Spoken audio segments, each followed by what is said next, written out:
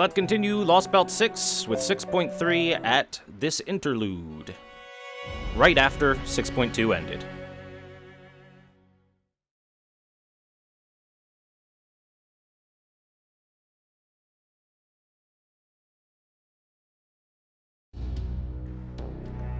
Alright, it has been 45 days since they have landed in Britain. That means their operational time limit is almost at its end. They had 50 days at the very furthest. But hey, the power has come back, and they're willing to reinstate it because the information has come from Camelot that Morgan has been defeated. Celebrations all around. All the Nemos are happy, all the Gordolfs are happy, everyone's celebration time. We had maybe 5 to 7 days left. We did it with just a week left. Yay! Holmes, why the face? Gordolf asks, Holmes, why the face? Why are you making a face like things are only going to get worse from this point forward?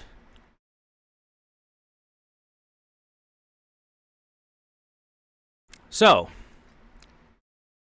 Holmes is going to now explain that we still haven't learned anything pertinent from this Lostbelt.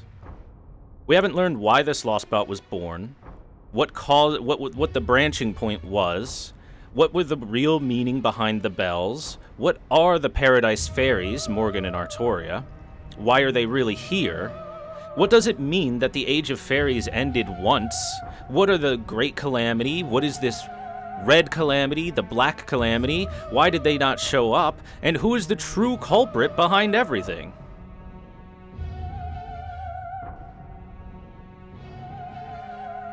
Holmes says that we likely will need to keep our full strength prepared from here on out, and that things are likely far from over.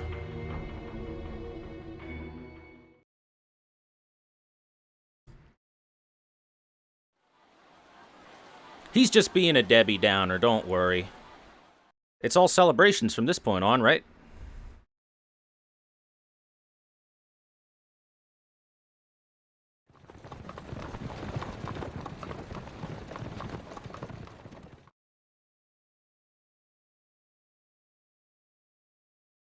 And we're back in Salisbury. Hooray! Alright, we can speed through this a little bit.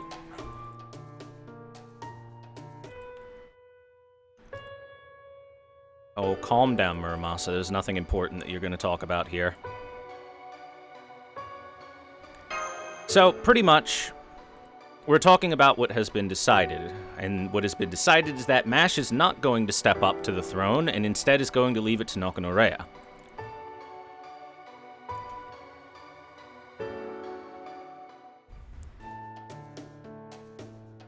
Hi, Mike! Chat, look, it's like the one fairy that doesn't deserve a sword in the throat. It's Mike! Yay! Mike's a bro.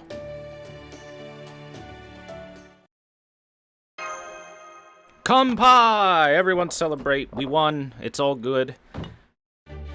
Bargast and Percival are staying in Camelot for the time being. Percival's low on energy, needs to recover. Habitrot has lost all energy and is sleeping a lot now. And Artoria gave up the throne because she didn't really beat Morgan. It was the rebel armies that did everything. Besides, I mean, it's not like Caster Artoria knows much about politics.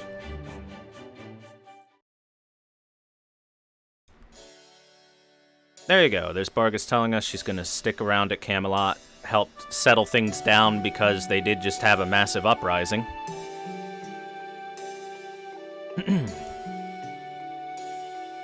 Now, Mash is saying she wants to continue honoring her time as Sheffield's knight while she's here.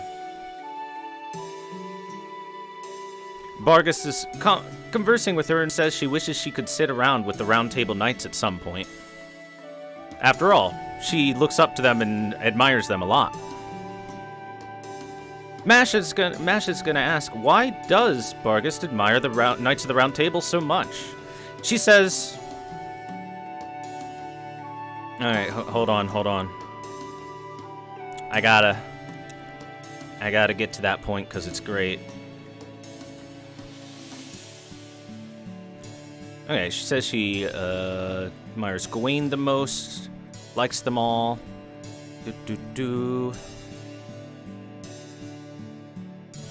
Well, she said, first off, they're hot. That's so fair. Alright. Second off, they're very noble people who would put everything into seeing justice and saving those in need. It inspired Barghest and helped save her from her baser instincts as a beast, as she is a member of the Fang clan and she is the Black Dog.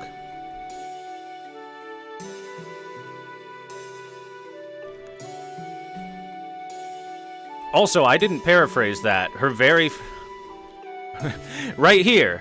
Mazu Kagai.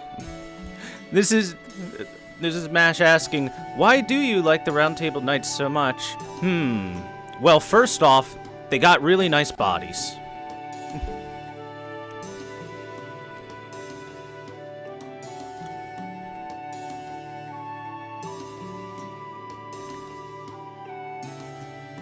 So, Barghest says that while we're around, if we ever need her help, then she will promise to raise her blade for us.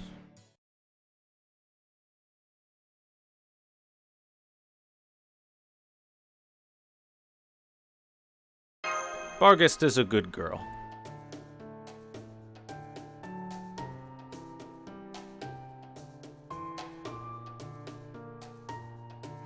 Alright, Grim's off to go look for Noknorea and help get her ready for the coronation at the cathedral. Oh, it's Murian.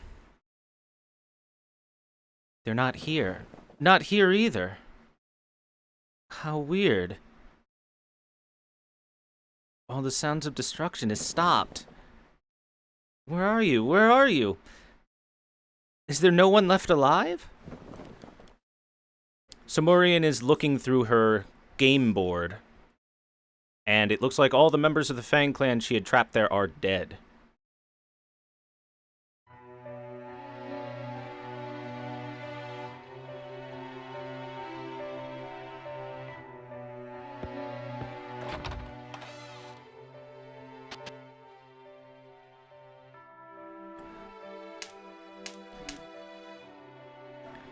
Take that, take that, take that. Running to the forest won't save you. There's nowhere you can run. So, she squished all members of the Fang clan.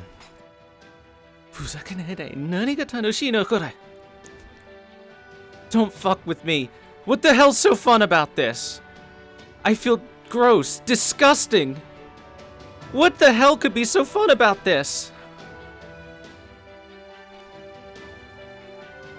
She asks why they would force her to do something as horrible as this. Why would they force her to feel so gross? Why beg for forgiveness if they were so savage towards her clan in the first place?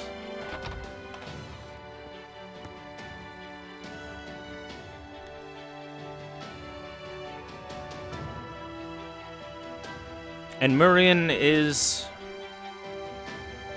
losing her memory. She's kind of blocked off the fact that she killed off the Fang clan and says that she plans to set up her game board for revenge so that insects couldn't run away from her. She's going to wipe out the entirety of the Fang clan so that she can get revenge for her clan. Little bit of PTSD there going for her.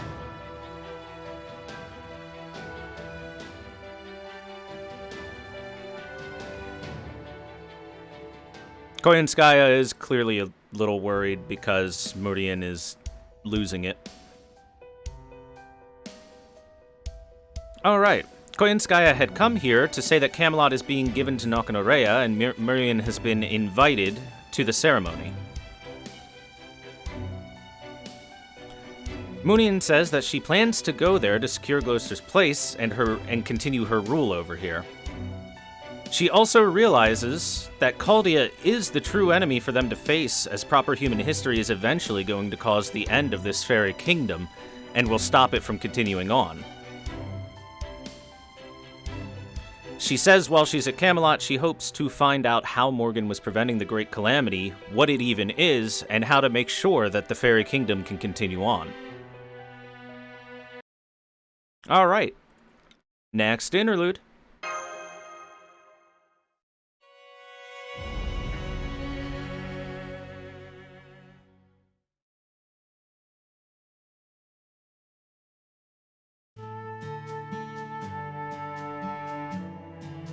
Alright, here we have Grimm and Noknorea. By the way, side fact, despite Noknorea looking exactly like Mev, she does not thirst for Ku's body with incredible lust. So, she's got that going for her. Actually, Noknorea is a pure girl. The exact opposite of Mev. So, she is currently upset that Artoria won't confront her herself and won't vie with her for the throne. And she says after the coronation's done, she's going to set up groups to hunt down the Child of Prophecy, even if she has to barge into her paradise to do so.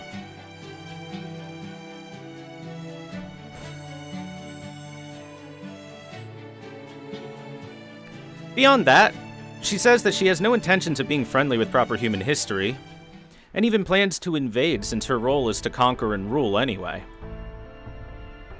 She says Morgan's throne is a cogwheel that will absorb the lives of the fairies as they die, and using Morgan's magic is able to reincarnate them.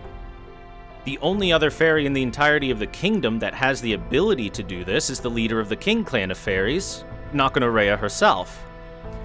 She inherited this from her predecessor, Queen Mab, who had made an agreement in a contract with Morgan to take over if Morgan's strength had ever faltered. And that's why Noknorea has such a predisposition to wanting to rule over the kingdom, because she was born for the entire purpose of doing so from her predecessor.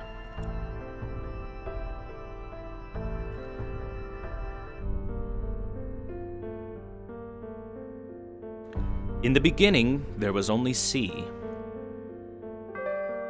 The stars of light disappeared and civilization faded. The land shall return to the sea. On this planet, all shall return to nothing. This is the voice that claims the end of the island, the breath that cannot rest in peace.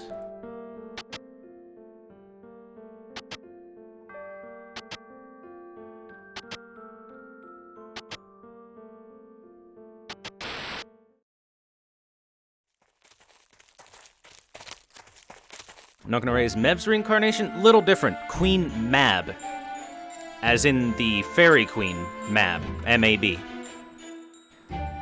Trust me, they're all basically the same person. It's one of those things where Celtic, UK, that kind of stuff, all that mythology kind of blends together a little bit and creates multiple people that are the same person. For example, one of the things that's actually brought up in the Lostbelt, small aside here, before we continue, is that Morgan herself was 3 different people, or had split personality, they say, in proper human history. And the theory was that it was actually 3 different Morgans. There was Morgan, the doting older sister, the one who would give Excalibur to Artoria. Morgan, the fairy of the lake, that would bless travelers, and finally Morgan, the queen of the fairies that launched the campaign against Artoria.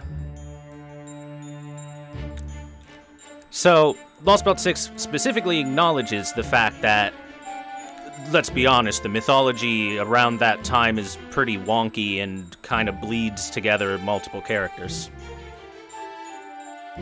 Alright, here we have fairies celebrating that a new queen is coming. Hooray! They finally got rid of that disgusting Queen Morgan and her horrible child. Fuck the fairies, I hope they die. Hey, look, a moss. They even say they're not scared of that moss out on the hill. After all, one moss is nothing.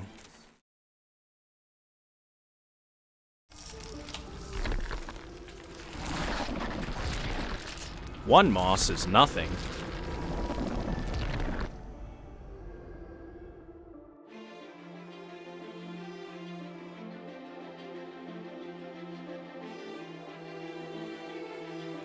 Just a little more and it will all end. In an instant, the moss numbers shall overrun the fairies. All the sacrifices taken by the gods shall be reawoken.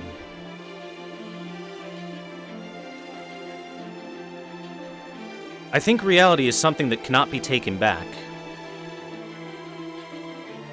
You know what it is, but you fight against it until it's too late.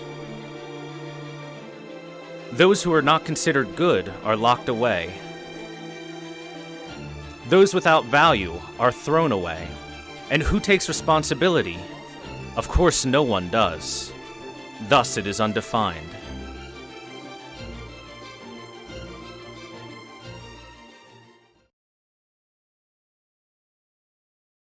But there's always an after-party, right? When the end truly comes, I shall celebrate it.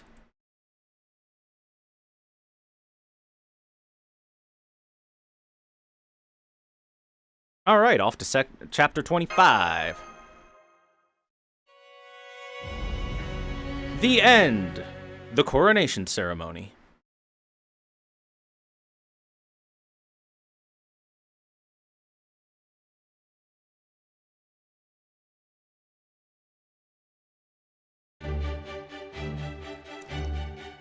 Ohio! Alright, good morning, everyone. It's the morning of the coronation ceremony, and everyone's preparing to leave. So, lots of pleasantries and whatnot. But before we go, let's go see Habenyan. She's been in bed for a while.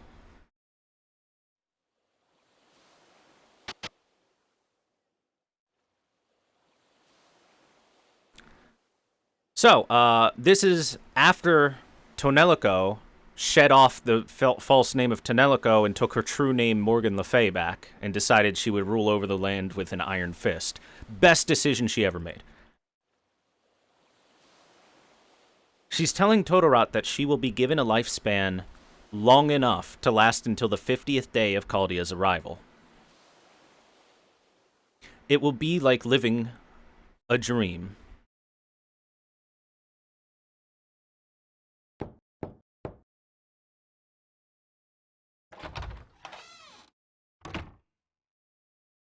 Yo, Habenyan, you okay?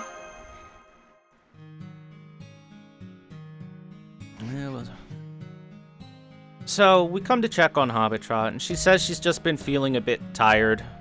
And that's all, so she's fine, no problem. She's just gonna rest for a little while. She's not gonna be able to make it to the coronation ceremony. But she'll be good to go in maybe another few hours, no problem.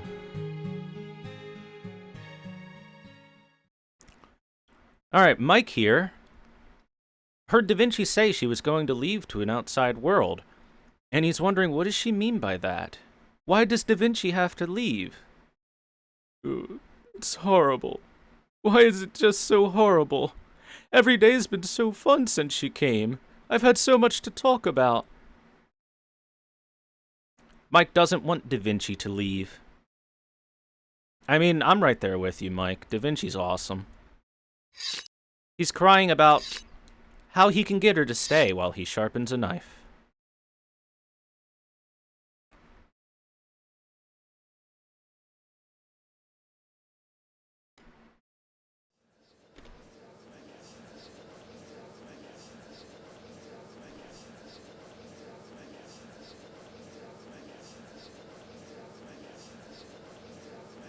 Hi, Koyanskaya. She's here, too.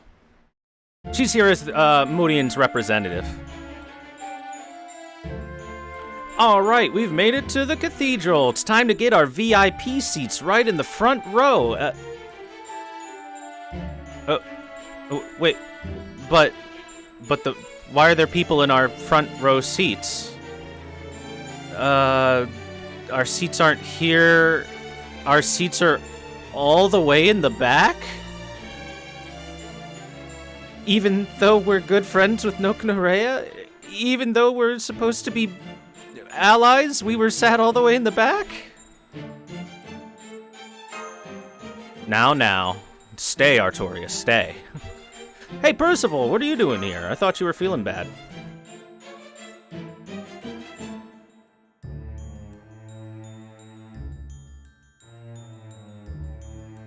Percival says he's feeling better, and besides, he wanted to hand the Holy Lance over to Da Vinci because she said she wanted to analyze it because we're trying to construct a divine weapon after all.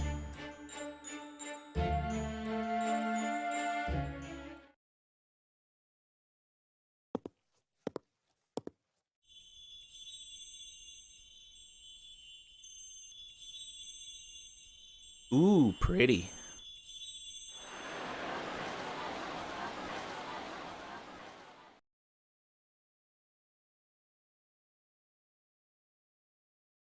She's so incredibly beautiful.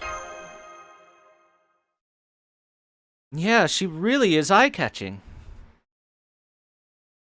I can't wait for them to implement this dress for Mev in the game Fate Grand Order, Senpai. Oh, wait.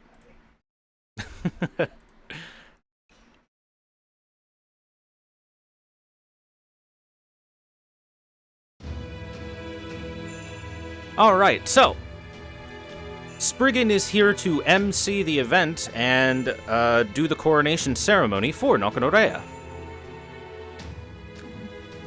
Remember, Spriggan is a dickhead, but he does have political sway. In fact, that's probably why he's such a dickhead.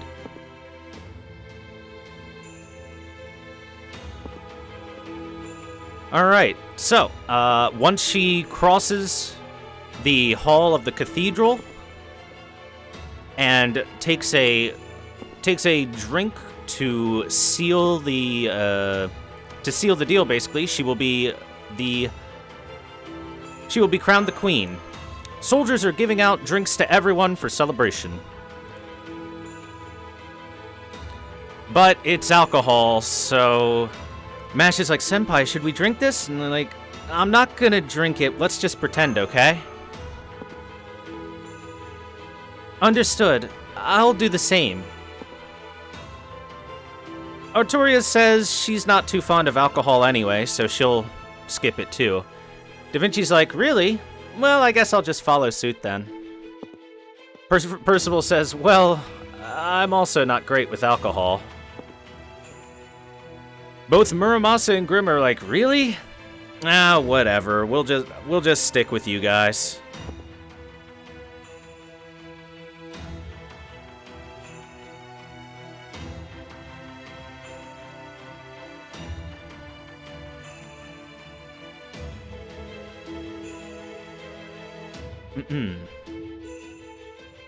So, Nokonorea is here, swearing that she shall rule over all of the fairies in a fair way, as a true British fairy, despite her being Irish, with honor and...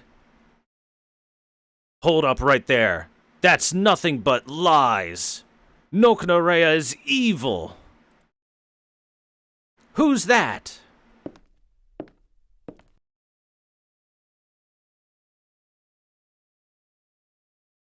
Oh, you're members of the King Clan, my vassals. So, the ones that show up are her vassals from the north. They've come to tell that Nokonorea is evil and has been suppressing the fairies of the north, saying every movement they try to make is restricted. They're forcibly enslaved. They were forced to imbibe her blood, and because of that, forced to join her clan against their will. Even their objectives, their purpose in life, were stripped from them. This one says he went all the way to Edinburgh seeking a cure for the moss for his brother. And rather than that, Nokonorea merely shifted the curse from one person onto another. And that's how the giants were created in the first place.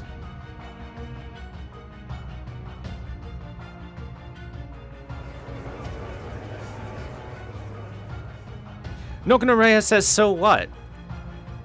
Everyone she ever did that to gave them permission to do so. They thought it better to take the curse unto themselves rather than have their loved ones suffer. She did no wrong.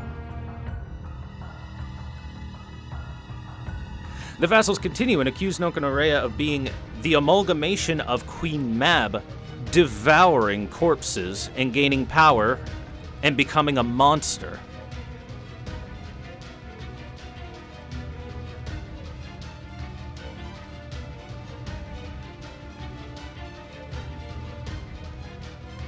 That's right, she was eating the corpses of the dead to gain more strength. For 1,500 years, that's what she did before Nokonorea was born, in order to pass it on to her in her next lineage.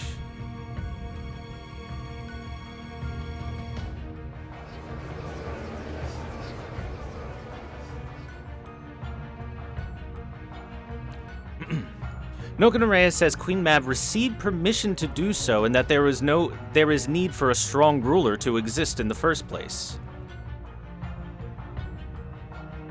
She even says she'll reveal the truth behind the fairy's first destruction in Britain and explain everything.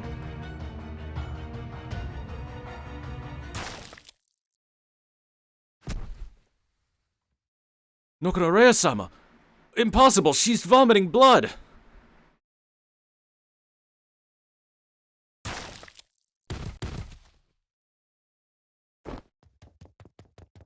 Oh, well, there he goes. The fairies of the north tell the guards to strike Nokonorea down right now and bring an end to her tyranny.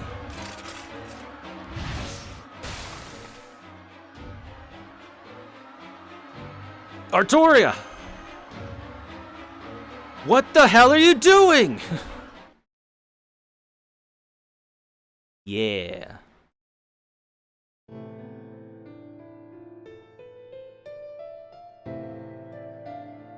Nokonorea figures that the drinks they were given must have been poisoned. She says this level of poison shouldn't do anything to her, though, so she drank it anyway for the ceremony. She needed to get to the throne as soon as possible, because the Great Calamity could come any day now.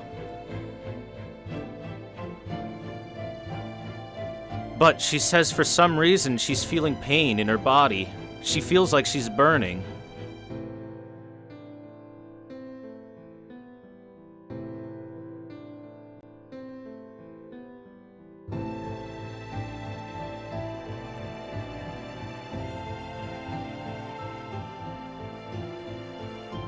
Lots of dialogue for that. She realizes that she's losing strength because her greatest strength is also her greatest weakness, and that is the loyalty of her people. The more loyalty she has, the stronger her body. The less loyalty she has, the weaker she becomes. So, because of these vassals inciting disloyalty and suspicion from everyone, the poison is affecting her greatly.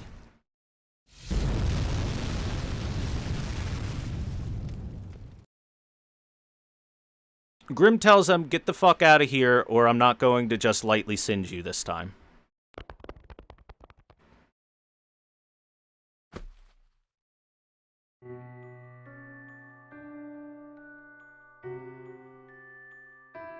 Come on, get a hold of yourself, Nokonorea. Why isn't your blood stopping? Why aren't you healing your wounds? A small injury like this, you can heal it instantly, can't you? What's wrong? Da Vinci says her Saint Graph is rapidly losing strength. It's almost like she's returning to infancy.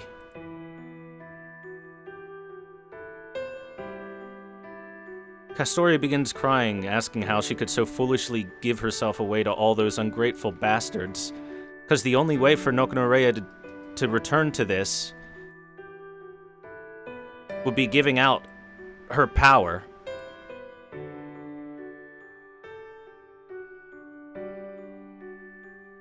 She says she's forgetting what's going on. It's odd. She doesn't know who she's looking at, but she feels like she knows her voice. Like she's always known her voice.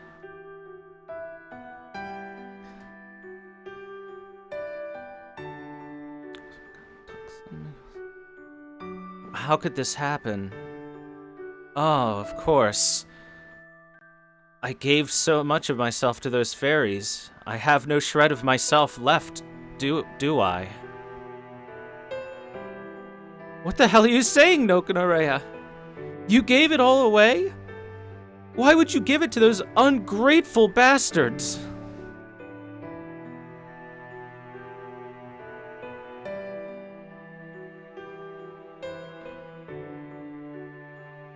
I'm sorry. I don't understand. I don't know.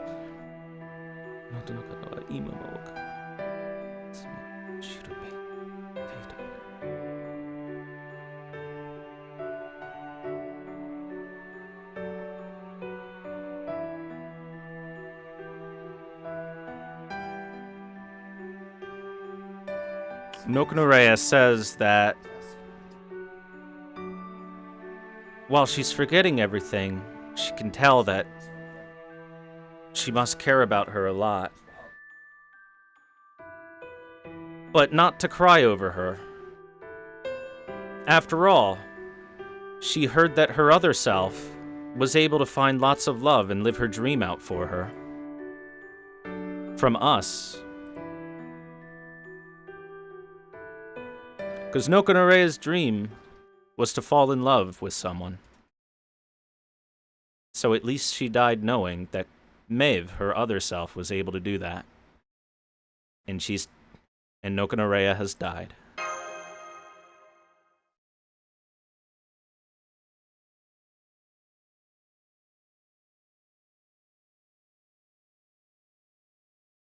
Muramasa says there's northern fairies from before ran away, and Spriggan took the time to get himself out of here, too.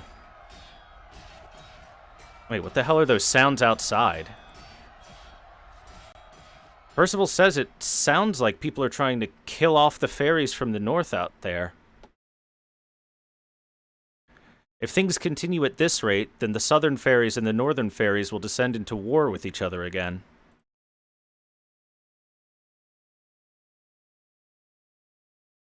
And Mash says, this is just like the coronation at Londinium. It's exactly the same.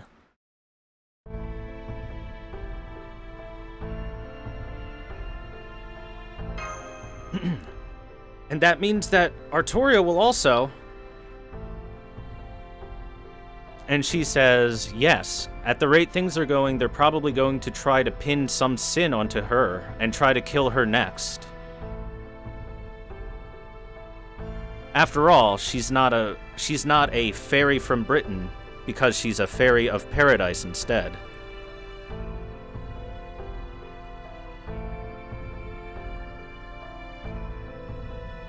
Grimm says that the fairies killing off Nokonorea was a huge blunder. She was the only savior they had.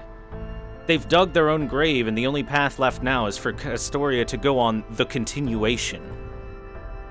The continuation? But we already completed the Pilgrimage of the Bells.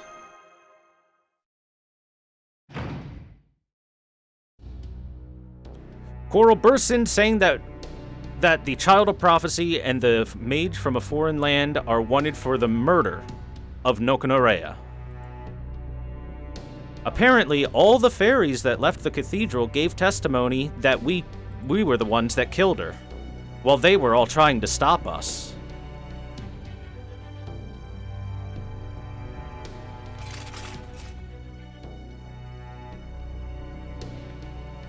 Coral says we're going to be brought in and tried in court. But the knight here says that's too good for them. We should just go ahead and murder all of them. They're all foreigners after all. Coral says no, that's not how we do things. We have to see justice through.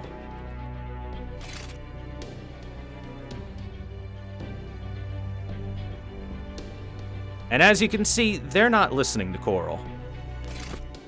They push her out of the way and decide to attack us.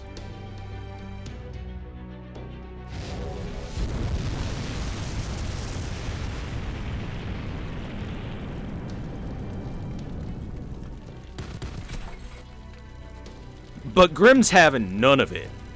Grimm's having absolutely none of it.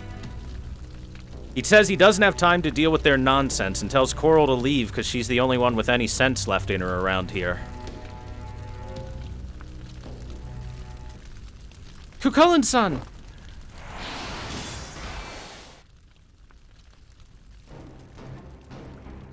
Hi, Melusine, how you doing? Coral asks why Melusine would be here in the first place, but then realizes if all this happened at this coronation and she showed up, then it must have all been organized by...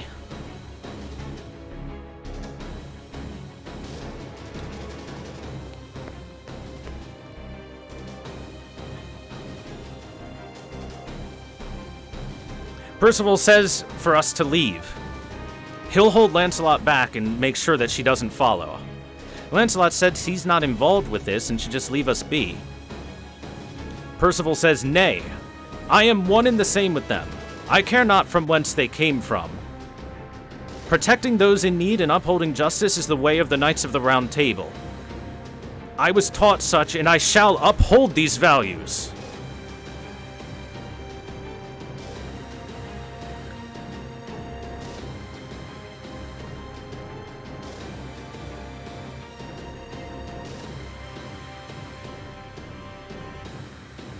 Melusine says she's already... so much loss has already happened, she doesn't want to lose Percival. 6 years ago, you used it once. You used it again in the battle against Woodwurst. If you were to use the Lance of Selection again, you would... Percival says he cares not. And if Lancelot has strayed from the true path, then he will do everything he needs to put a stop to it.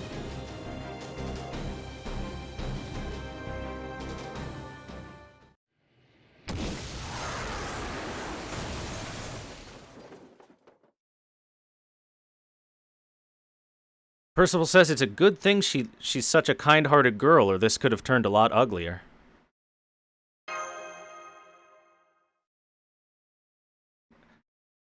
He even says, yes, Lancelot is just like that. Oni-chan? No, he's the younger brother. Alright, let's get the hell out of here.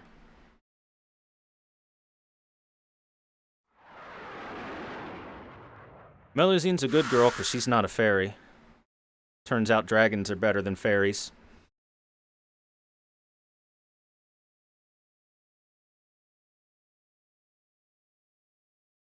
Lancelot is thinking about how she's proud of Percival for being such an upstanding knight. And she thinks what she's doing is foolish.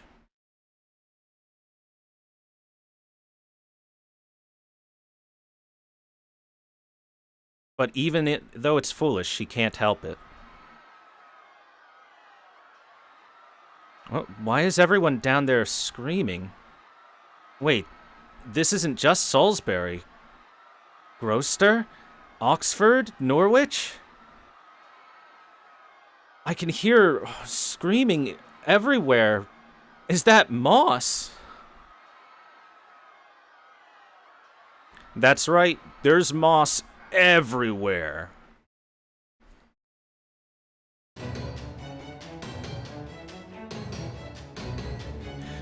Borges gets the report that Nokonorea has been assassinated and fairies are slaughtering each other. She's like, what the hell? It didn't take those fools a day to begin meaningless slaughter. Yeah, I know, right, Barghest? Fuck fairies. Then comes in the report that Moss has begun showing up everywhere.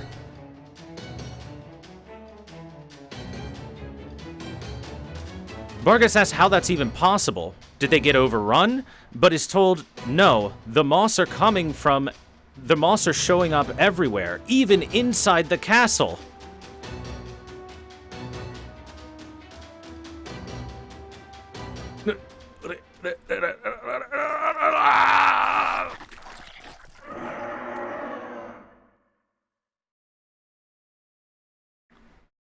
That's right.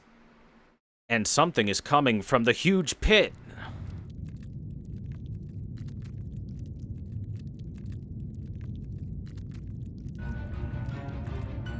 What the hell is this?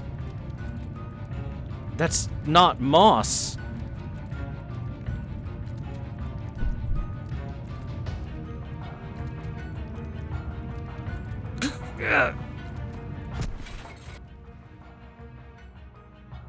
Acting Commander Bargast.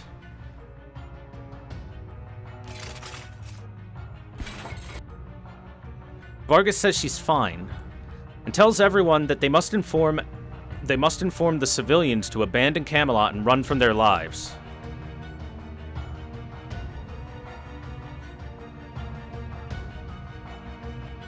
If you value your life, then get out of here and save as many as you can.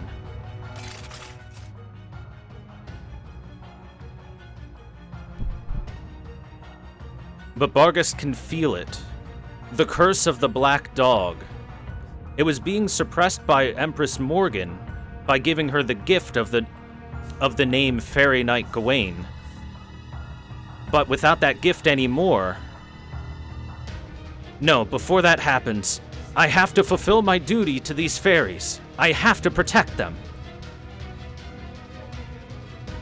She says she must hold on and do her job so she can at least help Adonis and get outside to safety.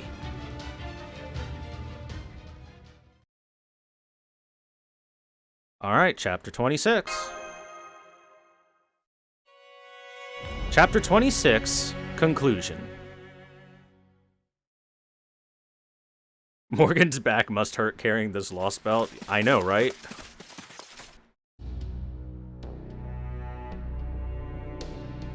Alright, we've made our way outside the town. Unfortunately, we realized too late Habitrot was left back at the inn, but Grim says she'll be fine. She's strong after all.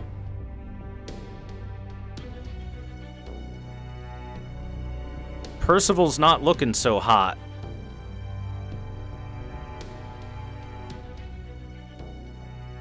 It seems that he's getting a little bit blue in the face and he's having trouble breathing.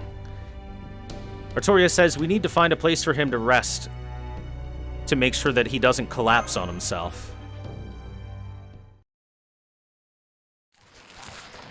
Uh-oh, Moss fight.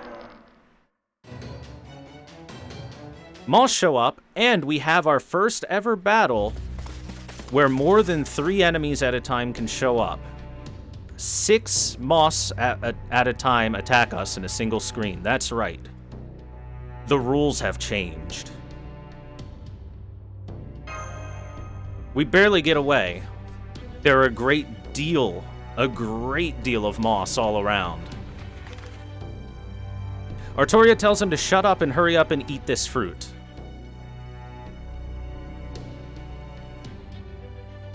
As it has some healing properties.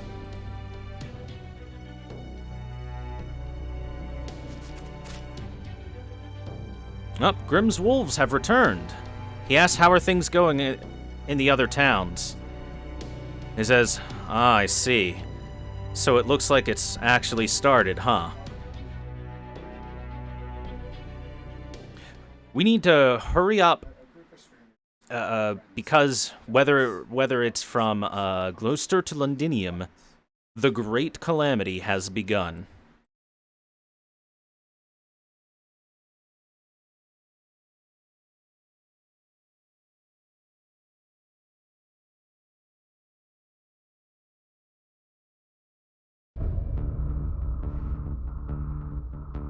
When you say Great Calamity, do you mean... I mean it's woken up. This is what Morgan's been preparing for this whole time.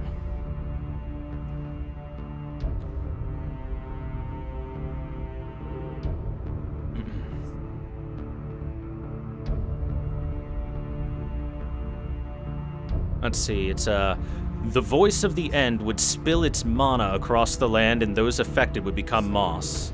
He explains now that this has started. He knows that follow-up is the great god Kernanos, who is slumbering in the hole, will awaken.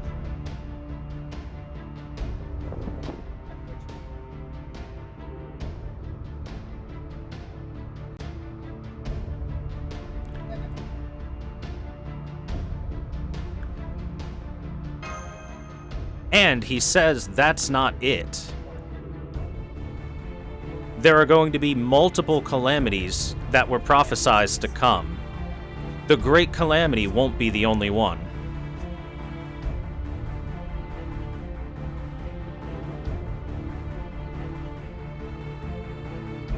Grim goes on to say the god in him, Odin, is telling him the only answer to stop this is for Artoria to head to the final altar and fulfill the true objective of the Fairies of Paradise.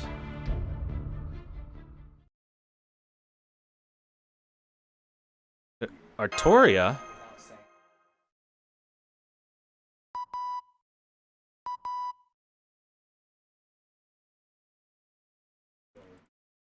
Oh, we got a call from Caldia. Hey, we got an actual call from Caldia.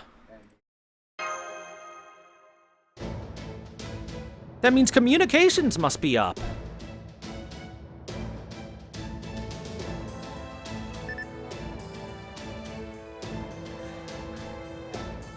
Hello, this is Codename Watson. Caldia, do you read? This is Baker Street 221B. We read you loud and clear, Ms. Watson. I like the code name. Alright, Holmes tells us the border systems are all functional and online once again. The Isle of Britain has lost the coding that was keeping them from being able to move. On top of that, a new coding of tainted magical energy has begun seeping out and coded. The Isle of Britain itself has begun to collapse. Holmes requests that Da Vinci return to fix up the border so we can properly traverse through the cursed energy. He says, with her and him working together, they should be able to get the border functional and ready for operations toward the end of the journey here.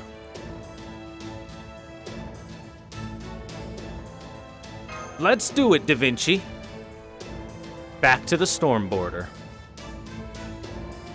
Percival says he'd love to come along, but he'll just slow us down, so we should just leave him.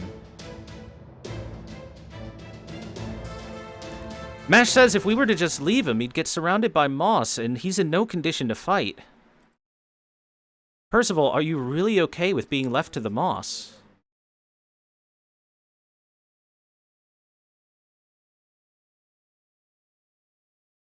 Yes, I'm sorry to trouble you, but...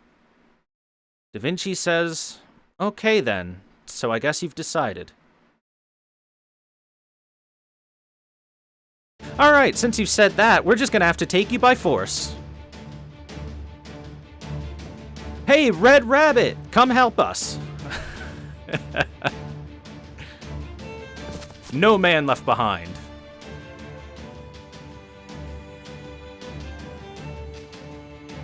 Luckily, we've got Red Rabbit on call.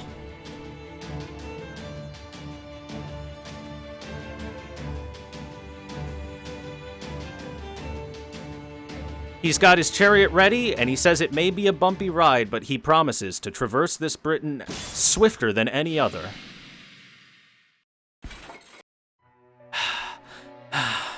This is the 70th. But it doesn't matter. No matter how many I cut down, more and more keep appearing. Ah!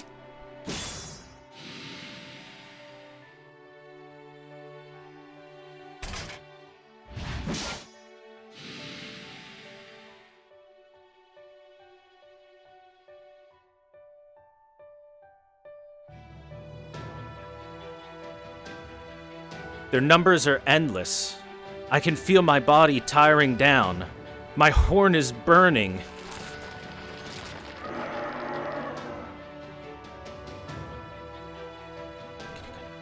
But she says, even if they're still here, she needs to continue on, to get outside of the castle, to fulfill her duty.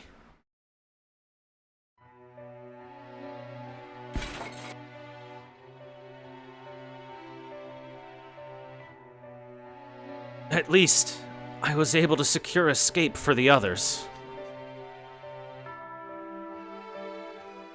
She makes her way to the gate and opens it.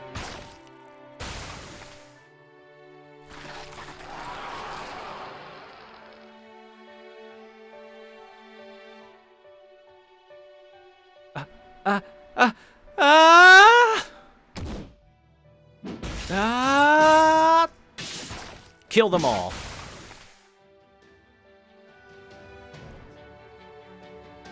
I'm sorry. My power wasn't enough. I told them to run away, to run outside the castle. That was so foolish. But what other path did I have? Whether they were inside, whether they were outside, if they were going to die anyway.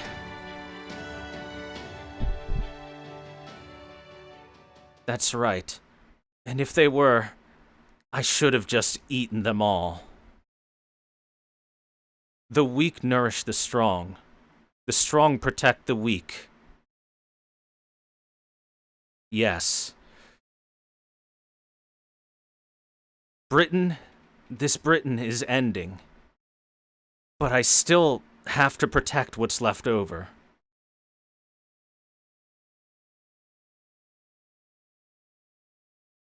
I must go there. To Manchester. I have to go to that town.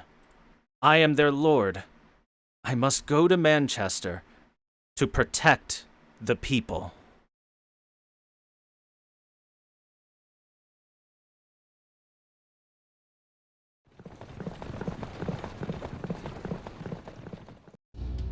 Spriggan's in his cart, shouting at his cart driver to head to Norwich as fast as possible.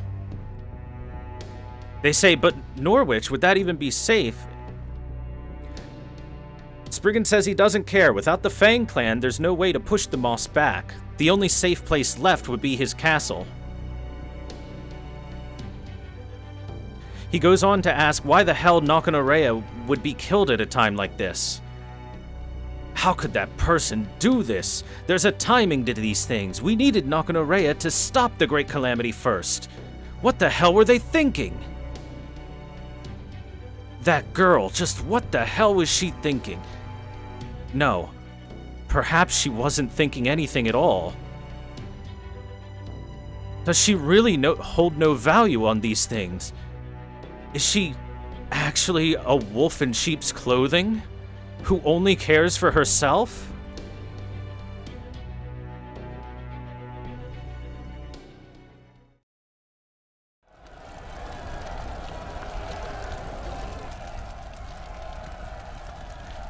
The fairies are shouting to not believe in the fairies of the north, that Nokonorea herself was a calamity. They are the town of Aurora. They are Salisbury. They will act as such. Praise Aurora-sama! Praise Aurora-sama! She is the one true person fit to lead Britain.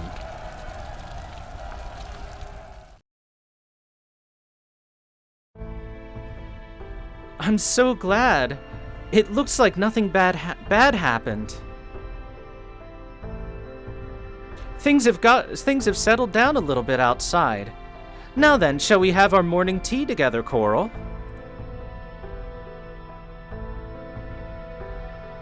Aurora-sama, what are you talking about? The corpses of fairies are piling up. Things are getting worse, are quickly getting worse. And the fairies of the north...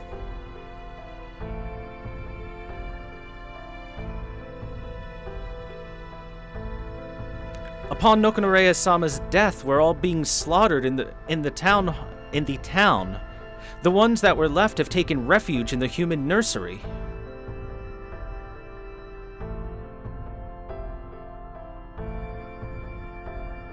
Yes, the one that you had constructed 16 years ago, Aurora, and 6 years ago had shut down. She says, "Oh, that little building. It's such a cute little building.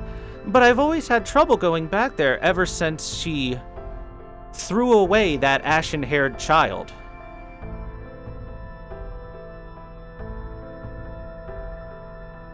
Coral asks why she did so at the time.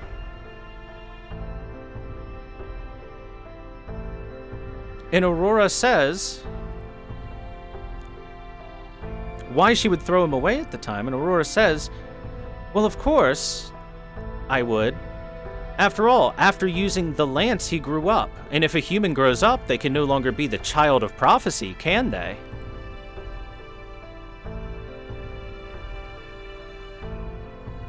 Aurora goes on to say that it's a good thing that Coral had gathered all of the northern fairies into one place.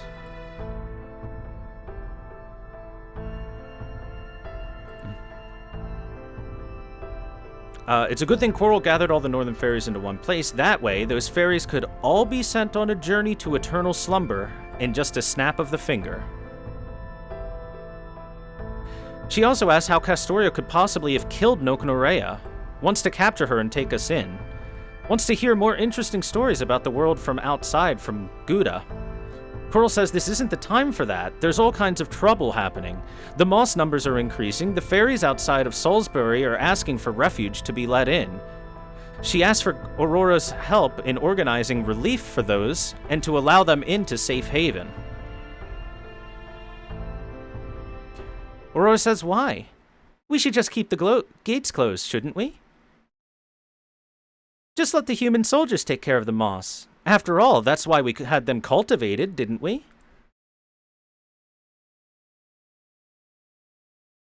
Coral asks why Aurora would say something like this.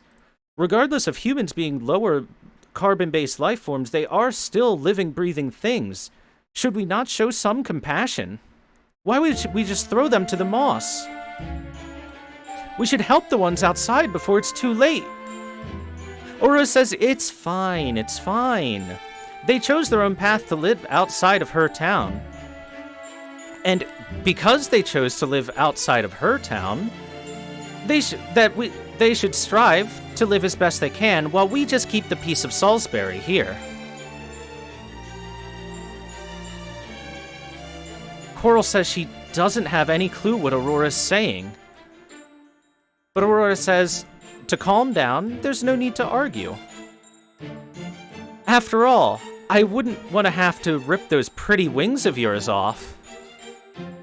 You know how much I dislike those who argue with me, just like that Horoboromia.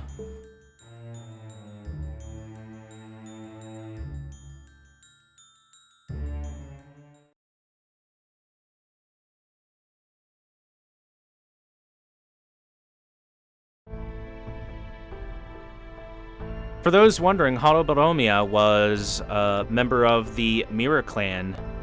You know, the one that Aurora had Melusine wipe out? Yeah. I mean, that Melusine wiped out all on her own, definitely. Alright, the Gloucester Fairy here is giving the report of what's going on. While things are going on relatively well in Gloucester, thanks to Murian's protection, the fact of the matter is, moss continue to show up at their doorstep. Fairies are looking for refuge and seeking for any kind of help, and things are getting worse. On top of that, there's some sort of darkness pouring out of the great pit. Murian says she'll accept any refugees and strive to help others. But there is still a threat of fairies changing into moss while inside the walls. She says though she is loath to do it, it looks like she'll have to call upon the Fang clan for help. She'll set up a negotiation with their current leader and see if they can put a stop to this. After all, the Fang clan are the ones with the hardiest bodies and are the best suited for fighting off the Moss. She says as long as they can get the Fang clan's help, they should be able to at least slow everything down, possibly even put a stop to it. On top of that, she's getting close to unraveling everything that Queen Morgan had figured out about what this great calamity is, what that Cairnunos thing, what Cairnunos is that she wrote about. Murian-sama, the Fang clan is... Yep.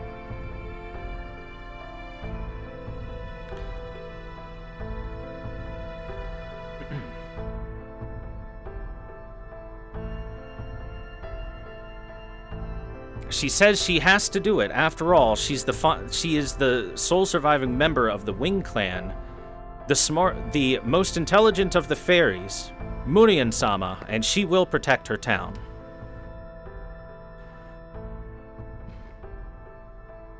So, she picks up a book.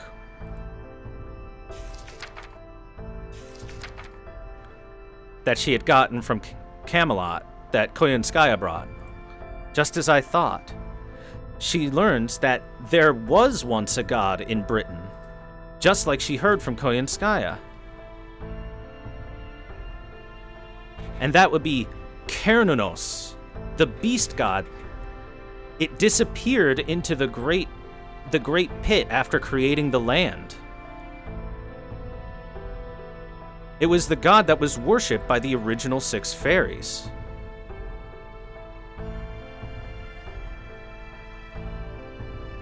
And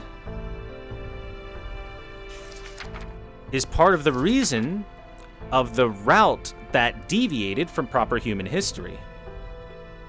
Here, and some information on that, 14,000 years ago, an invader came from the shooting stars. And the fairies... Wait, I can't be reading that right. But then, no, if this is true, then the sins of the parents are befallen onto the children. In that case, of course the giant hole would exist. It's natural for it to. The thing that's trying to destroy us all isn't God, it's the land of Britain itself.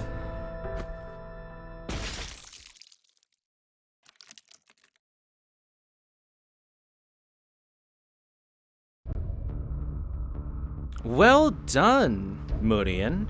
Well done. Thank you so much for destroying the Fang clan.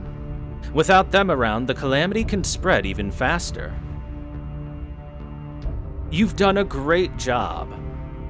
And with your job done, now you can exit the stage.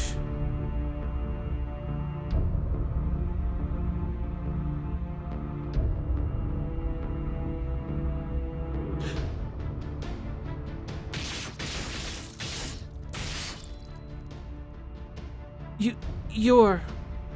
Oh, right, and one more thing before I go. This is a bit of an old story. But... sorry for pitting the Fang clan against the Wing clan back then. It happened so long ago. At the time, I was getting really anxious, and didn't know if I'd be able to enact my plan.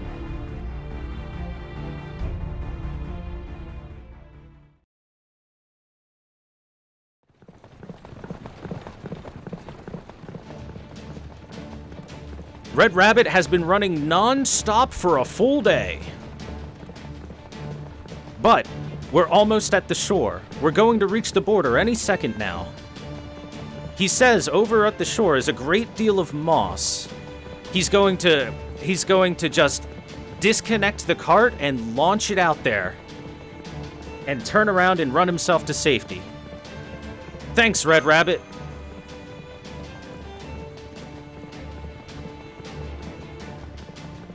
So, as we get close to the launching point, Red Rabbit tells us, "It has been an honor serving you."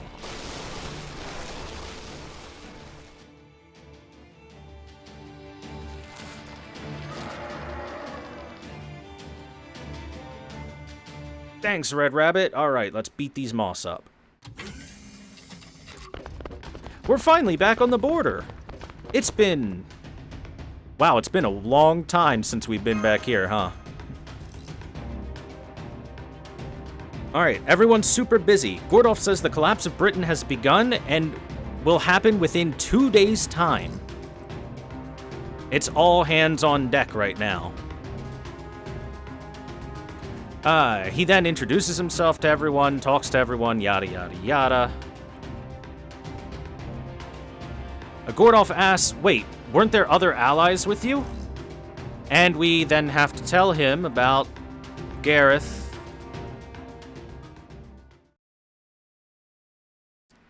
And Oberon. But hey, Habitrot's still at Salisbury at least.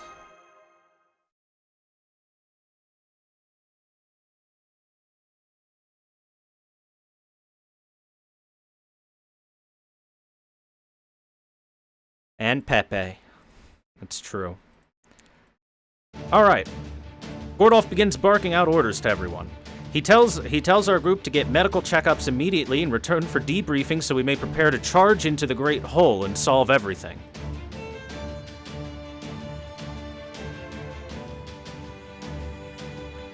Yes, sir. Holmes thanks us for the information we've been able to bring. He says we have two major things to deal with. First off is stopping the collapse of Britain, which seems to be tied to stopping the moss and whatever is in the hole. And second off, Caldia's goal of grabbing Rongo Miniad for themselves.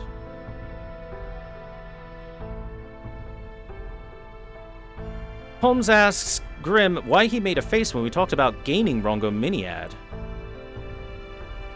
Back when, back at that point. We informed Holmes that he made a face that was kind of odd at the time, 'cause Gouda's smart like that. Grimm's like, oh, I'm surprised that you remember something as minuscule as that. Guess you really were paying close attention. He says that just because you get the Holy Lance doesn't mean you can use it. You don't need just a divine construct, but you need someone with the authority to fire it. And as for Caldia... Well, did we lose the authority to be able to fire it? Because of the bleaching of the earth?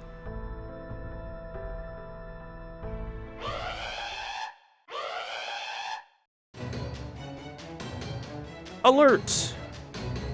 The Nemo Marines say that they've sighted something horrible beginning to rise up from the Great Pit.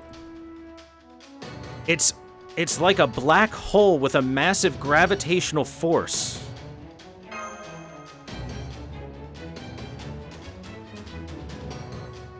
On top of that, they've cited that Manchester is on fire with a massive fire beginning to spread further and further around it.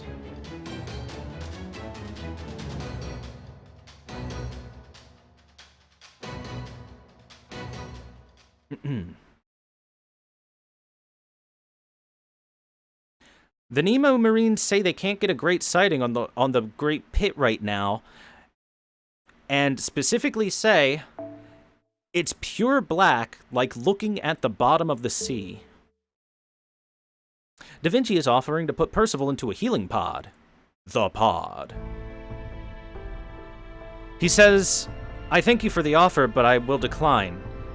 He expects that if he is to fall asleep, he won't be able to wake up again.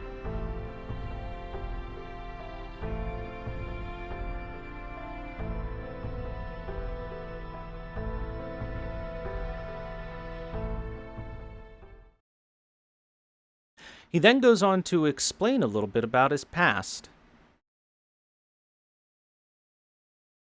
That Percival was part of a project to create an artificial child of prophecy. Aurora had started the project to try and create their own child of prophecy, rather than waiting around for one to show up naturally.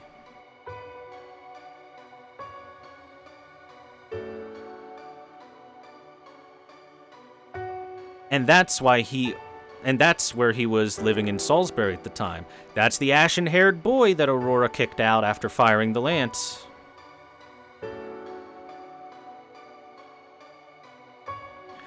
Which means that Percival is 16 years old this year.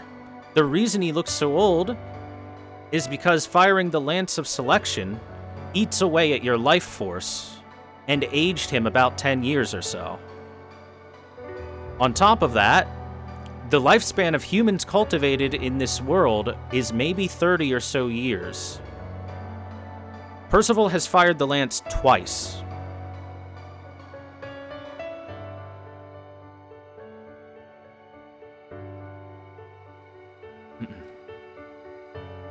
He explains that Woodworth saw potential in Percival when he was young, since he was able to wield the Lance of Selection at all. After all, it's a lance that only one with no sins can even touch. Fairies themselves were not able to touch it whatsoever.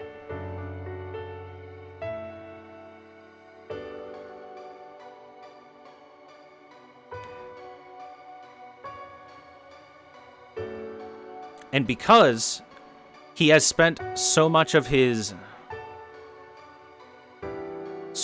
life force firing the lance off twice.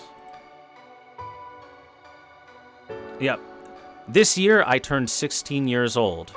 But firing the Lance of Selection costs about 10 years of my lifespan. After my body turned to 26 after the first time I fired it. And a human's lifespan in this Britain is only about 30 years. So that means after that second shot you used,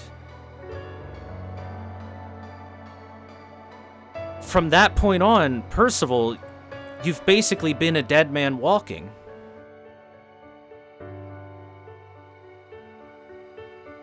Yes, any other human would probably have dropped dead on the spot. I guess Woodworth was right when he said he saw something special in me.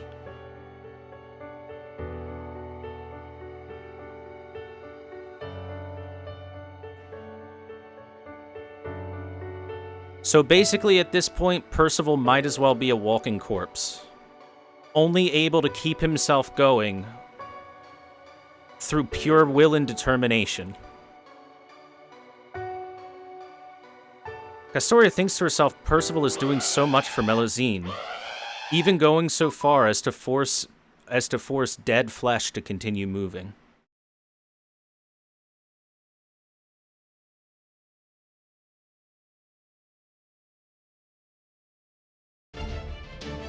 Alright, that's the end of our conversation here. Percival says he's continuing to go on because he has a selfish wish. But he wishes that fairies and humans can live together peacefully, and as long as he can continue moving, he'll do everything he can to make it happen.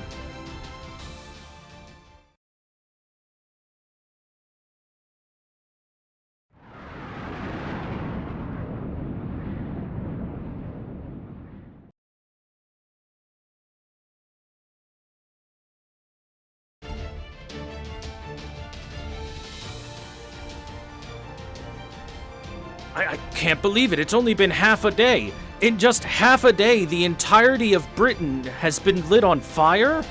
Has been set ablaze?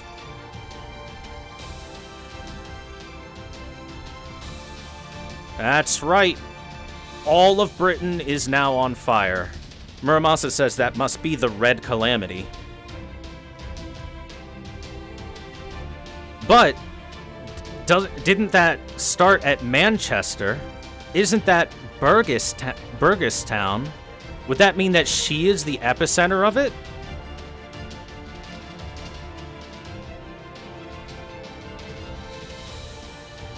Burgess wanted to get the fairies to the outside of Britain so that they could have a chance to live. We promised we would help those fairies from Manchester. We're gonna head over to Manchester and fulfill our promise to Burgess. We have to save the fairies before the fire gets any worse. Alright, Stormborder is all hooked up and ready to go. We're gonna fly our asses right over there.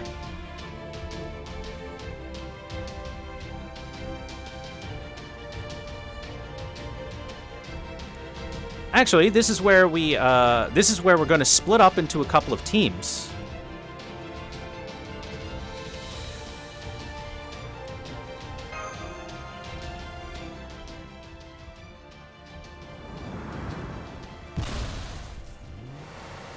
Team 1 is in the shadow border. We're heading off to Manchester.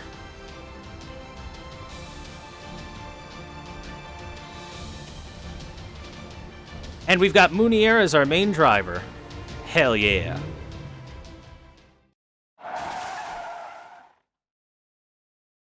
Alright, we made it. Open the hatch. Munier-san, please disengage the hatch lock. No way. No way, you can't go outside right now.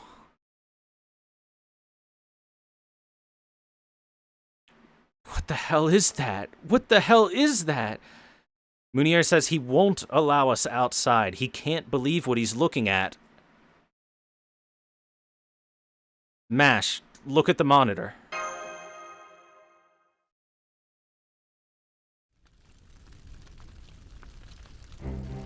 Yeah, that looks good. Everything's on fire. One hanged from a spear. Another pierced to the wall.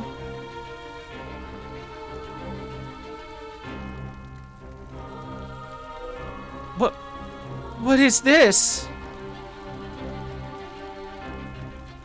Corpses. A mountain of corpses.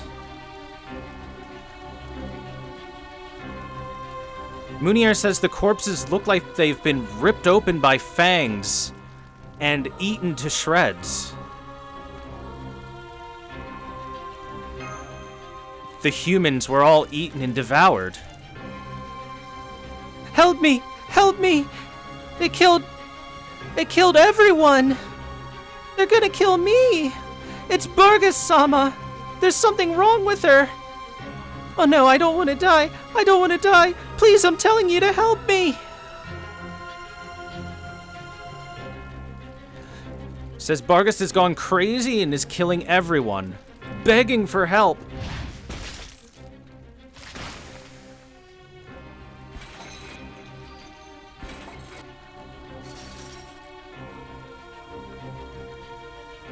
Vargas-san.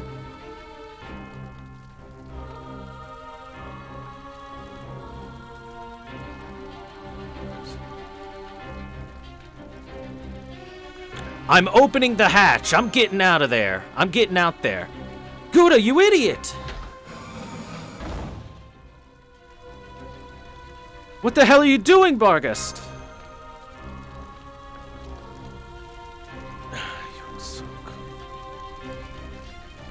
Vargas says, Claudia, so you kept your promise. But you need to get out of here. You need to run away from... Get out of Fairyland Britain. I've become evil. Everyone. I'm killing them.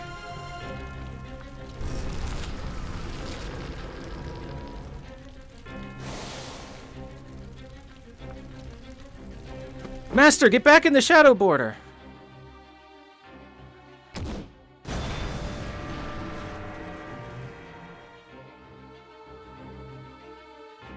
She just kicked us like a kickball. And this is the shadow border we're talking about, though. She kicked the shadow border out of the way.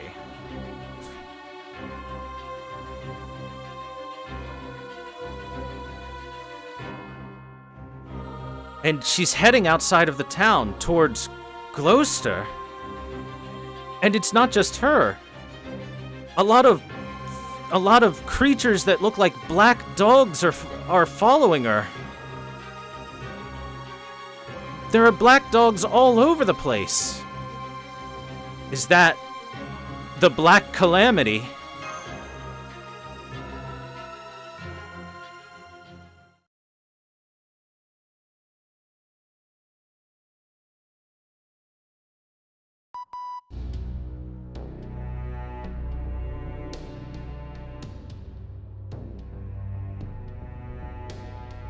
Well, looks like things didn't go well in Manchester. Bargast is now being identified by Holmes as the Beast Calamity. We're changing course to the Great Pit now.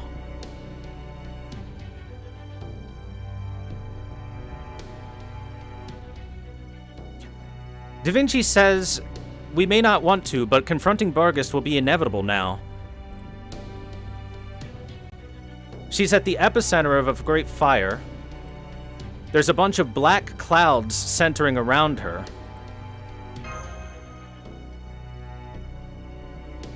And on top of that, her current magical energy is so much she could burn the entire isle up by herself.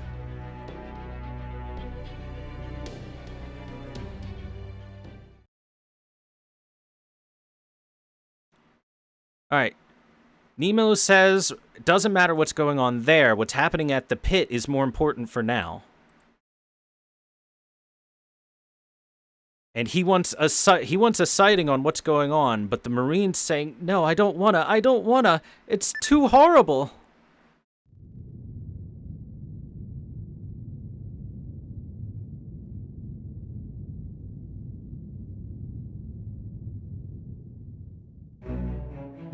What the hell is that? It arose out of the black void of the Great Pit.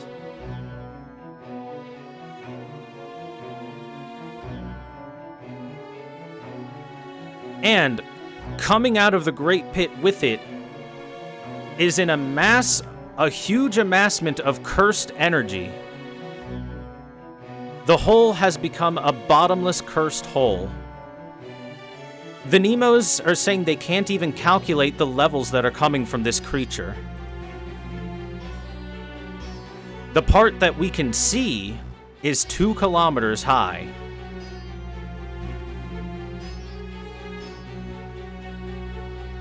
It's way too big. It's the kind of thing that shouldn't even exist.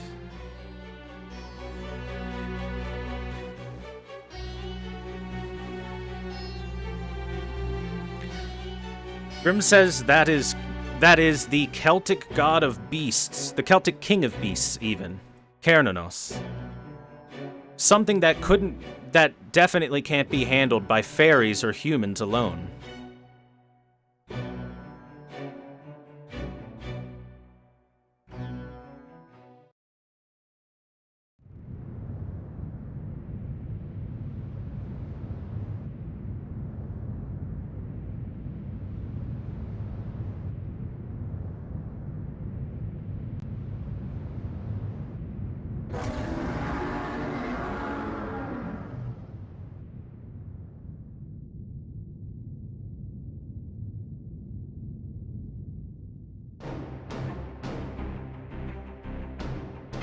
That was what was painted on the mural. Are we all seeing the same dream or something here? Zeus is all well and good, he was a machine, but that thing, that's a creature. Gordolf's shitting himself in fear. He says that thing is dwarfing the gods in size that we saw on Olympus. It makes no sense for a creature to even come close to getting that size. How can it even exist? Holmes says, honestly, I don't know, Mr. Gordolf. Even I don't know how to deal with a life form like this. Cernunnos itself is a living mass of curse. A god of curses, you could say. Perhaps this is why Morgan was pointing the holy lances towards the hole this entire time. Oh wow, do you think?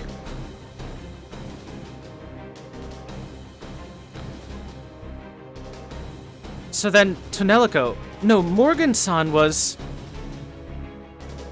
planning to defeat it all on her own in order to protect the land of Britain. Then that means we need to get to Camelot right away. Muramasa says, yeah. All we need to do is fire those lances at that big curse thing. If we go quick, we might just be able to use it. We servants can handle a little bit of cursed energy. We just have to make our way to the throne room. No. It's too late now. There's nothing we can do.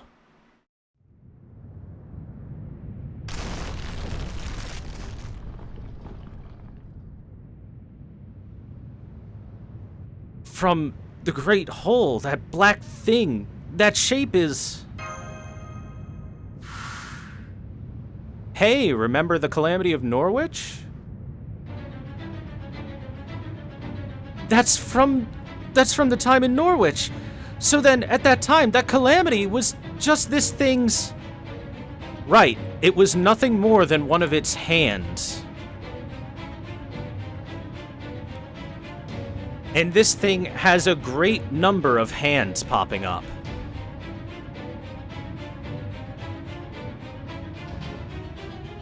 One of many, many hands.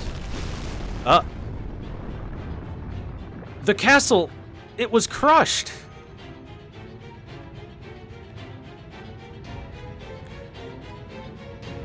The cursed energy of the hand is increasing exponentially. It's measured at 6.4 billion and rising.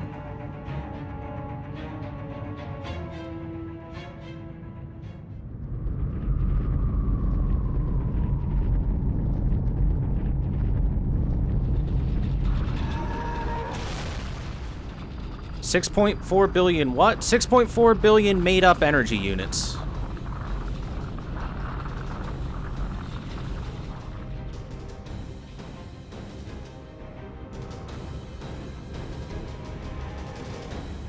How about this?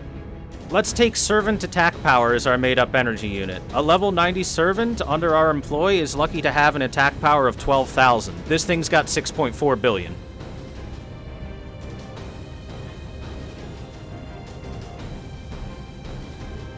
That's probably the right measurement to use. Tons more hands begin rising up, 180 and increasing. Time to take evasive maneuvers.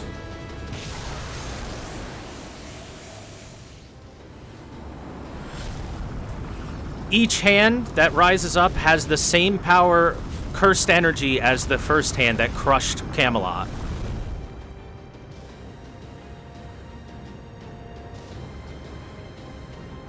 Oh, it's no good, it's no good. We can't shake them. We can't rise up high enough to get past them. There's 100, 200. They just keep coming. We're not going to be able to run away. At this rate, they're going to grab hold of us. Da Vinci, what about using the Shadow Border? She says the Shadow Border's no good. There's no way we'd be able to outrun these cursed hands in it. Oh no! We're about to make impact. 7, 6, 5. Everyone, goodbye!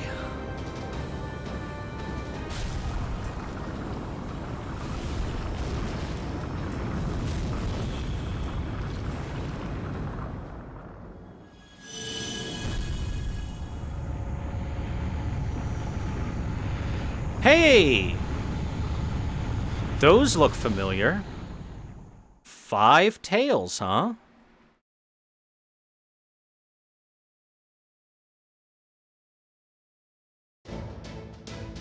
We're all clear! All those horrible things just disappeared.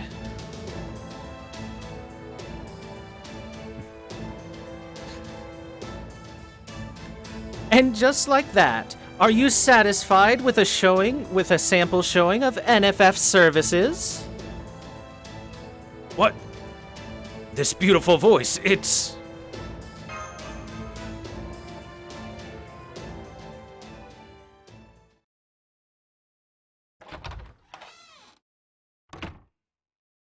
Koinskaya returns.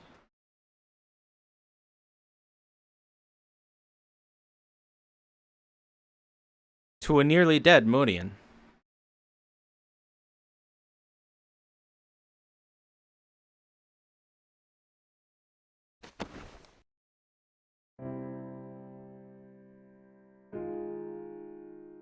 Koyanskaya says she's glad she was able to see Murian off one last time. After all, she has been such a gracious host. Murian says she's glad she got to see her too. She had a lot of fun, and she's happy she was able to say her goodbyes. Koyanskaya thanks her for all her help, and while their business proposals didn't work out so well, it was more like she was provided a great vacation stay.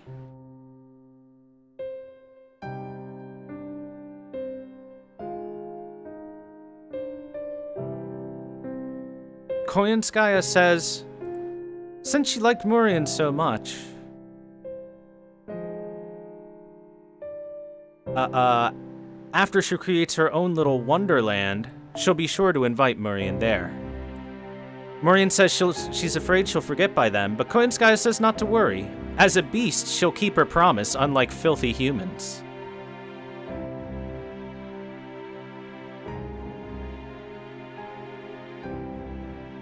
Murian says she was too blinded by hatred and couldn't see the true enemy before her eyes. She begs Koyanskaya, please, don't let this Britain die to this calamity. Let it survive until the end of the year and reach their goal and live out their lives. Koyanskaya.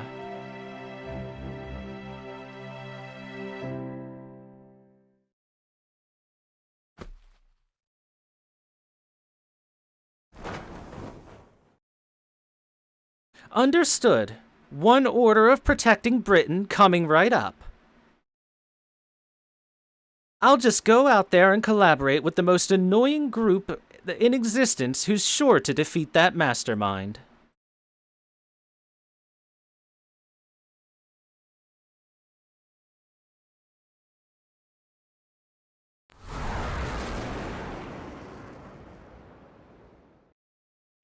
Thanks, Koyanskaya!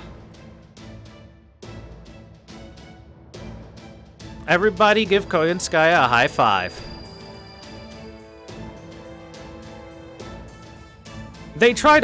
Holmes tells them to analyze Koyanskaya's beast energy, but she repels it and says, if you don't want me to drop my defensive barrier, then you're gonna have to just let this happen. Holmes basically says, well, you can't blame a guy for trying.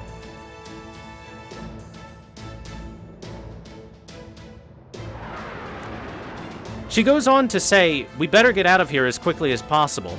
The first time's a freebie, but any more will cost us. Gordov says, get out of here quickly. She's sure to put an ungodly high price on us if we ask her for any more. Koyanskaya says she only came here to save us once anyway, and just to repay a friendly debt.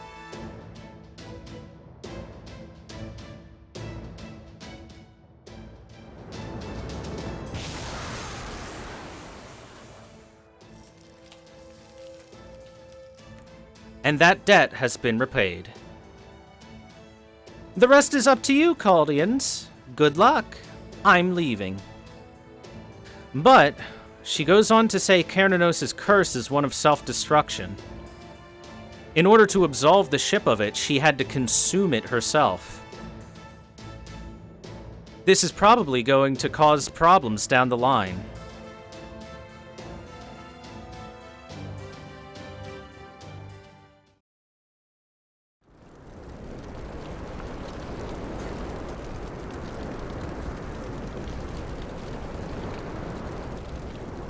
Well, the land is burning. Kernanos' curse is pouring out. And the fairy kingdom is rapidly dying.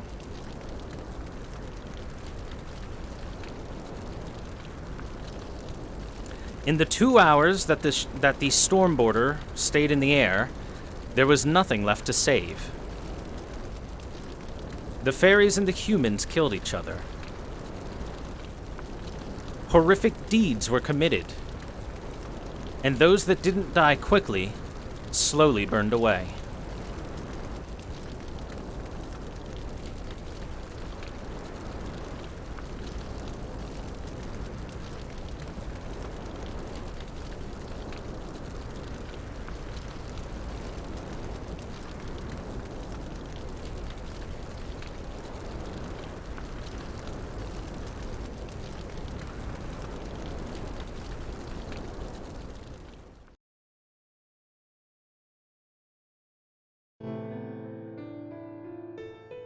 So yeah, Britain is pretty screwed. There's basically nothing left.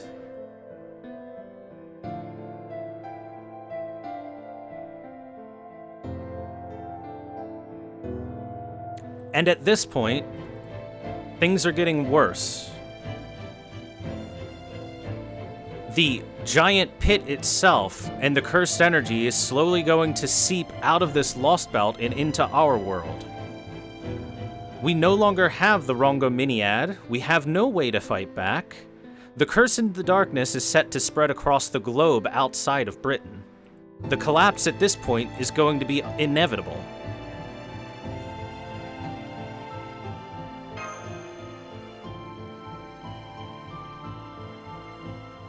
Hey now, it's a bit too soon to give up hope.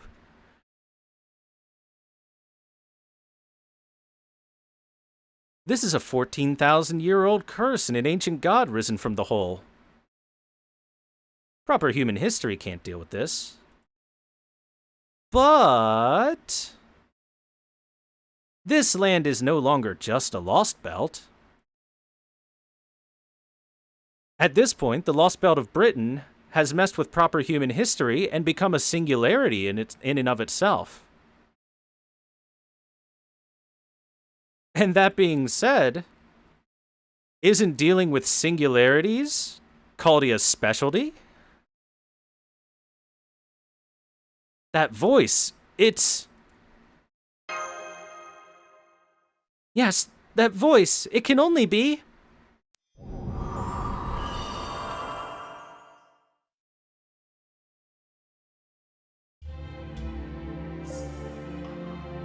Hey! Sorry to keep you waiting, everyone.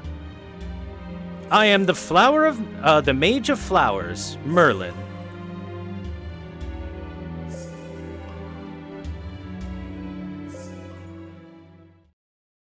Alright, off to chapter 27.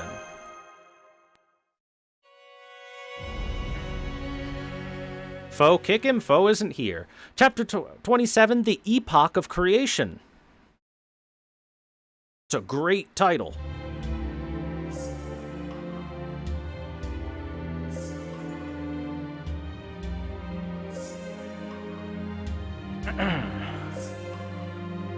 All right. So, Merlin explains to us. Hi, Merlin. Foe, foe, foe, foe, foe, foe, foe, foe, foe. Merlin reveals to us he was freed once Morgan was killed, and he's been gathering himself since then. But, oh, sorry. I'm just an illusion right now, so I can't really see you. More like you're just seeing a dream. All I can do is hear you. He says he's going to be waiting for us at the entrance to paradise, the entrance to Avalon, and to come see him.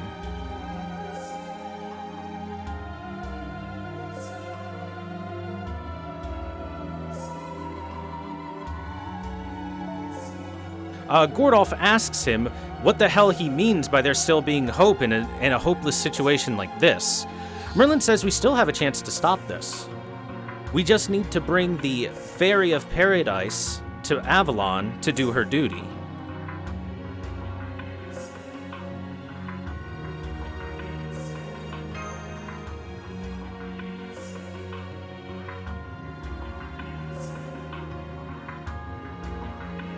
Grimm says, yes, this is what we need to do. He goes on to explain that the Pilgrimage of the Bells is the whole reason why Cernunnos's rage is growing constantly. Taking Castoria out of Britain would slow his rage down, and part of the prophecy is bringing the Child of Prophecy back to Avalon, whether alive or dead.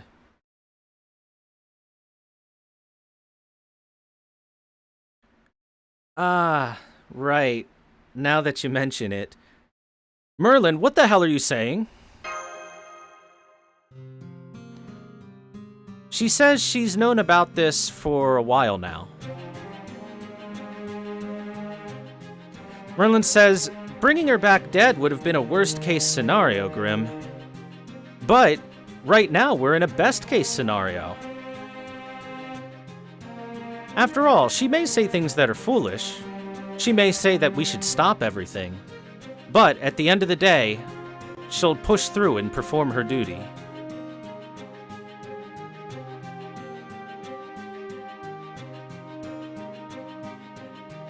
So, Merlin explains that within Avalon is the corpse of Albion, the dragon. Within there is a ley line cave that leads to the Sea of Stars. The cave will only be able to accept those who are free of sin.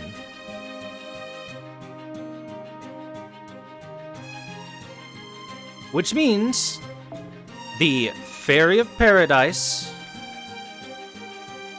the original Round Table Knight, Mash, the foreign mage from another world, Gouda, and finally Muramasa are the only ones that would be allowed to enter.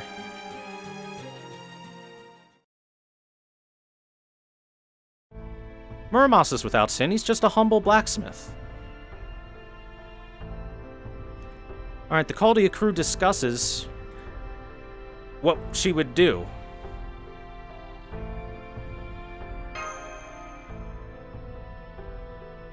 And they say there's basically nothing to think about. The only choice is to head there as quickly as possible. Percival says, wait. It says a knight, any knight of the Round Table, so I want to go. I am also an important piece of Britain. I'm a lord of Britain, so I should go too. Artoria says, no, absolutely not with that body like yours. You can't fight with that body. This is the duty of the Child of Prophecy. Percival, if you try to come along, I will abandon my duties and refuse to go. What a good girl. Good girl, Castoria.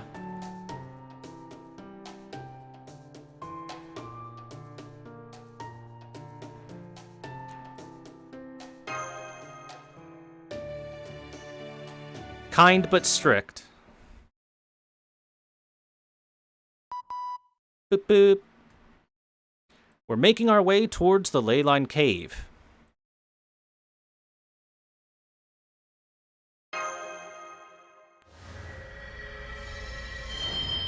And in we go.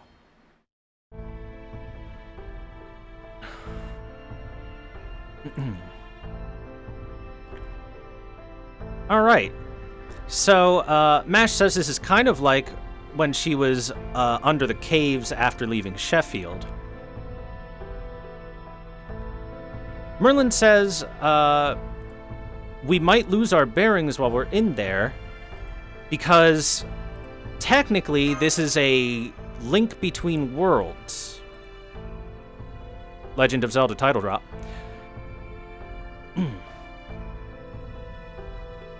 He goes on to say that in proper human history, Albion only made it 80 meters below the ground before it reached a territory of fairies and was stopped. But in this Lostbelt, that territory of fairies didn't exist. Therefore, Albion was able to connect to the inner sea of the stars 2,700 kilometers underground. For those wondering how far 2,700 kilometers is, that is the lower mantle of the core of the Earth.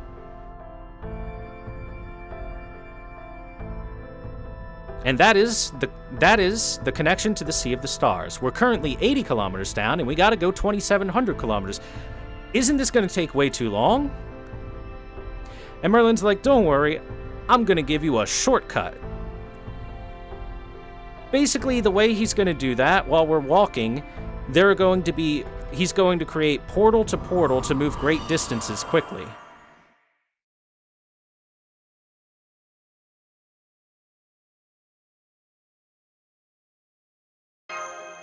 And he decides he'll light up the cave for us.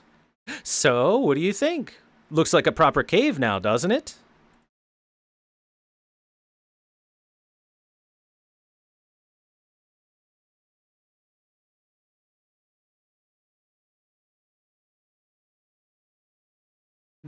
it's a bit difficult to take him seriously like that. Merlin?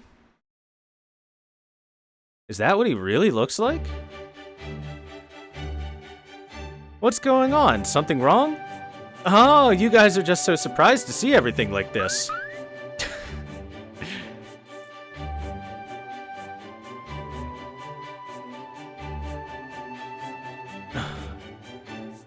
I'll just pretend I didn't see anything and stay quiet. Versus, this is hilarious. I'm not going to say anything. This is hilarious. I'm not going to say anything. Mash says, yes, if we were to point this out, it would probably break his concentration. So, basically, it seems like Merlin used the wrong image. Remember, he's just projecting an image for himself. This is just a hologram created by magic. Looks like he used the wrong one. Oops. Alright. He is going on to explain that we're basically jumping through memories in the Earth in order to hop to Avalon.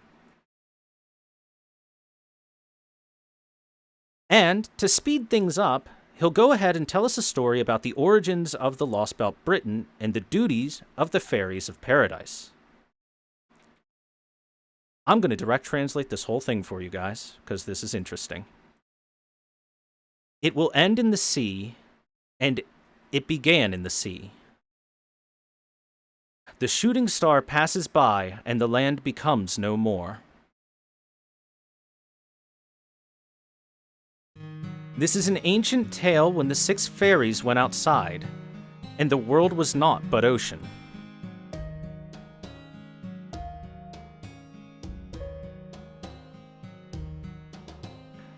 You poor things! The world has become something like this. From the ocean emerged a giant shadow. It was fluffy and large. Upon its shoulders rode one animal that shouldn't have existed anymore.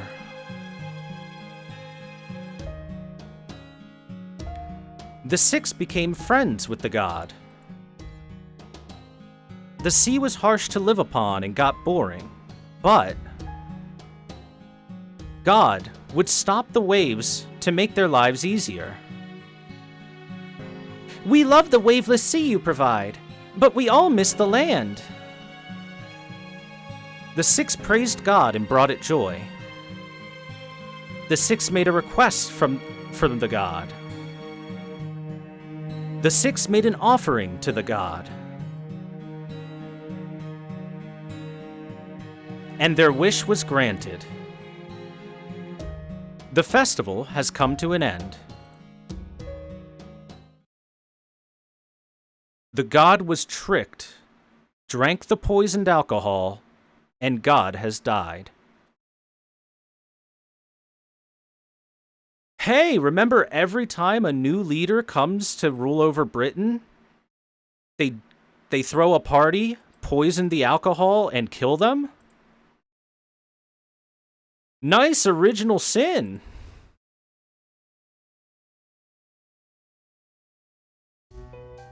The 6 gained the corpse of the god, and upon it created new land. They also took upon the animal, crying in tears, that was left behind. It was the one and only human. But just one was not enough. So bit by bit, piece by piece, they ripped it apart, making sure it wouldn't die. They made sure to cast magic upon the human, so it wouldn't die, and treated it preciously. And this is how Britain was born, and how sin originally began. May the original 6 be saved. May the original 6 be cursed.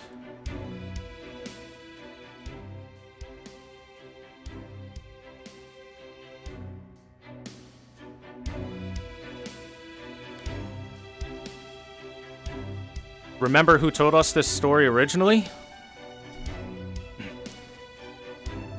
And that is the story of the Genesis of Britain. Any questions? Yo, that's fucked up.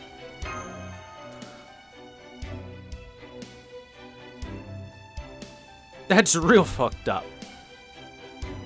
Merlin goes on to explain that the original 6 fairies killed Cernunnos, and that is why the curse of Cernunnos is coming. The giant hole is his grave, and the great calamity is his rage spilling forth.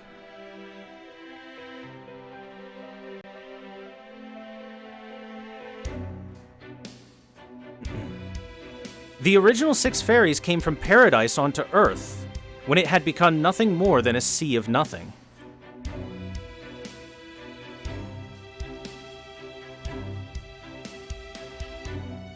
Cernunnos was in a similar situation. He showed up as a god.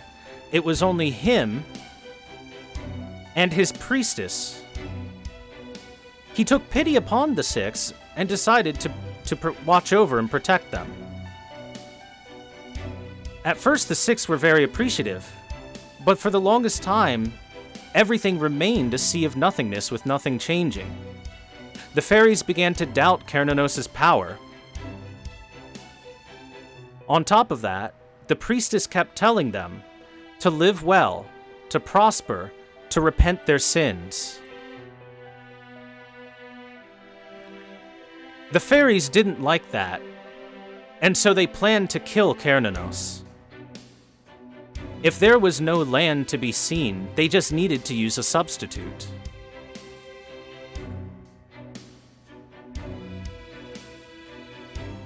And so, the fairies started a festival to celebrate Cernunnos as their god.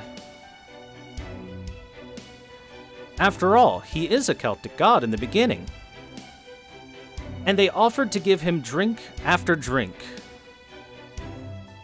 Cernunnos was overjoyed and thought the fairies would leave their sins behind to follow a proper path.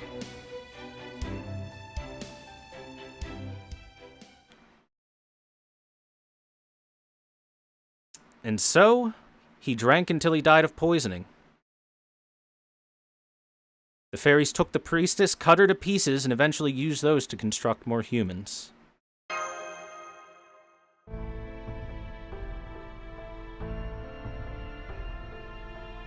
That's where the humans came from originally in this Lostbelt.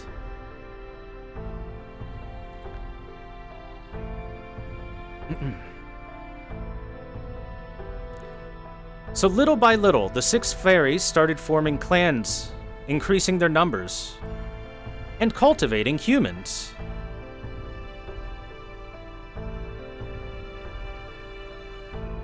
But despite cultivating their land and lives there, things died off over time. Because Cernunnos' corpse was not completely dead, its anger would not subside and boil over time and again. More corpses piled up, creating more and more land from the dead fairies, generation after generation, until eventually it piled all up and around Cernunnos. Remember how Muramasa says he felt like he fell maybe 8,000 meters or so?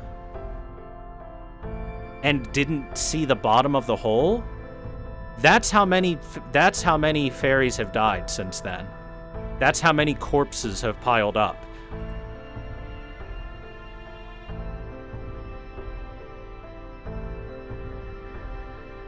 Corpses continued to pile up, hiding their sin, deep in the hole after thousands of years. The god's corpse rejected the fairies' corpses upon itself, so the Isle of Britain just formed around it, until eventually it piled up enough to become a whole island. The hole itself is not a hole, but a dried up seabed where the corpse of the god lies.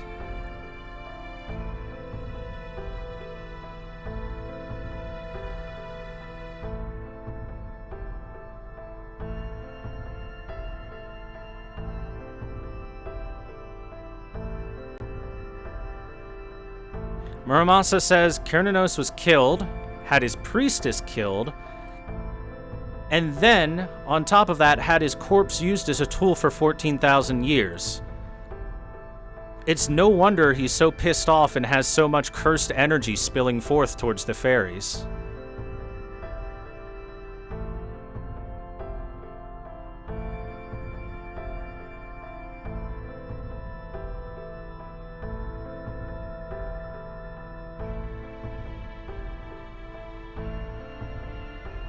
So, Castor explains that Cernunnos was essentially an angel guardian of paradise that was sent to bring back the 6 fairies to paradise.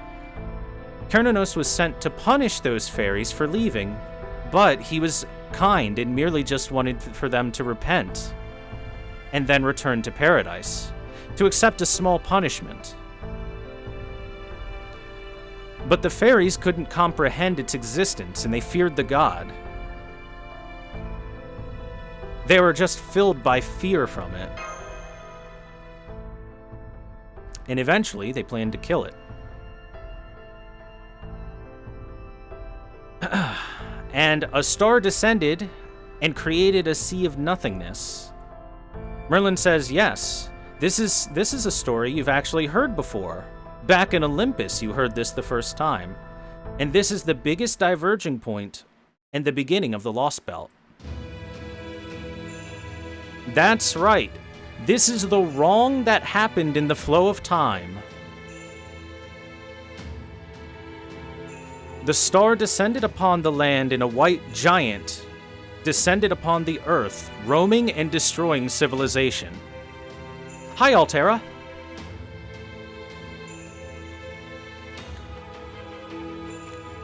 At this time, the humans were supposed to fight back, taking the holy blade of Excalibur, built from the workshop of the stars, the power to burn even the stars. But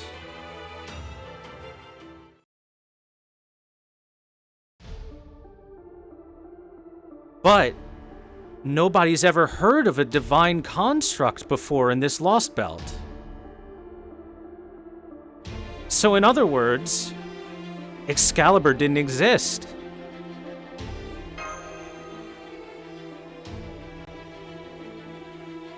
That's right, in this Lostbelt there was no holy blade. There was no holy construct. And without a way for the humanity to fight back, their world was destroyed by Safar.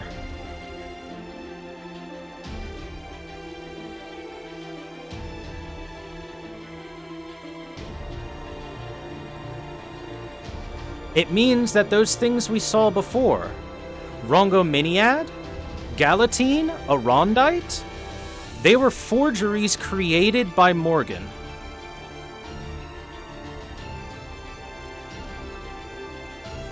The if of this Lostbelt was, what if humanity had no way to fight back against Savar?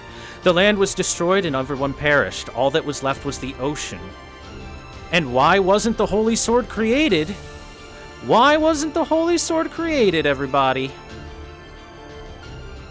The answer is because somebody got lazy. The original 6 were sent from the Sea of Stars to craft the Holy Sword. But instead they said, we'll just slack off this one time. And by the time they arrived on the surface, it was already too late. They refused to admit their own fault, that the world was destroyed.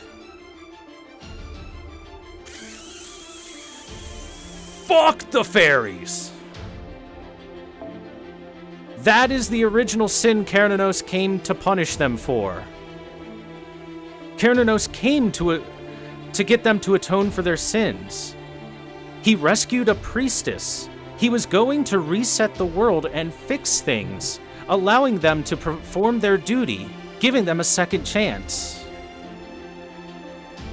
This is why Cernunnos said that he would create land for the fairies. It's why the priestess told them to repent for their sins.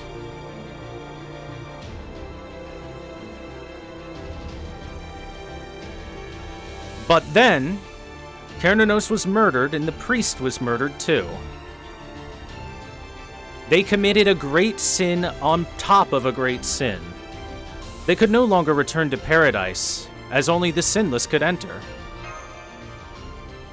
Their punishment was to live in Britain, this land of sin.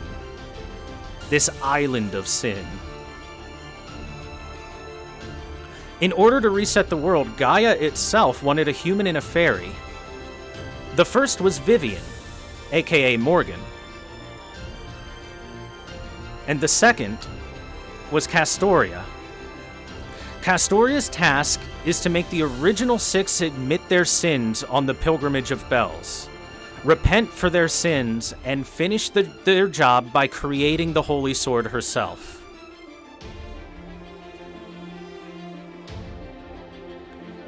Each bell of the altar is proof that the six admit to their sins, and the fairy who rings them becomes a catalyst for the sword. Morgan rejected this, as it would make the Lostbelt disappear, and she wanted to rule over Britain.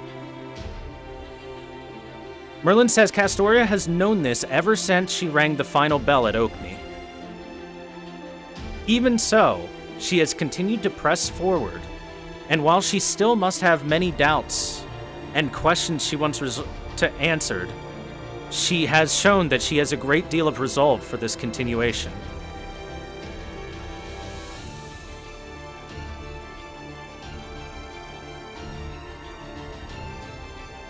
And so at the end of this long road, we will be tested by one final task. The final dragon will test us to see if we have what it takes to enter paradise. If we are only those without sin may proceed. Only those with the strongest of convictions for how they live their life may make their way through here.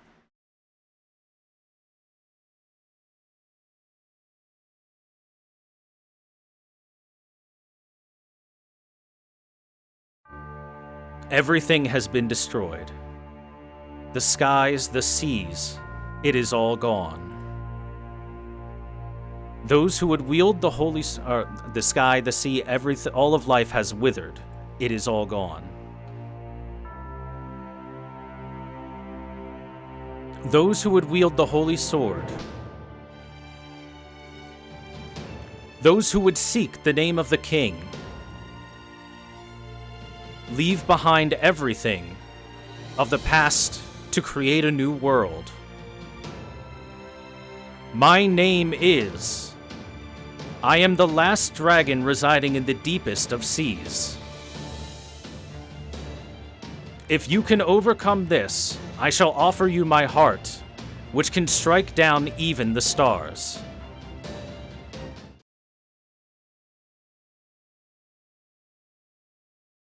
Ah, I can hear the bells.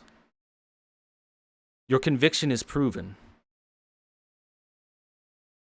Welcome back, Avalon LaFay.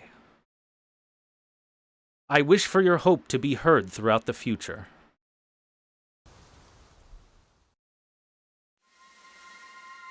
And of course, that is a fight against Melusine.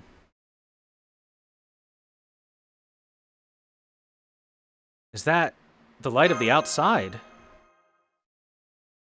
Ah, yes, it is the Sea of Stars. Merlin welcomes us to a land of eternal spring, a country of youth, a pedestal for all life forms. Welcome to Avalon, the land of paradise. Our journey to witness the birth of a star ends here. Let me relaunch this real quick so that the sound will fix itself. And we'll move on to chapter 28. By the way, this is just my own insecurities. Am I doing a good job of summarizing this, or am I too long-winded on this? I'm not sure if I am, because there's a lot of information to digest. Yes, yes, yes. Okay, thank you.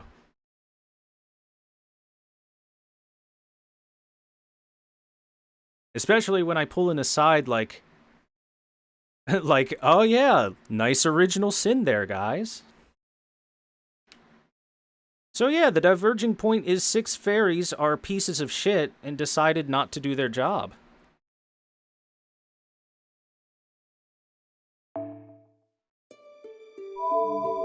I will reiterate, Morgan did nothing wrong.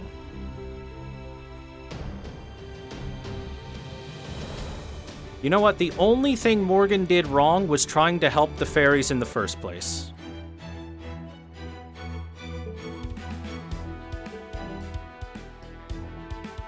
Yeah, literally Morgan did nothing wrong.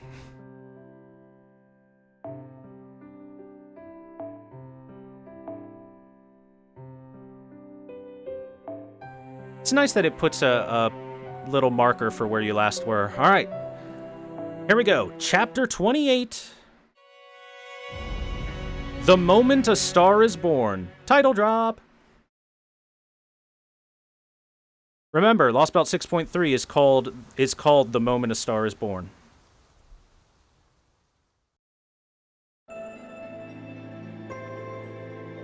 This is the Sea of Stars.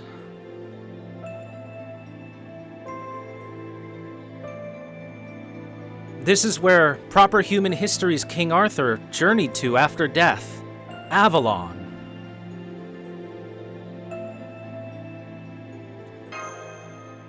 It's like a beautiful garden everywhere you look. Welcome to Avalon, everyone. It is a garden of paradise as far as the eye can see. The air is clean, it's warm and comfortable. Merlin tells us that this isn't exactly the same Avalon as the one in proper human history. This is close to Avalon, but not the same. This is actually a forgery. Not a forgery as in a fake, but a forgery as in a blacksmithing forge.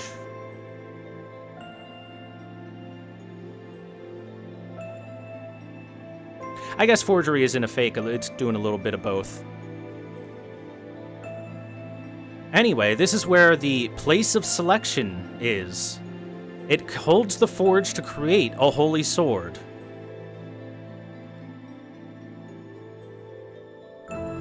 Merlin says that this is our final journey and must make our way to the place of selection and forge the sword. On the way, we will have one final test to face. On this path, the Fairy of Paradise's past sins and anxieties will manifest themselves. Gouda's job is to guide her through and make sure that the journey can continue to the end, no matter how harsh it may be.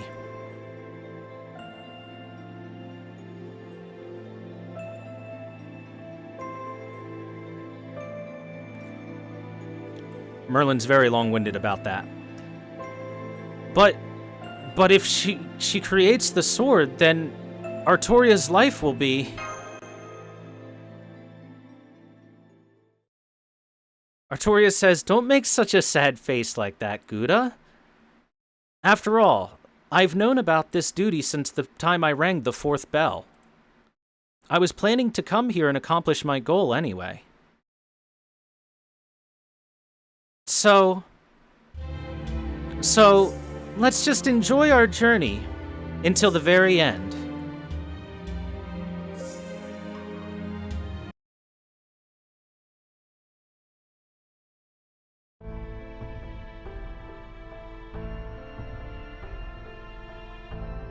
Did Castoria always have that sword behind her in that sprite? Yep, sure. Sure did. Muramasa says, "Man, this really is a garden paradise no matter where you look. Also, there's no feeling of fatigue or hunger. It's just way too good here. It's a paradise where there's not even a reason to think of committing any evil." Merlin says, "Yep, that's paradise for you." He then goes on to tell us about the red and black calamities that were written in the prophecy. But that's not the end. If we do not destroy the roots of those calamities, then they will never end. They will spread We must defeat Cernunnos at the root, or the calamities will continue to branch out and seep into proper human history's world. That means every calamity that is currently running amok in the fairy kingdom has to be stopped by us before we finish the fight. It will burn away all of humanity, just like Geisha's incineration of humanity spell.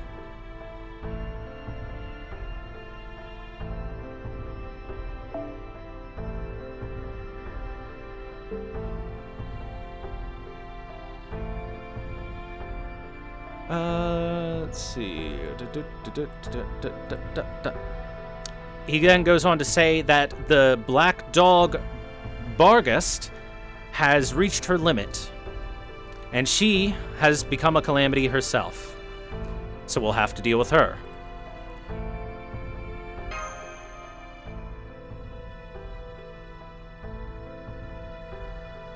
Unfortunate. Morgan was suppressing her, the curse of the black dog by giving her the gift of the true name of Gawain.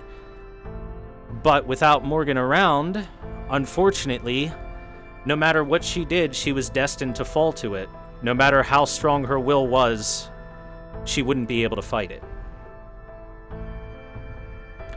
He even says moving the fairies out of the island was a fine idea, but Barghest was never going to be able to leave.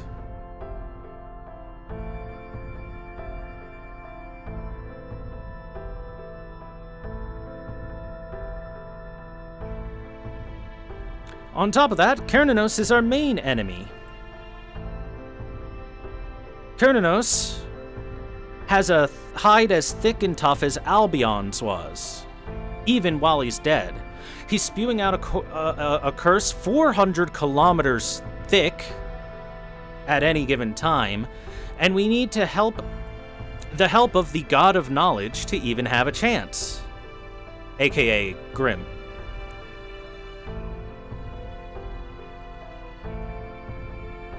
He calls it a near unbeatable monster. And on top of that, Merlin can't leave Avalon to help us this time.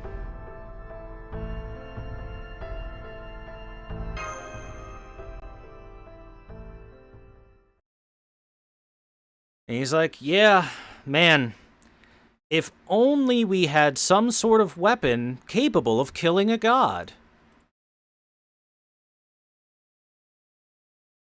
Mash looks sad because we lost the Black Barrel. If only. But Castoria says, no, we do have a trump card that would be able to fight Cernunnos. Really? But where would it be? It's Muramasa. Huh? Hey, don't you remember? He said it before himself. His specialty is killing gods, isn't it?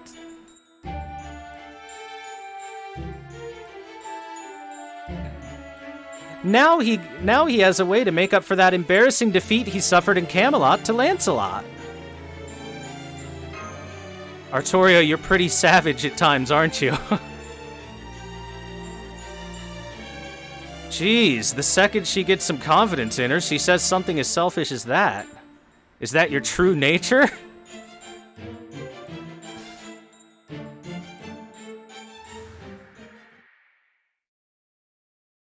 Artoria?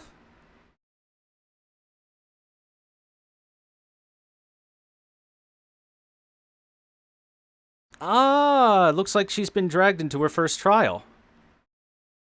She's gonna have to face her memories now. And while she does, we're gonna have to face off the manifestations of her struggles.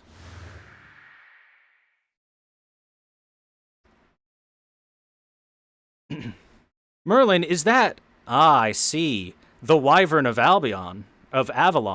So this is a tongue-in-cheek joke. Remember how in the beginning of Fate Go, everywhere you went, there was a wyvern in each new land you went to? Ah, so this is Avalon's wyvern.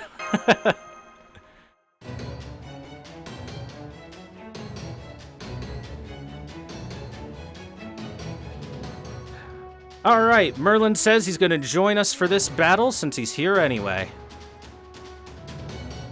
It's been a while, so let's work together. Easy peasy.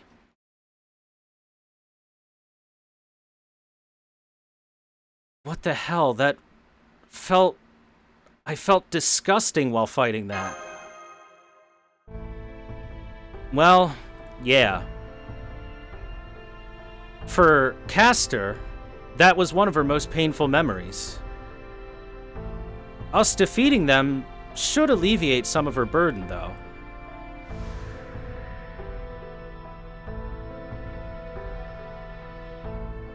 Hey, everyone, where did you go? You just disappeared all of a sudden.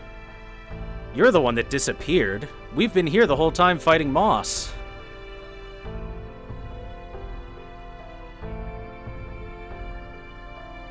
Alright, Merlin talks about how this is how we're going to have to face the trials, and Artoria says, "Oh, I guess this is going to be easy on me then, since I don't have to face any battles. Let's continue on, and we'll continue having fun, everyone."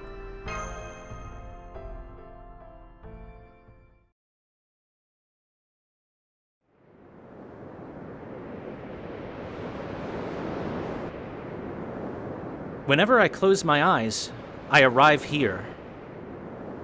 Whenever I'm awake or asleep, the wind howls. Like a thunderous noise that could shatter ears. I have nothing to wear, and my body is frozen. I see nothing but pitch black. There is not a speck of warmth to be felt. To me, this storm is how Britain has always felt.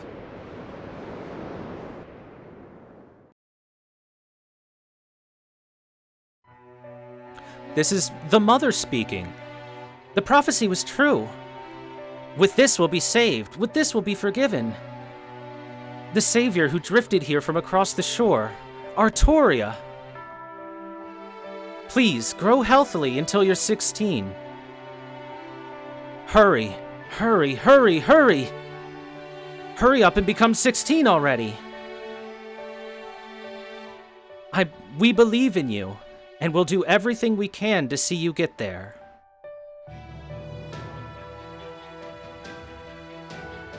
A boat drifted to the seashore with a tiny ferry and an abundance of treasure on it.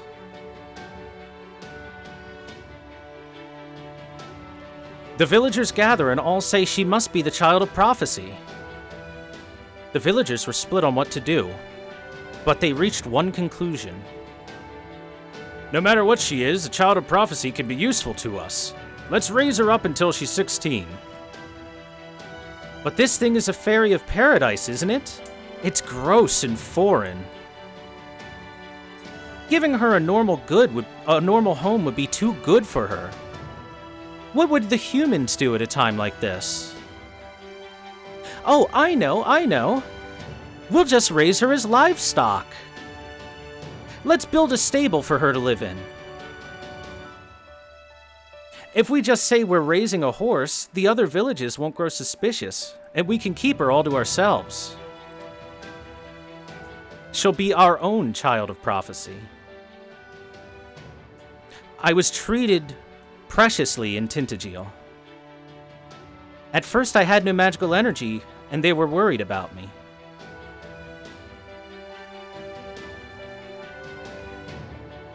She's already 4 years old. It's already been 4 years, and she has no magical energy. She's like a human. I know, I'll just have to train her more strictly to the point where even sleeping will be excruciating. Sorry, but at this rate, the prophecy will be no more than a dream.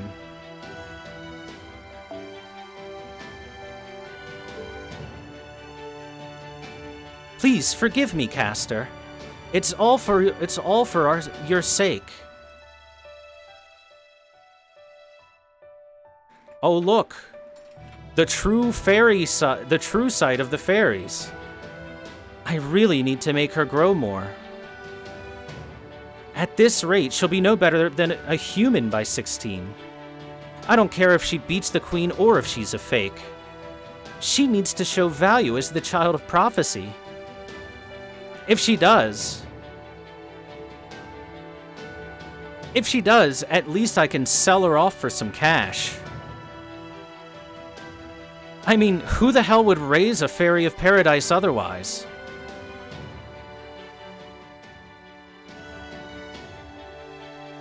But the village fairies did not know that my mystic fairy eyes functioned properly. Even though I didn't want to at times, I would always see the true intentions of their hearts.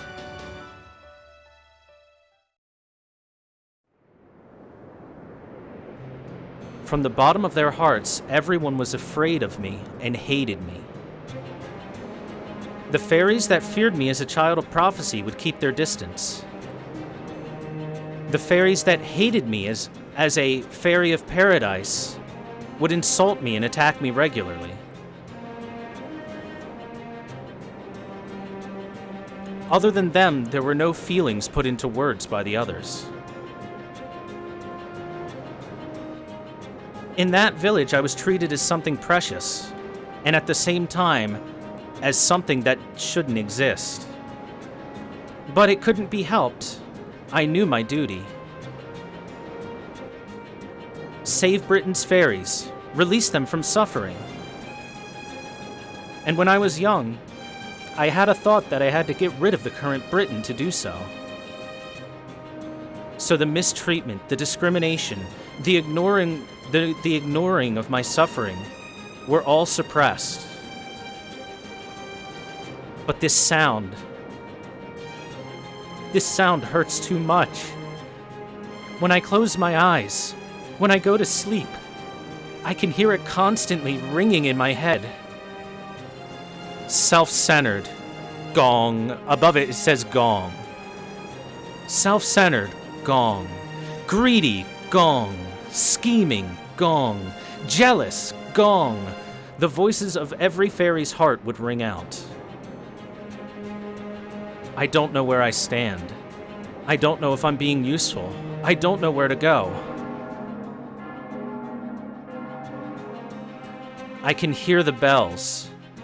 They're telling me I need to head to the altars to save the fairies. Hearing the bells depresses me. It's a noble mission, but isn't there a limit to trying to save these fairies?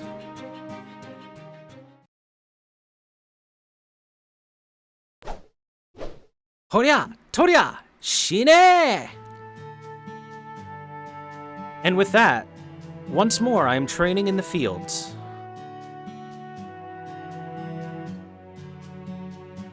I was using the staff of selection that was on the boat to practice self-defense. After all, I can't use magic, so all I can really do is try to smack things with a stick. Twa! Ah!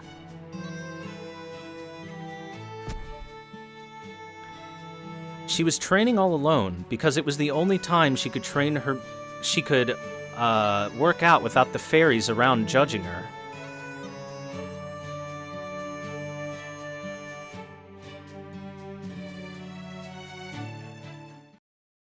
Oh, gross, gross, gross, gross. The staff talked? You're wrong, you're wrong. I'm not the staff of selection. And besides, Tintagel is disgusting. You listening to them makes me feel even more disgusted. I just couldn't help but shout out. God, I had no intention to be involved like this, but I guess it can't be helped. Put your heart at ease. I'm Merlin. The Mage of Flowers, Merlin. From here on, I'll be your teacher, so be sure to remember it. From that point on, I could hear Merlin's voice from the staff, and I resolved myself to set down the road to becoming a magician.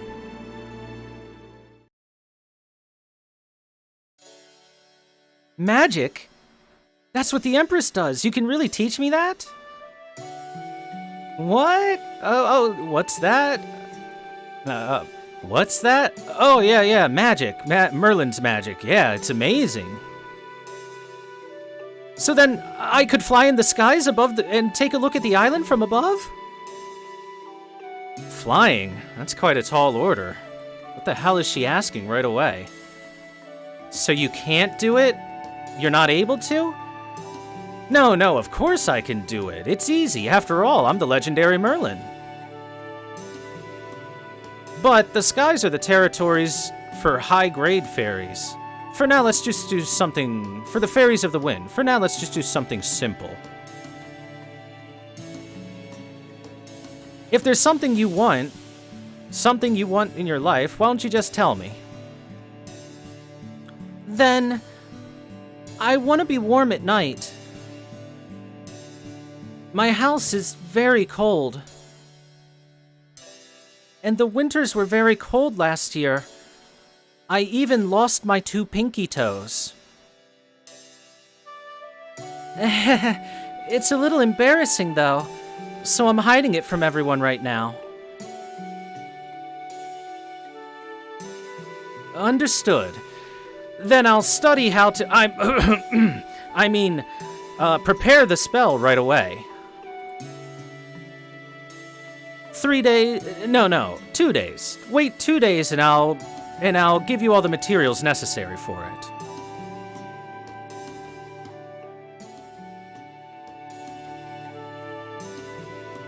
I lost my pinky toe. Fuck the fairies.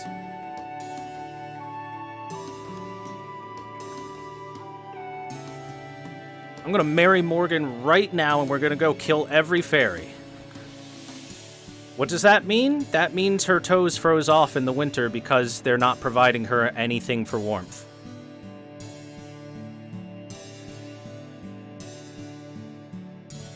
Necrosis.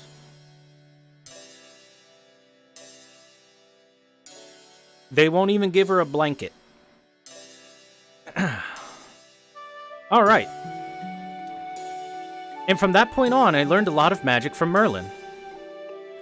How to keep myself warm, how to search for things, how to heal, how to talk, proper posture, how to pick locks, how to ambush people, how to create bombs, how to climb walls. Whenever I wanted to learn new magic, he'd say, "Today's not a great time, just wait until the next lecture." And we'd create magical products together. And I learned the basics of magic from Merlin. He was surely thinking of the basic ways that even someone untalented like me could learn to do.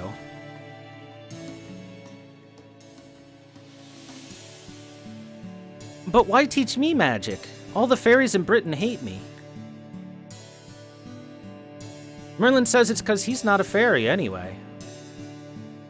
And besides, she's a fairy of paradise.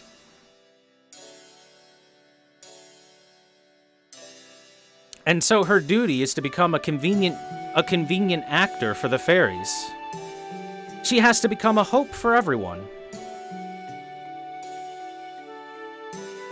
Her existence is to become a strong king, a kind king, a scary king, a valiant king. Whatever they want of her, she must become that. Even if she can't become that in reality, just pretending is good enough. After all, sometimes dreams of the future can become reality on their own.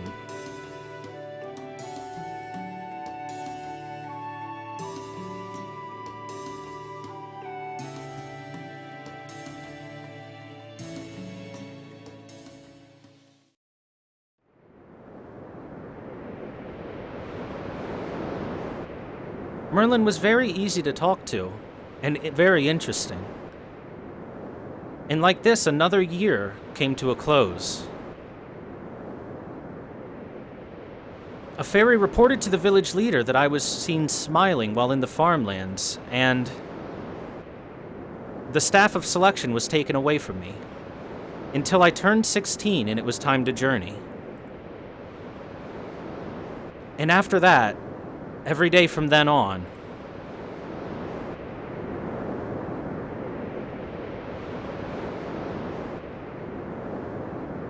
these were my memories of winter.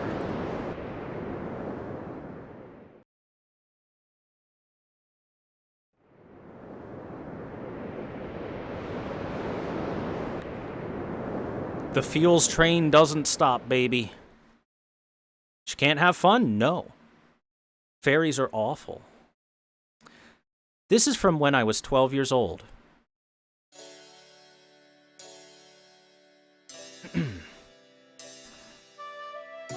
The village elder, the village leader, says that he's been worried about her going out alone all the time. But now that she's learned how to use magic, she's become more reliable. And he says, "Can you do me a favor? You know that Earth Clan fairy up on the hill? I've got something for him. Take this to him."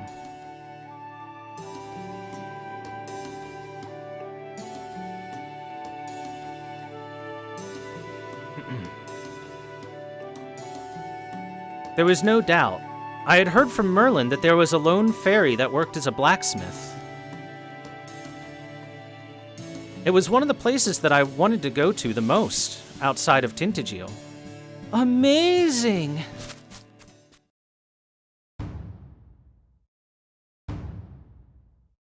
And inside is a humble blacksmith. Oh, amazing! I went a bit crazy then due to excitement. I definitely would have been seen as an unwelcome guest, or perhaps even a robber. "What the hell are you doing here, you little girl? You looking to get your head split open?"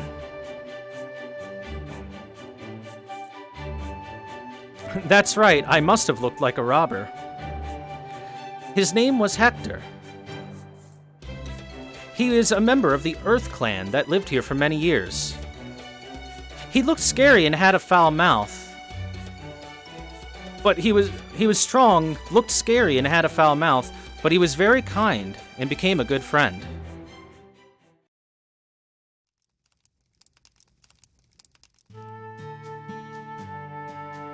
So you brought me something. So you ain't a thief then?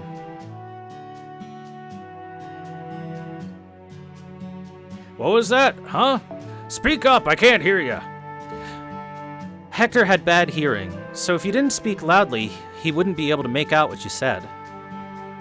But he didn't like the other fairies because of how black their true desires were.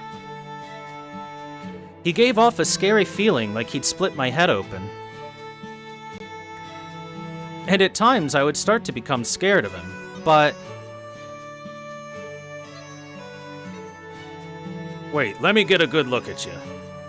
Ain't you the child of prophecy? I see. So it's been 12 years since Angel's prophecy already. Alright, get the hell out of here. Go back to the village. You stay here too long, the others won't want to see you anymore.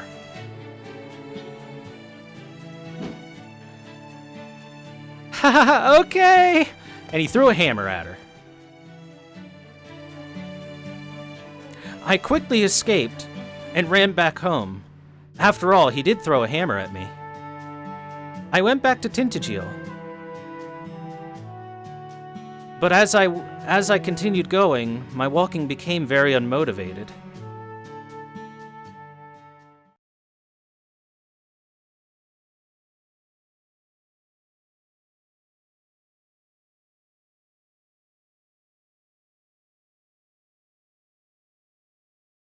And so I returned. What the hell are you doing here, girl? Didn't I tell you not to come back? You hard of hearing? Hey, don't touch that. That's processed iron. It's poisonous to fairies. Or not. Looks like you ain't a wind fairy, but something from outside. One of those fairies of paradise, huh? And now you started coming here daily.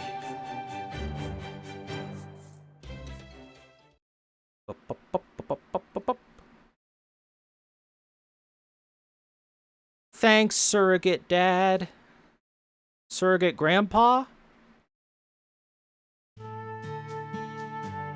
And you're back here again.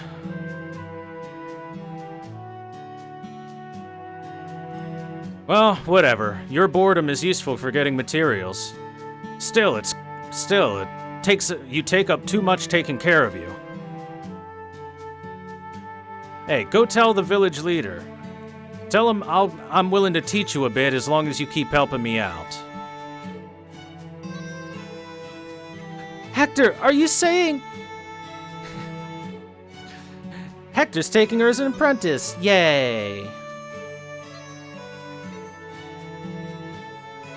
Look, just tell him, just come back every couple of days. It'll be fine.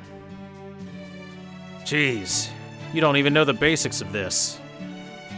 If you were to go out there and mess with forgery, you might die and it would just put a bad name on me. Aw, look at Grumpy Grandpa rationalizing his kindness. And with that, the Child of Prophecy gained a new form of training. Hector is very particular and makes a lot of products. I worked for him for a year. Hector was getting orders from all over Britain, such as Salisbury, the Forest, Manchester.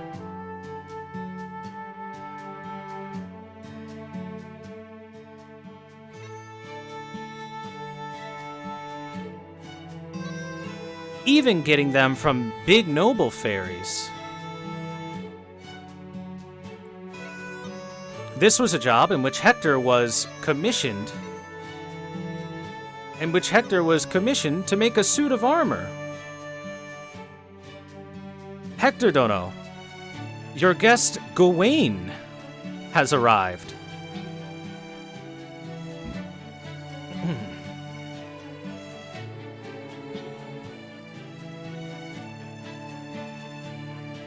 Alright, so Hector has been given the job to design armor. Artoria gets really impressed because it's the first time she's ever seen full plate mail.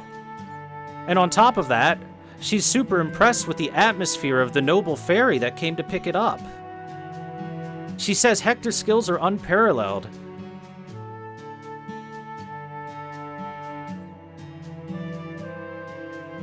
And she had been working for him for almost 4 years at that time.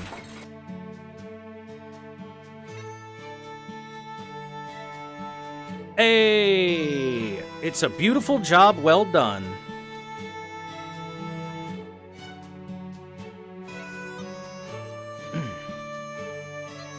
Alright, Gawain says to Hector his skills are unparalleled and she doesn't have a forgery in her town. She then offers Hector a job. When Hector goes, what the hell are you saying? Hector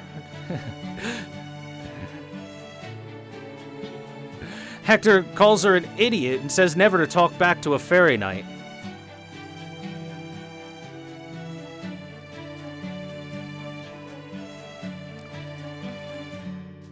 So Hector Dono has a child.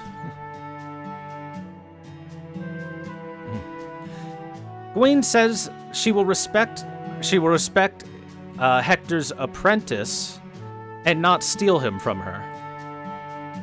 But adds on to make sure that she grows a bit more before picking a fight with someone as large and powerful as herself. And with that, the fairy knight walked off. She signed for Hector's receipt, but instead of Gawain, she signed Barghest.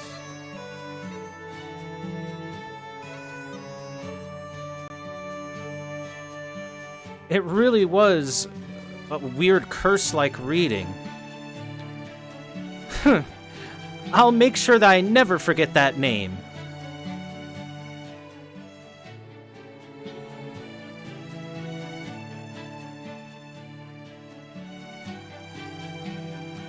Hector says she's learned well. It's only been 4 years and she's become a top-notch assistant.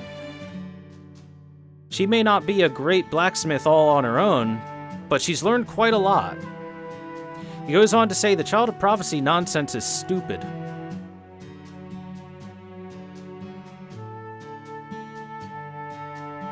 He doesn't care at all about it. Therefore, go out and collect some sand. I've been commissioned to make some glass goods.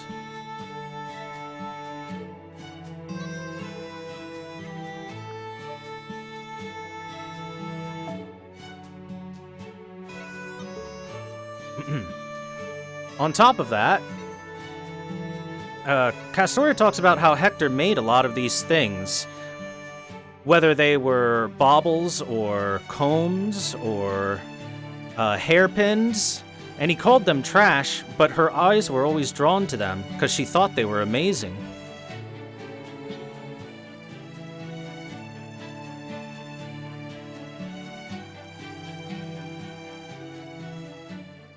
Hector says, well, if you want some so badly, go ahead and take a couple. You can use them as a model to make your own. Hector called it a failed product, but he's the type of person that would never give anything away. So, I can't take it. If I kept it on my person, it would probably be taken away again.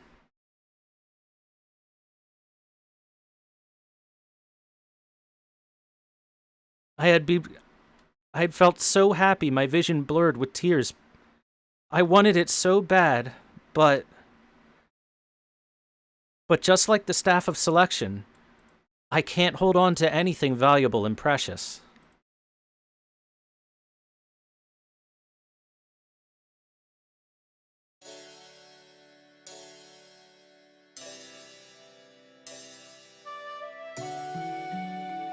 But it has been a while since I talked to that staff. She's remembering the last time she spoke with it. Merlin here talking about how the fairies of Britain gross him out more with every day.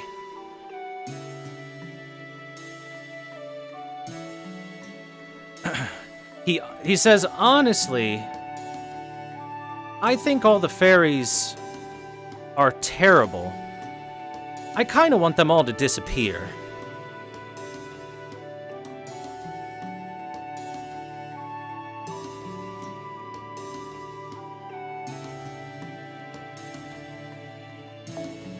I didn't get to that yet. Right now. Again, this is all a bunch of stuff, basically him saying, man, fairies suck.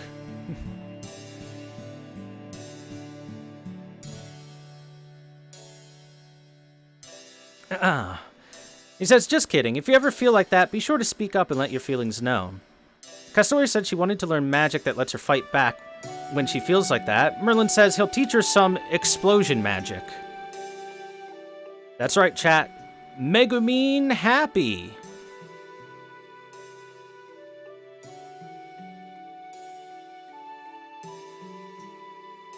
She asks if Merlin's popular with the ladies since he's able to speak so well. Merlin ended by saying that there's nothing like that. I'm all alone, but for me studying magic and finding a way to save Britain is good enough for me. It's like a star that cannot be found. A little lonely, but a little fun. Hey, what was that description? Where'd we see that description? Oh yeah, when a certain scumbag was talking about Titania. And so, my 16th birthday arrived. With everyone gathered around, they shouted this. The villagers are gathered, shouting, "Show us proof! Show us proof! Show us proof that you're the child of prophecy!"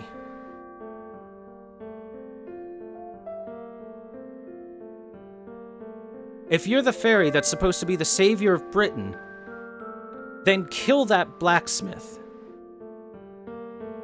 He used to work for the Queen. He's an outsider. He makes us feel horrible. So if you really want to begin protecting us,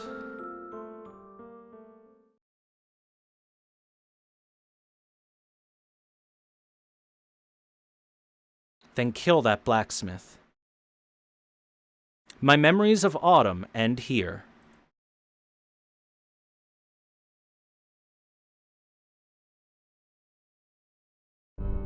Before this scene, we fight one giant moss. This is important to know. Before the previous scenes, we fought large groups of moss.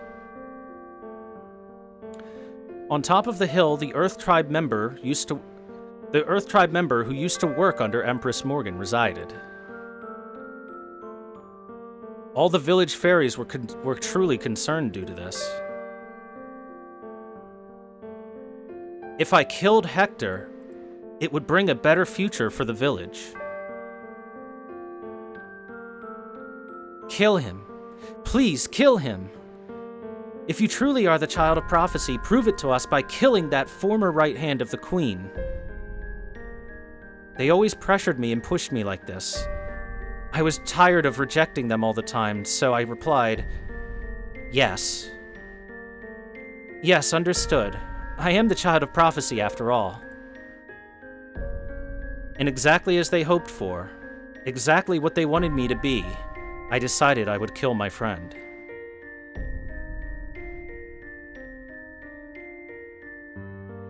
This is why I said I shouldn't get my hands on anything precious.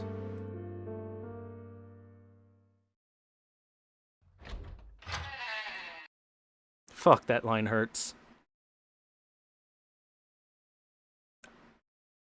I have to kill him. I have to kill him. I have to kill him. I have to kill him. I have no choice. I have to kill him because if I don't, then everyone will kill me. They'll think I'm a fake. Hector had bad hearing. It was easy to enter his forge. He was sleeping defenselessly in his bed. In my hand, I held a rusty knife that I was given by the village fairies.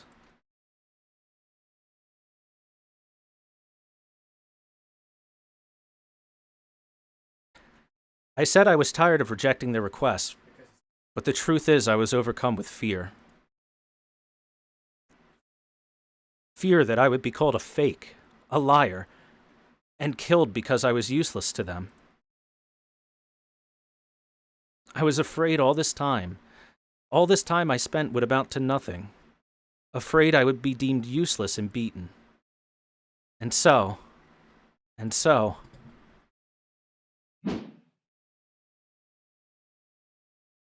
I swung my knife with all my strength and brought the blade down.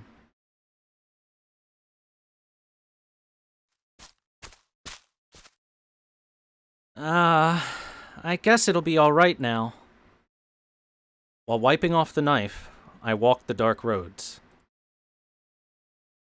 I was filled with uncertainty and fear. After all, the village fairies were fickle. Perhaps I could just explain to them and get away with it. When I tried to return,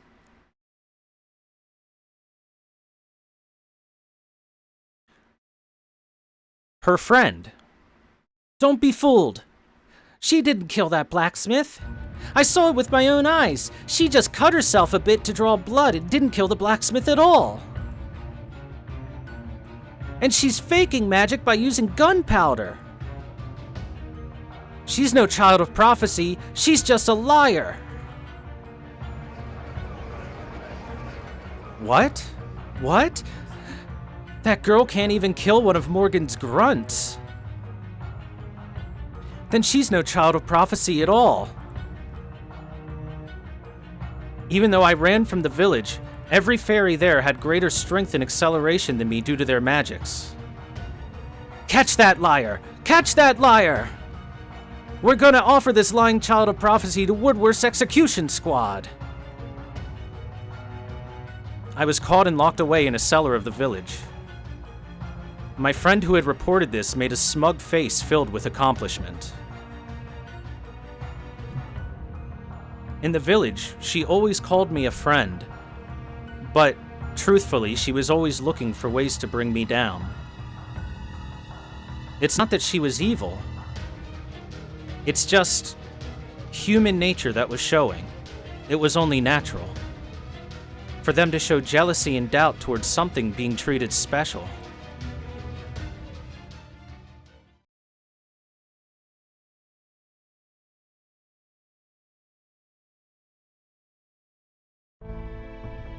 From then on, the village became harsher. Woodworth's execution squad was called in. It would take 3 days for them to arrive for the Child of Prophecy. and I spent my time in the cell waiting.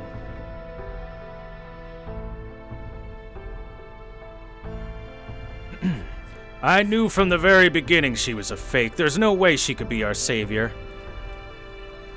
I don't want to be cruel and give her to Woodwurst, but if you're a fake, then who cares? I guess it was impossible after all. If just a bit more, just a bit more. No, it was impossible. Our village was going to disappear, but that year you floated to us was helpful. After all, you arrived in a boat of treasures. I'm sorry, Castor.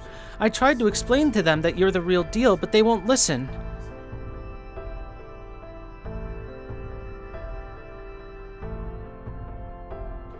While I was in prison, many fairies came to talk to me, but they would always talk about their own situation and not about mine. The village split between the Queen supporting faction and the Child of Prophecy faction. The Queen supporting faction must have had control since I remained in prison, and no one was coming to help me. There were those that wanted me to escape and run away, though. And so I agreed. In 3 days was the important day. Once I'm released from prison to be handed over to the execution squad, that's my best chance. It's my last chance to run away. In order to run at top speed, I keep training my body. Of course I'm gonna be ready. I've been constantly training for the journey of the altar. Until I've done that, there's no way I can just die like this.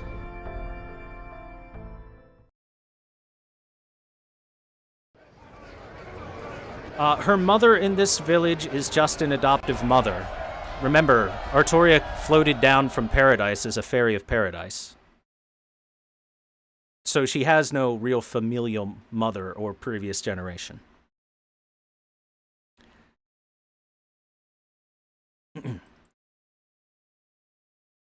Everything has gotten loud outside. It seems the executioner squad has arrived.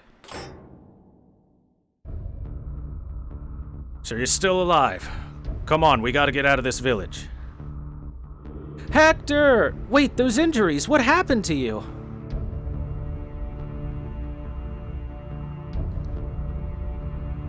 Hector is a good boy.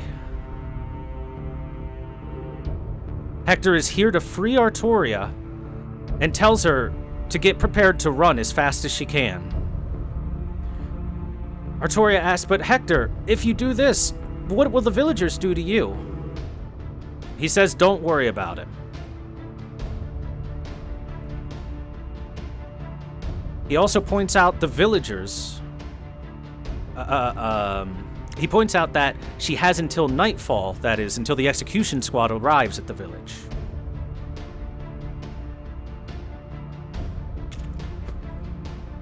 Hector! Quit calling that name out. Don't worry. Old man Hector's fine. He's hardy. He is strong. Built like a pillar. What? What the hell's going on outside?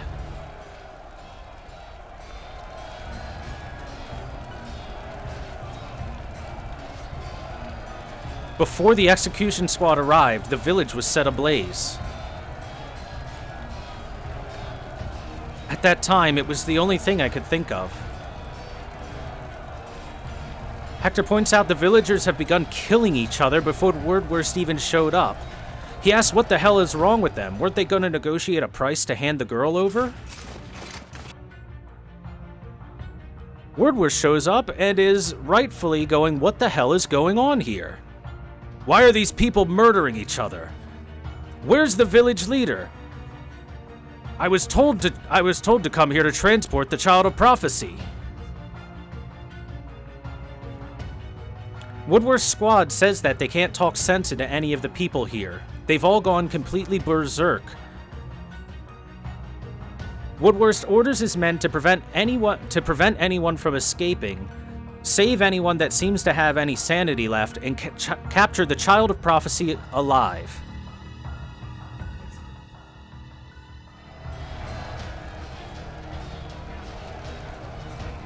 Nothing came to my mind.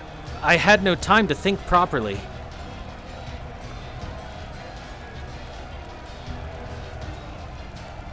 When I tried to run there to help the villagers at the Great Hall... What the hell are you doing? Don't go there, Artoria. Leave the village. What are you doing trying to help these ungrateful bastards? They tried to sell you off. But even so, we lived together. I spent 16 years with them, so I couldn't just abandon them, even if they lied to me. You're an idiot, aren't you? Hector tells her to just come with him. If they leave the village, maybe the execution squad will leave too. They're gonna go through the forest and do. He's gonna take her through the forest, and after that, she can do whatever she pleases. The old man grabbed my wrist and we ran.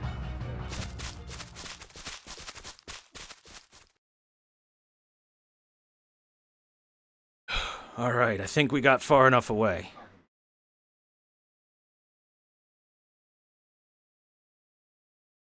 Hector tells her at this time she needs to go on alone.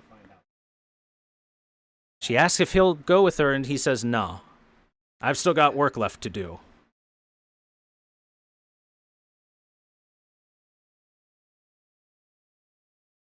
Look, you just need to run away. I gotta return to my forge. After all, you've done nothing but cause me trouble, so don't show your face around here again. But Hector...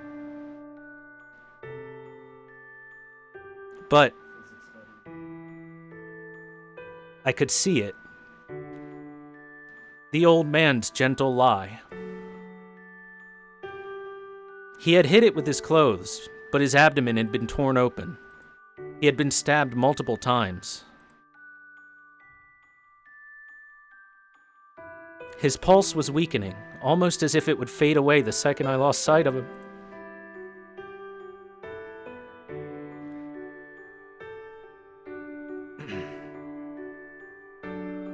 Hector tells her it's time for her journey to begin.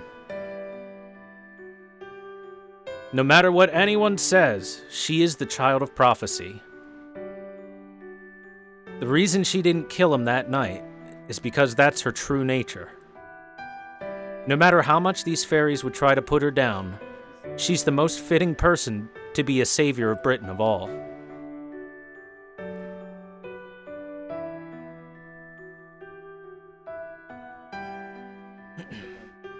You haven't noticed yourself, but you never get mad for yourself. You only get mad for others. And besides, you look just like that girl I remember. A stubborn girl who hated losing. Anytime she fell down, she'd stand right back up. So I know you'll follow your own path.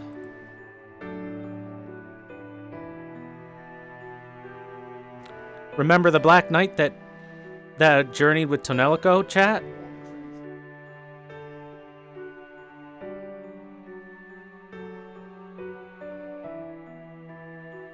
No, let me return to the forgery. It'll be more fun like that. And once I turn 17, the prophecy will be a lie. I won't cause you any more trouble, Hector.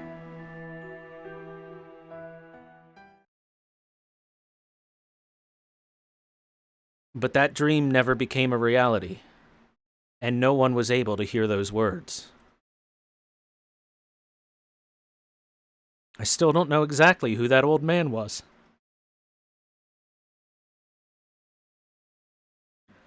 Or why he would go so far to help me.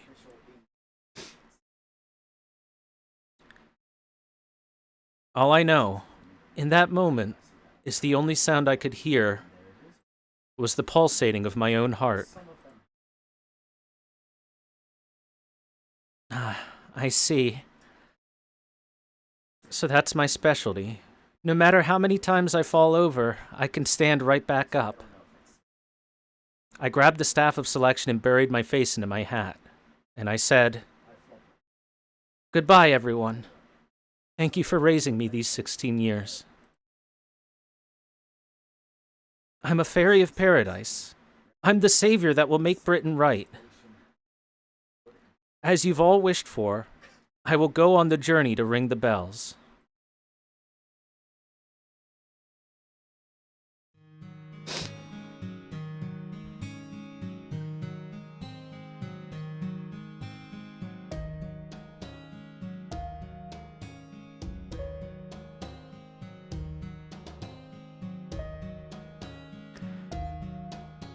Having said that, I didn't have any clue how to start my journey. When trying to talk to the leader of Salisbury, I was shooed away by the guards. They always asked me to show proof of being the child of prophecy. I did odd jobs to help out, but...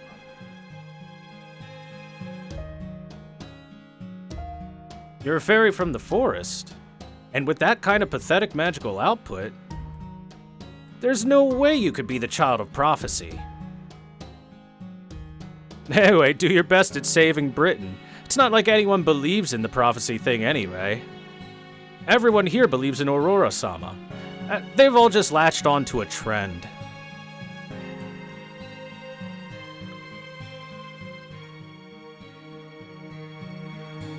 With that, they would laugh me off and send me away. I headed all over Britain. It seemed too soon to go to the large cities, so I tried the smaller villages.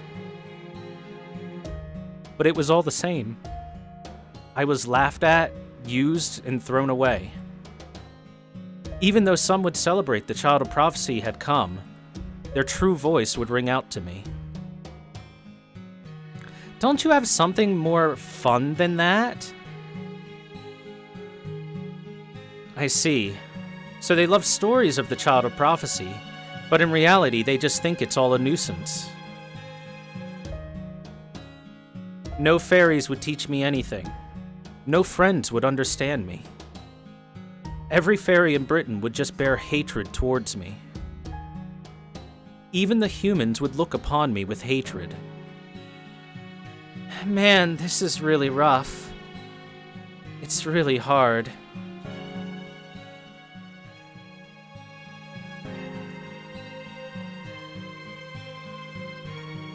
While I was depressed, I wandered into the nameless forest. I had no plans, I just wanted to, for a bit, become something else. But it seems that fairies of paradise are unaffected by the curse of forgetfulness.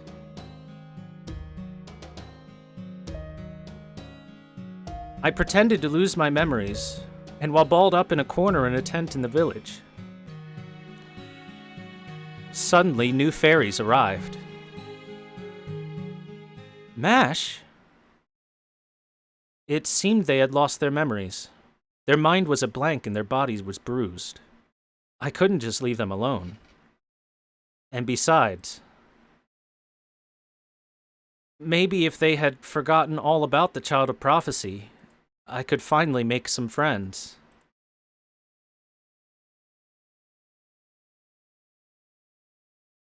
This is the end of my memory of summer. Or my summer memories.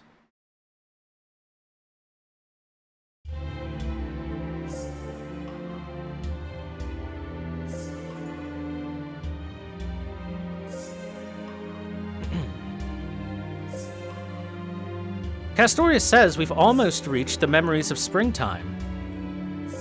She thinks that there must be a lot of joyful memories then.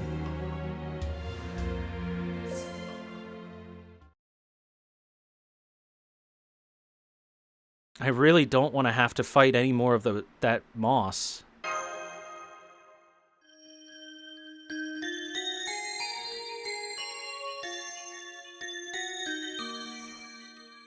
Mash says yes. If those are projections of Artoria's memories, and it hurts our hearts this much to fight them, then for Artoria it must be incredibly painful.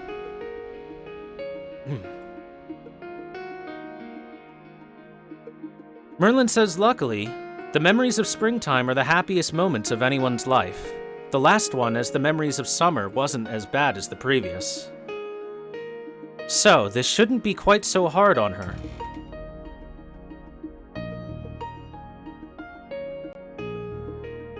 Muramasa asks Merlin if what he said about Artoria becoming the catalyst for the Holy Blade means she'll disappear when this is all done.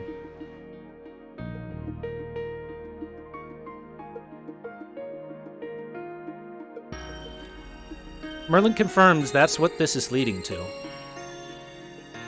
With her job fulfilled, she'll disappear. That's the duty of the Fairy of Paradise. Her experiences, her memories, her fates, they will all become raw materials for the Holy Blade. It's a job that only she is capable of doing.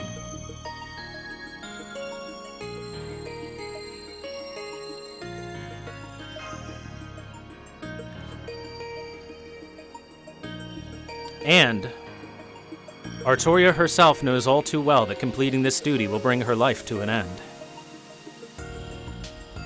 But even so, she's still following this path of her own volition.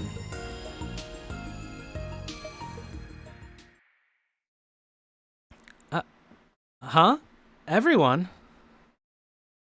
Artoria-san? That was pretty quick. Did you do something wrong? But we didn't even have a fight. There wasn't even a battle.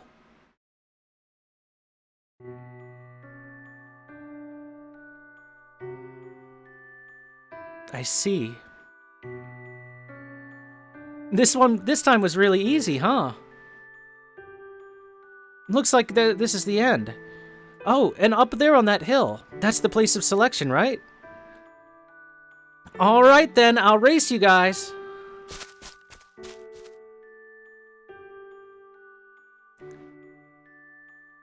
Wait a sec, you can't be serious.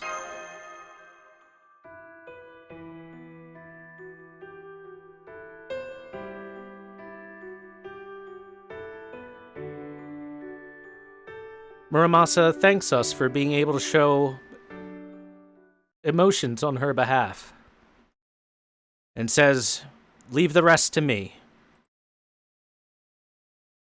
Muramasa-san, what do you mean? All right, we better start running. She's gonna get there pretty quick if you don't. Come on, she's already this far ahead and this is the end of her journey. I'll make sure her duty definitely gets fulfilled.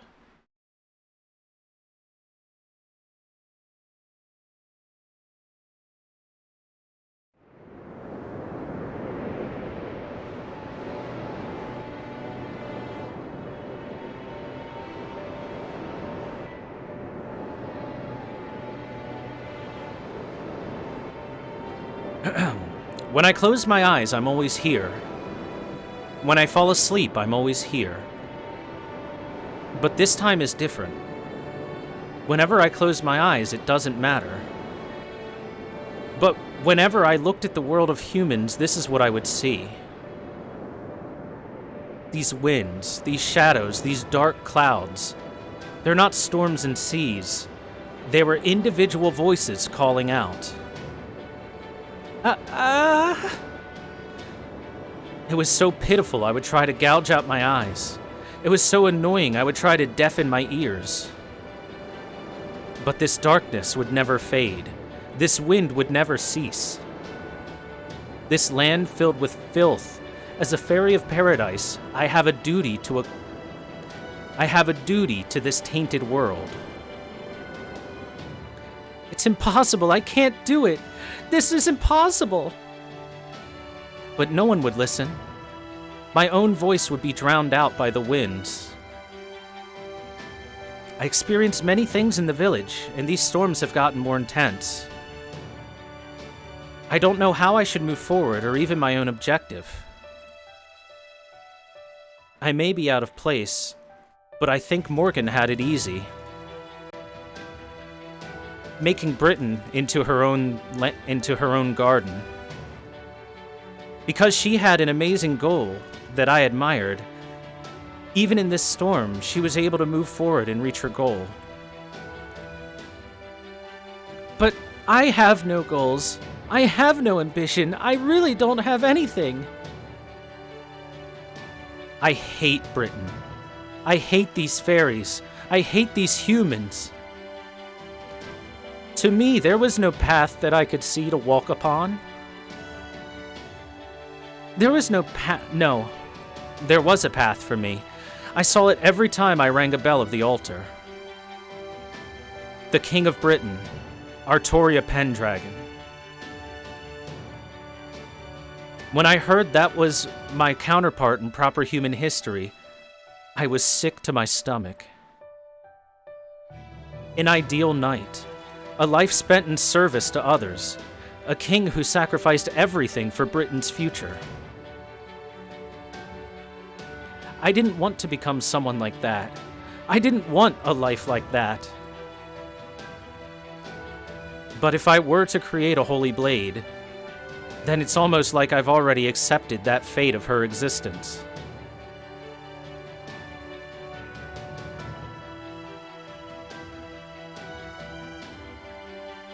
Because, without a holy blade, that young girl could have lived a different life. Maybe without a holy blade, there would have been a different path for Britain to take. I should stop. I should just give up.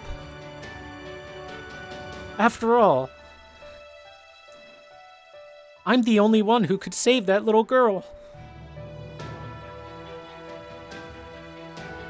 Time and again, the bells would ring, and I would think like that.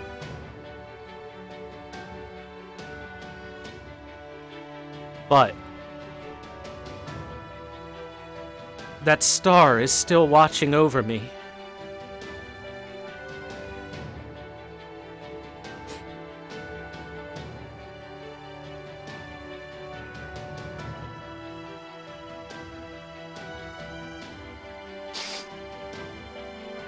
Sorry, just need a moment.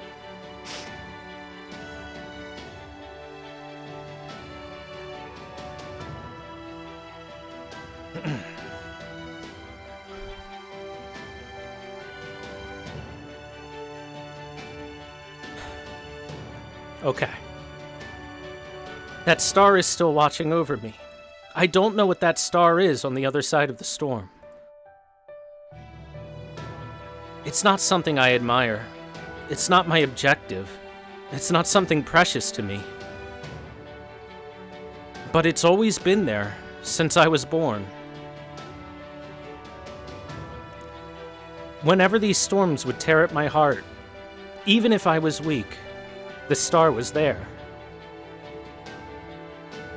I don't even know where I want to go. I don't care about duties or this prophecy. But even so, why?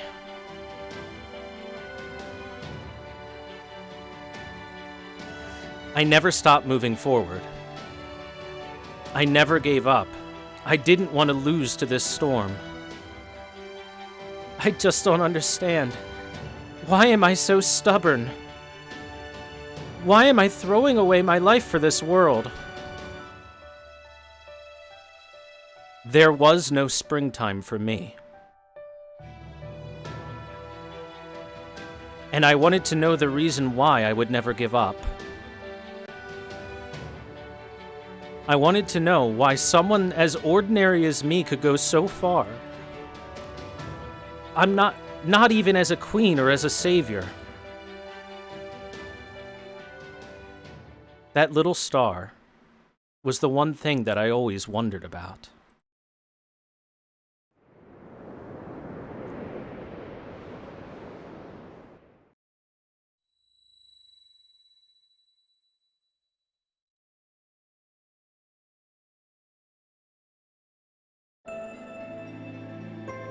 This is the Forge of the Stars. Merlin says this is the final destination for the fairies of paradise. With this forge, it will allow us to create a holy blade, a weapon that will allow us to fight against a foreign invader.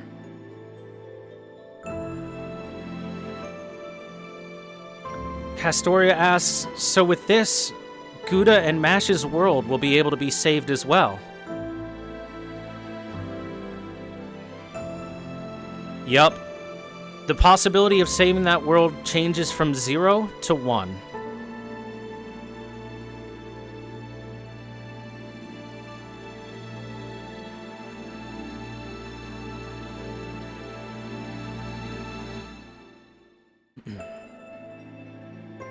Castoria celebrates that she can help us.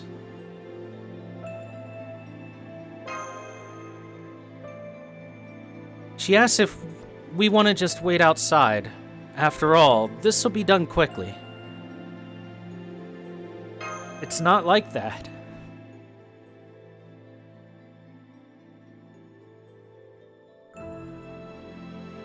Yeah, that's right.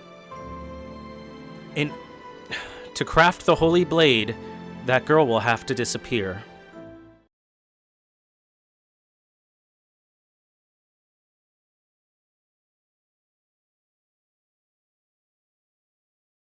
Stop this.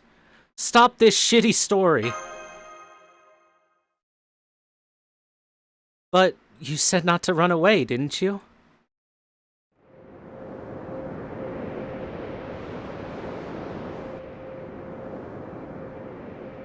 So goodbye.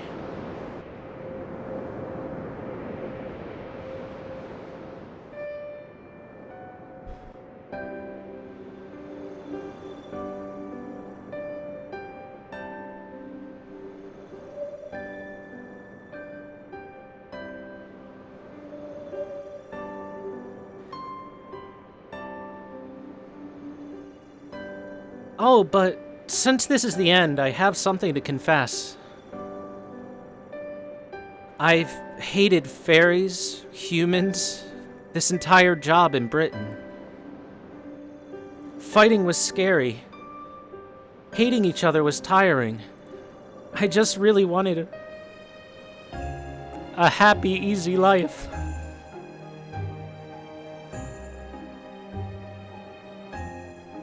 But if I said that, I knew everyone would be disappointed.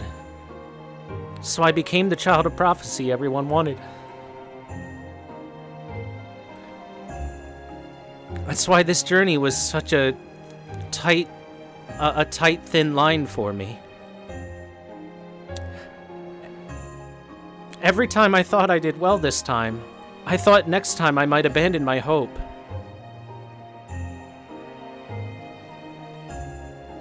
Even though I've come this far, I'm the one who's most worried.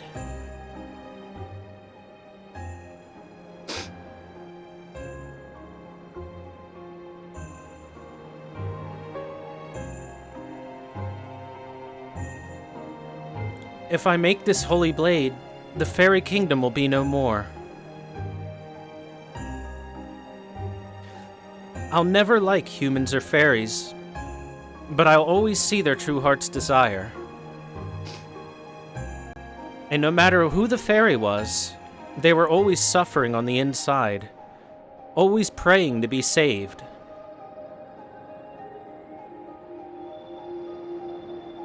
I don't think they deserved the punishment for the original sins. After all, everyone's the same, right? Everyone lies from time to time during life. But beneath all the lies, everyone truly wanted to be saved. Really, I just wanted all of it to stop. Walking the road of Avalon made me feel like, geez, this is so horrible, what's going on? But I'm glad I went through it. My life wasn't meaningless. Until now, I always thought that someone like me couldn't possibly save the world. But someone like me couldn't let your world fall because of my own selfishness. Because you see, you shouldn't be the one to shoulder the fate of the world if you don't want to in the first place. It just causes problems, doesn't it?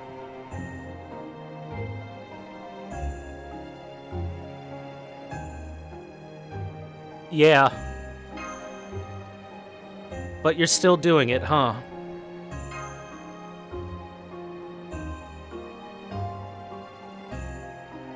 Yes, I'm doing it.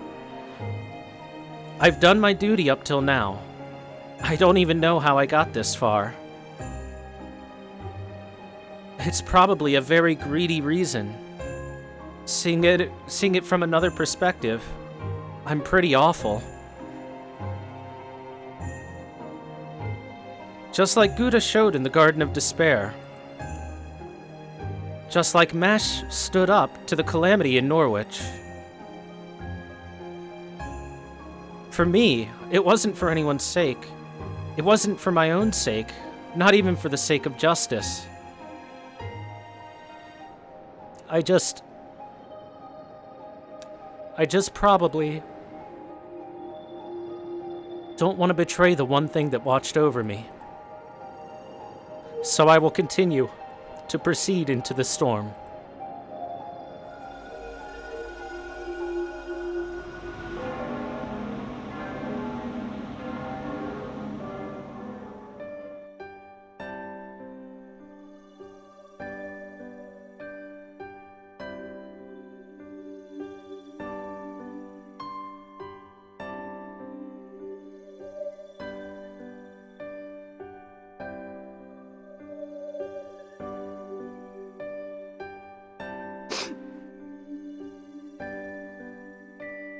My fingertips are melting, and I can't feel my wrists. After this, my memories will fade, and I'll probably just lose myself in the end.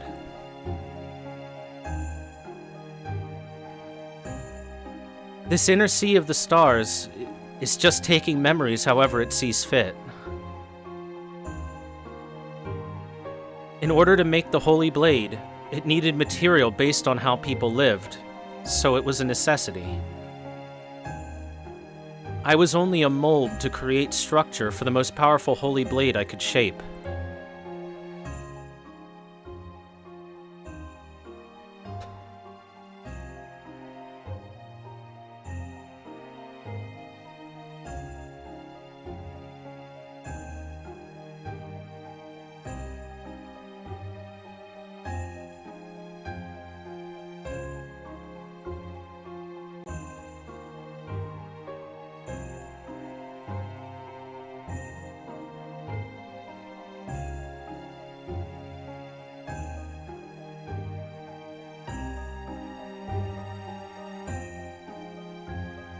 I can be at ease. With these memories, I should make a fine blade. I'll be a light that can shine through the storm. I'll never lose to evil. I'll be a star shining forever on this planet. You who are not here, I am not you. Having many hopes and dreams upon your shoulders, having many smiles for salvation, I hope I can become a good blade to whoever wields me. I'm glad. The Fairy of Paradise may not have had any springtime memories, but I, Artoria, have memories of my wonderful journey.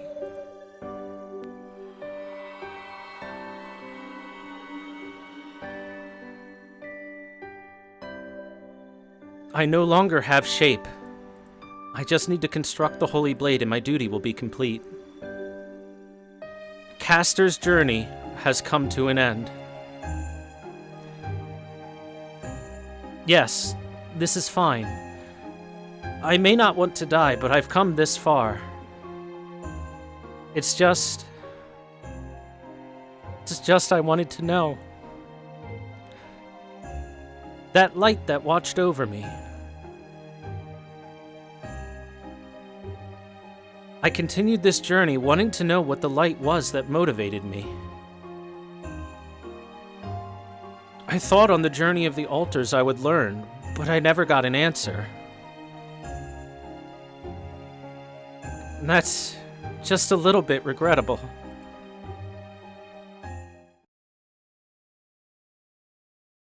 Sokai, nara koko ja mara waranai na? Is that so? Then this can't be the end for you. Hey? Why? The hell do you mean, why? Bladesmithing is my job. I've spent my whole life creating blades and perfecting my craft. Don't look down on the legacy of Senji Muramasa. Come on, get out of the way. All you needed to do was collect the materials. After that, it's a blacksmith's job. Oh? So this is the inner sea of the stars, huh? The forge of the cosmos. Just getting close to it feels like I'm gonna burn up. With this, I might be able to actually do a job I'll be satisfied with. You've got my thanks for that, Artoria. Being your bodyguard wasn't a bad job or anything, but everything's got its limits. And in the end, smithing is my specialty.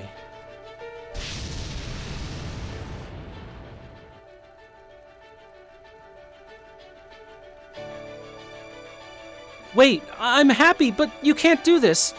Muramasa, you're gonna burn away. You're gonna turn to ash. Yeah, that's fine by me. It's a blacksmith's job to make a blade, and if this divine construct requires the value of a life, then so be it. It's only natural for a forge to be hot. Even if my syncgraph burns to cinders, my hands and hammer will not stop.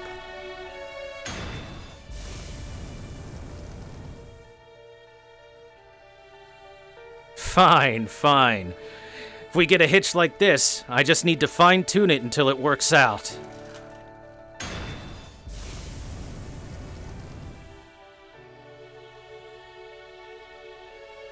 Like I said, you can't do... wait. I'm floating. What's going on? Well, yeah, I'm taking over this job after all, so I'm throwing you out. You're gonna break my concentration. See you later, child of prophecy. You didn't have to use everything in you, so take whatever's left of you and get out of here. Just a little bit. The final touch of power. You can take that for yourself. And for the rest, I'll take over this job. Besides, you bought my life from me, remember? I still gotta repay that debt. But you've already paid me back. Muramasa, I thought you were Guda's enemy outside of this world. You have nothing to do with Britain. Isn't everything that comes comes after this your real job? Yeah, well, I won't be able to face that foreign god again. But besides, I wasn't planning on going back after I was done. So don't worry. I'm just doing like you did. I'm doing exactly as I feel like doing. Well, I guess you could say this was fate from the beginning. It's a shame I couldn't make that hairpin for you. Hey, chat. Remember when Muramasa said, "Are you kidding me? That's the thing you want the most?" Remember when she remembered back the thing she wanted the most from the blacksmith?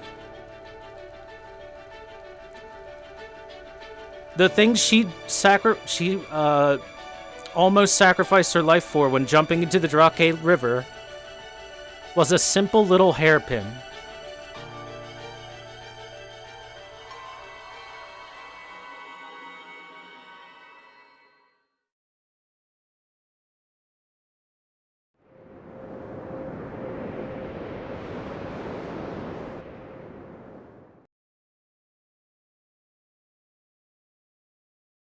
The light has stopped. Artoria.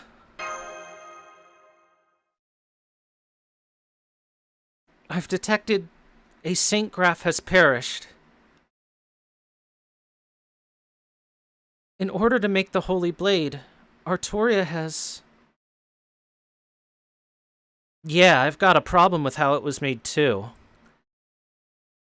This kind of method really wasn't designed for the human heart to handle. Well, I guess this is the inner sea of the stars, so it doesn't care about human hearts, does it?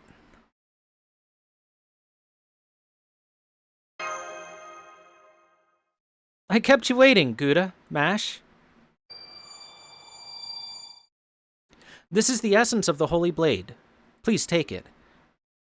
I believe Da Vinci-chan and Caldia can use it to make a fine weapon to save your world. It's a shame I couldn't just hand Excalibur over to you, but not everything can be easy.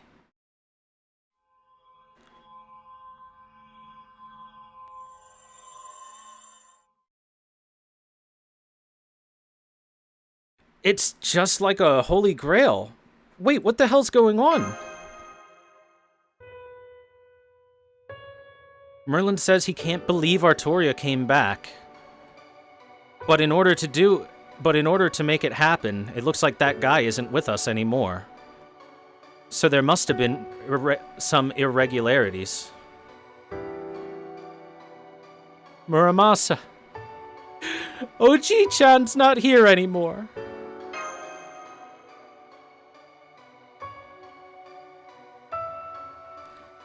Mash says she did detect a Saint Graph had disappeared. So it must have been Muramasa's. In the end, he protected her. It's just like Muramasa.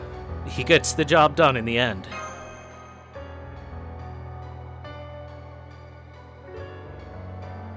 Artoria says Muramasa sacrificed himself for her, and the Holy Blade has now been forged. And with that, the Lostbelt will slowly disappear. But before we can celebrate this, we still have a job to do. We have to go destroy the calamities in this land, as they are becoming threats to humanity.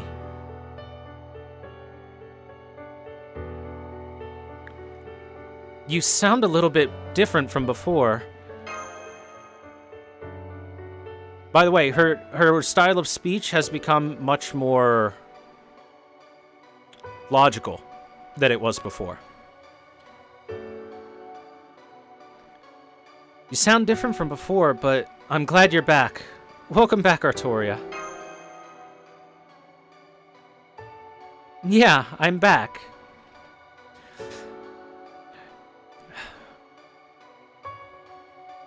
And she says she's even gained a power-up. Merlin's like, yeah, it looks like you did get a power-up, but what the hell is with this with this skill? Not hero creation, but Holy Blade creation? That's not fair, that's skill. What are you doing? Are you trying to take my job? Are you trying to one-up me, basically? This Merlin guy. Don't listen to him, Artoria.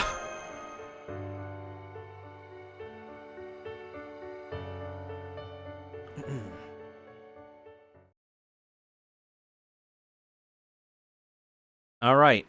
Merlin says with all this, a holy blade has been created. A star was born.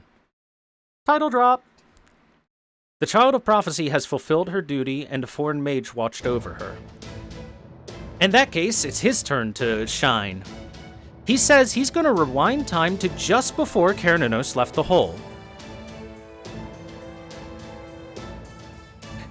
He says he's been working up a spell ever since Morgan disappeared and preparing this the whole time. He's already set it up to put Cernunnos to sleep and have seen everything up to now as just a dream. So it's going to be about 2 hours before he came out of the giant pit.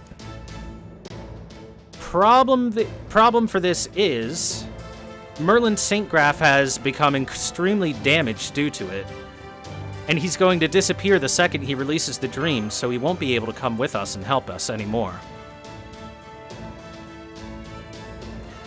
He does say, after all, I couldn't let that girl be the only one trying to make a huge sacrifice.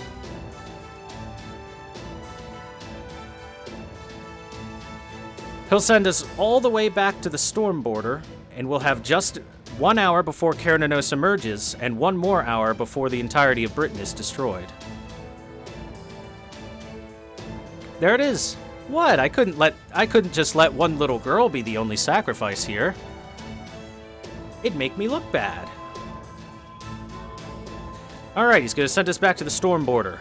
1 hour before Karanos rises from the pit, which means we have 1 hour, 1 hour after that, before everything is destroyed.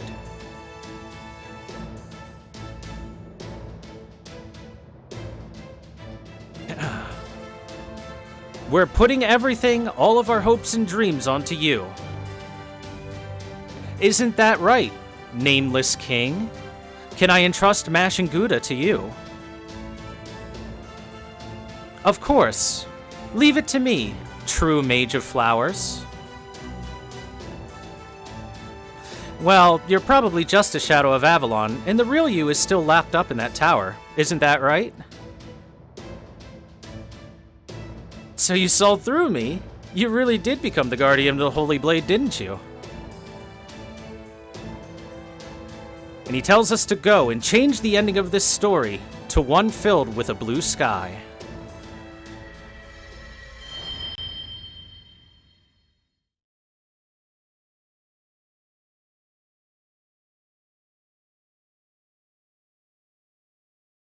All right, my time is up. I'm glad I was able to say goodbye, but I'm at my limit here. Oh, but I did forget to ask one more question. Using my clairvoyance, I've watched the journeys of Caldia many times. But it does seem this time, Gouda-kun was talking to himself more than ever before. Now I wonder what that means.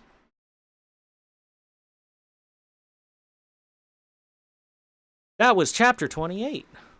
That was a very dialogue-heavy chapter, and I hard translated a lot of it, even though this is a summary, because I think it needed to be hard translated. I don't think I could summarize my way through a lot of that without losing an insanely large amount of the impact. Honestly, I could summarize everything in just a few minutes, but all the feeling would be lost. So, let's move on to interlude number 3.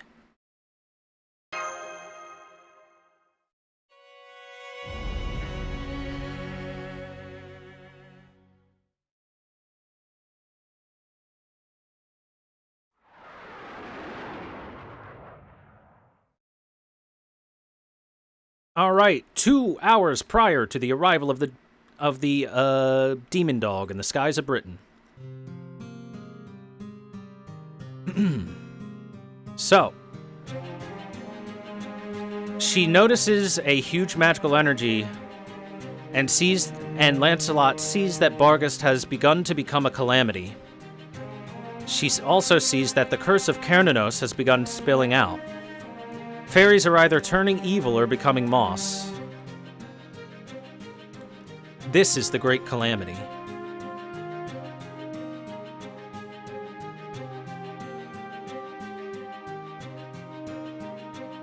Lancelot flashbacks to Aurora, telling her that Ainzel was an evil fairy rebelling against the queen. And telling her that because that fairy is evil and working with the fairies of paradise,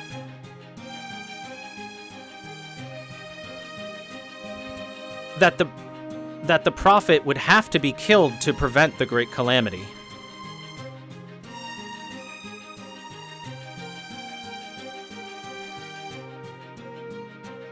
Do I speak Japanese? No, I read Japanese.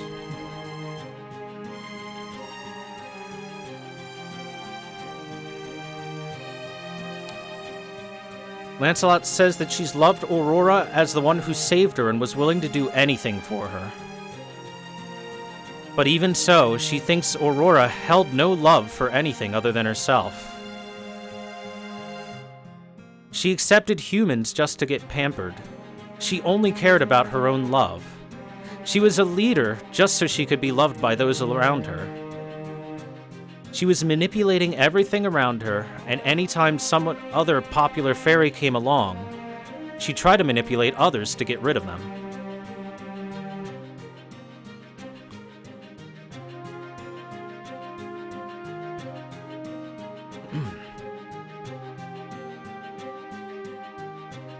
And so, Lancelot went to kill the fairies of the Mirror Clan.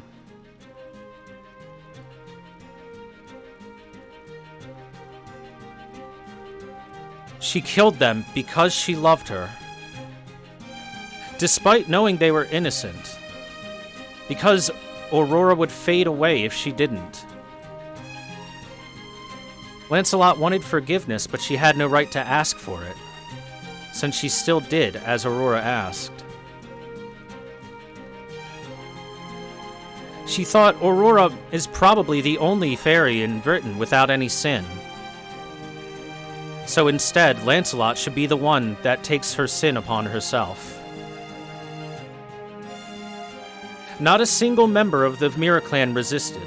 They all offered their lives up willingly and smiled while she struck them down.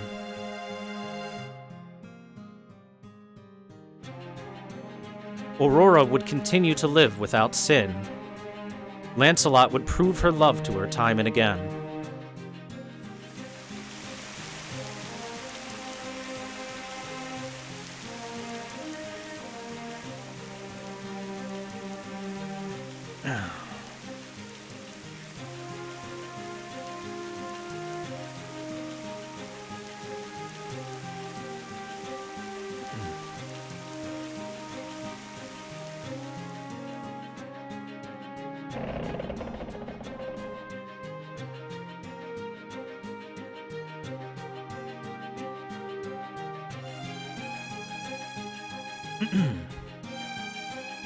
Aurora, upon receiving the report about everyone dying,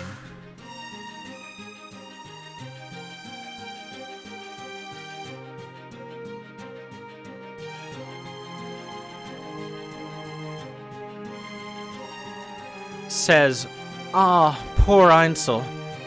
The only thing that could have done this is some horrible monster from outside of Britain."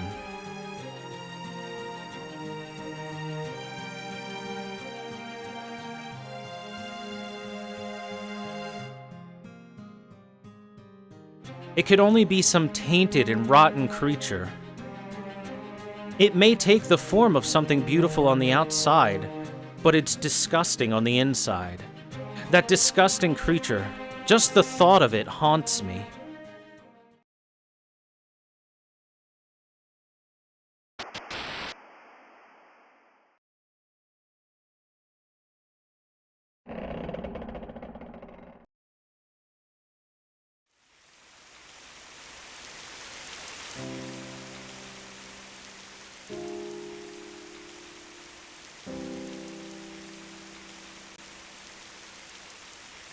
Lancelot says it was a miracle that she was raised out of the mud.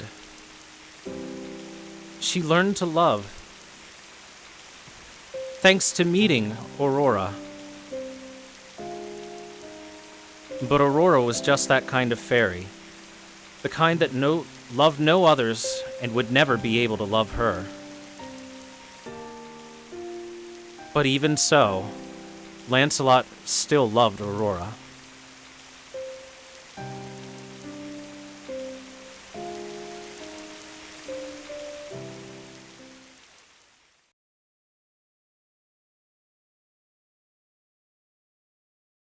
Lancelot thinks to herself she should use her life for Aurora's sake, all the way to the very end, and decides she's going to return to Salisbury.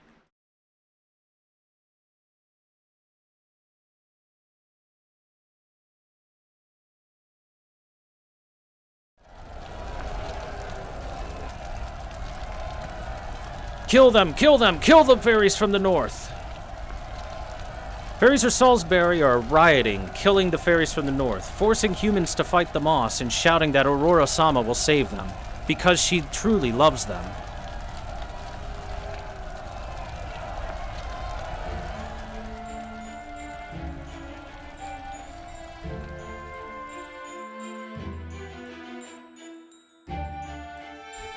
Lancelot heads to Aurora's room to say that Salisbury has already been lost. Aurora says she's so glad that Melusine is here. After all, her precious powerful knight is the only one she can rely on. She goes on to say that, yes, it would seem Britain is done for.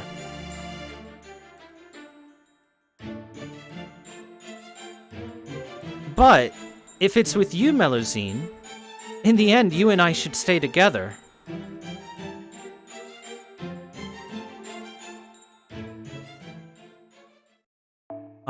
Yes. We should stay together to the end. And together, we should run away together. If it's you, you should be able to take me, right? What?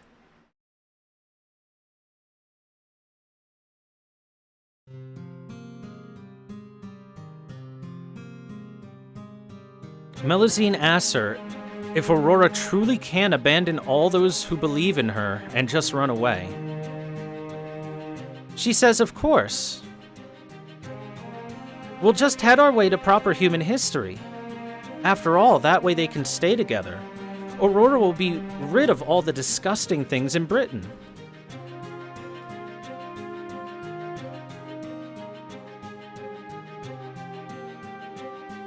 She can set up a new town, find new people to love her, and rule over everyone there.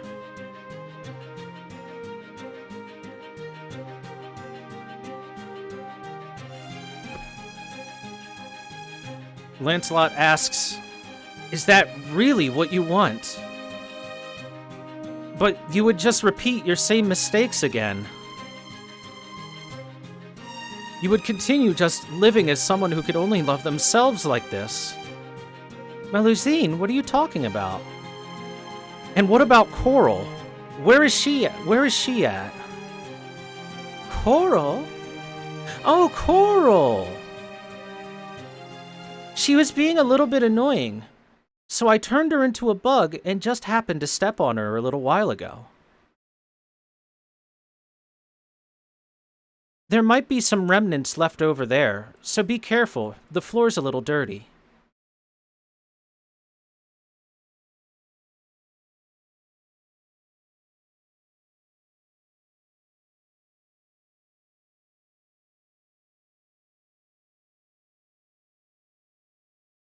Lancelot says she still loves Aurora. She'll still believe in her. And she'll still grant all her desires. Aurora says, yes, that's exactly what I'm talking about. Then let's hurry up and head to the outside world for an interesting journey.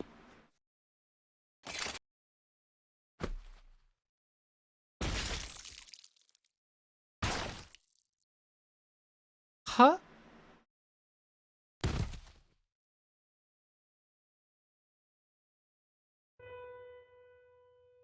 It's not all right. Nothing is all right.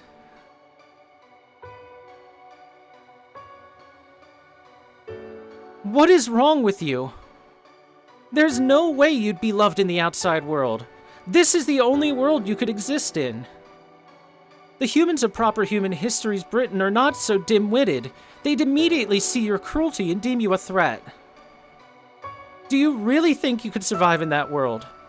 You who needs to be taken care of every day.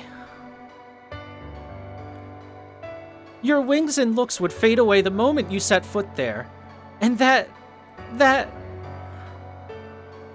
You would be the one least prepared for it. You would fall to despair and stop loving yourself. You'd continue to lie to yourself. You'd become more horrible and try to live your life the same way, and you would die a little every time you saw yourself in the mirror. For other fairies, they may be able to shrug it off.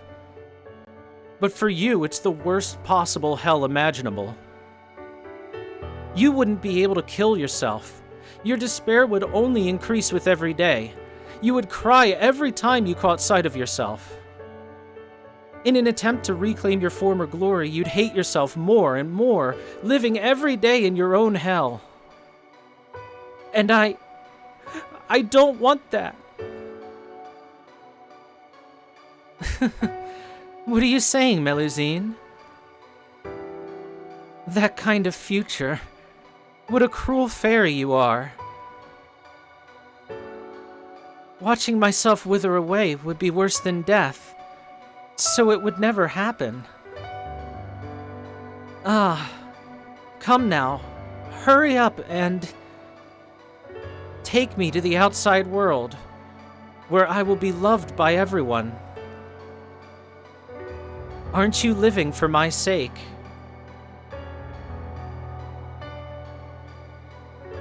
That's right. If I could just live for myself, this would all be fine. Because in that case, I could keep living on. Because if you disappear, I'd just return to non-living flesh. But I can't lead you down this path to hell that's awaiting you.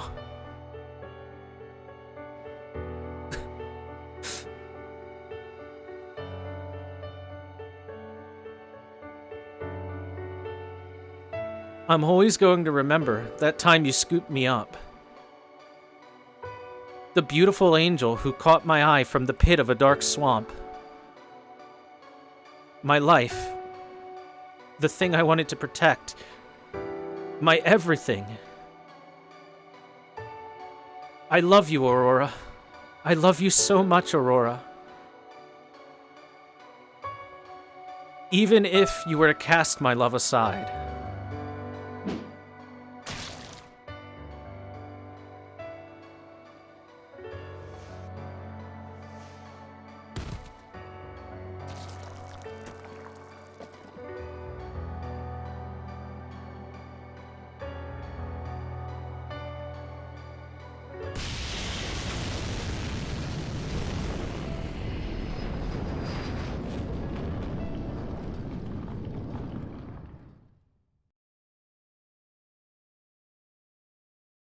Man, everyone thought Gen Urobochi was going to have the harshest and most heart-wrenching of Lostbelts, but it was I, Nasu. Chapter 29, let's go.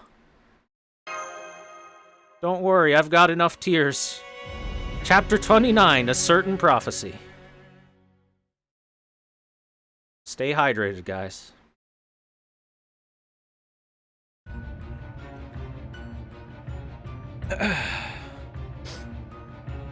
Fuck the fairies, but not fuck Fairy Knight Lancelot. Melusine was innocent.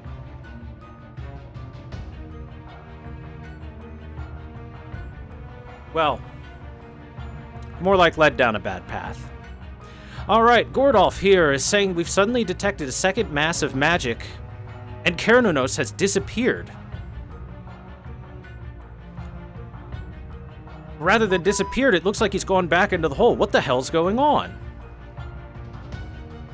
Da Vinci says she has no clue what's going on. It's almost as if time has reversed in the giant pit.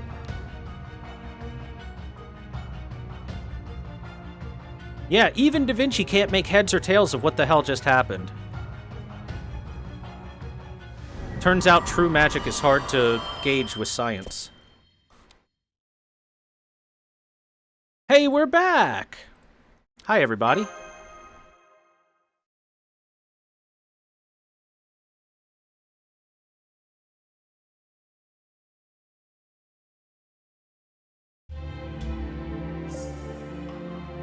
And that's everything that happened at Avalon. Alright. We've given our report. Holmes comes in and tells us to have the Holy Blade energy we got analyzed, set everything up, and then begin preparing for the battle against Kernunos from the bridge of the ship. He goes on to say, since Kernunos is a god, he must have a god's core.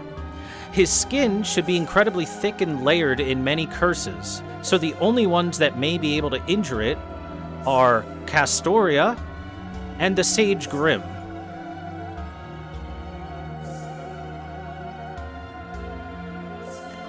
He then goes to think about it for a second and says, even after that, in the worst case scenario,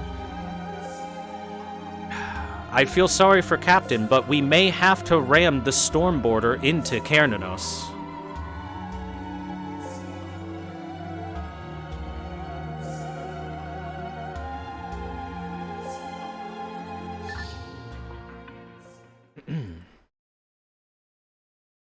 Alright, he further orders that according to their data, we have at most 2 hours, so we have to quickly research what can be done about anti-curse energy and coating the ship with it. On top of that, we have to make plans for dealing with the calamities at Manchester, because Bargist herself can't be left roaming around.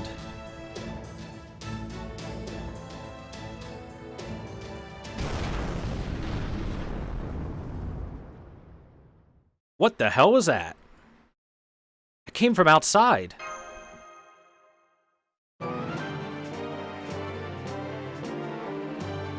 And just like that, a super speed monster has attacked us from outside the ship. Munier has to take evasive maneuvers to prevent a head-on collision.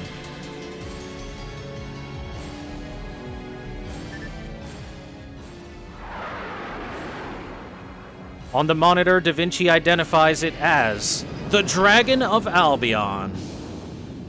Look at that. Hold on. The crest of the round table shield is on the wing, along with numbers engraved onto each one of the wings. That's cool as shit.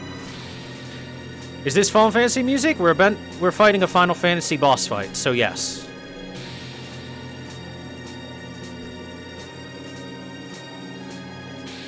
This is a fighter jet? No, that's a dragon.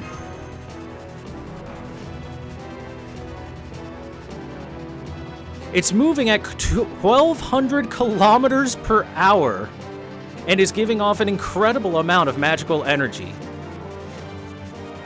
Mach 1, Mach 2, and still speeding up.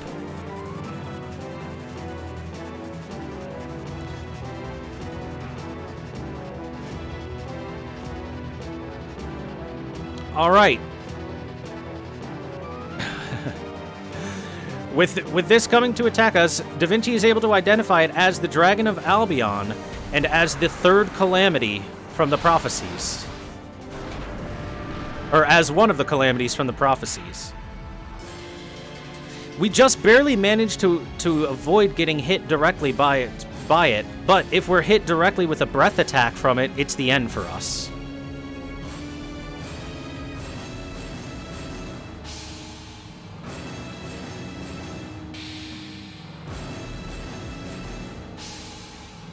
The third calamity.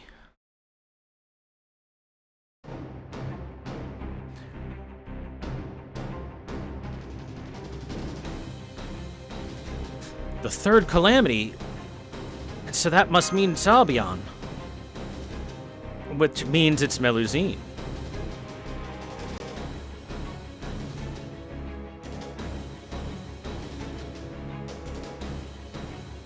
All right.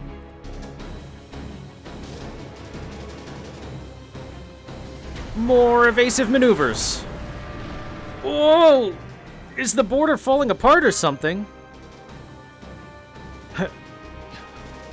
Basically, Captain, we can't handle a direct attack. It's too much magical energy, and we can't escape it. It's moving way faster than we can.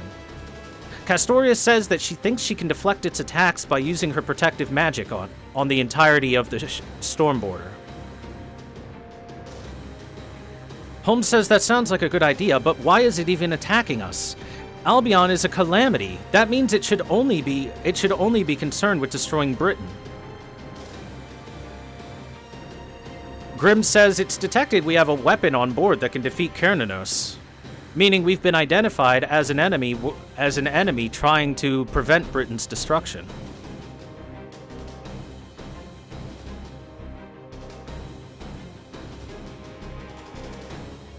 Alright, Holmes comes up with a plan. He's going to put Castor Artoria on the helm of the ship to take the attention of Albion while we try to find combat plans.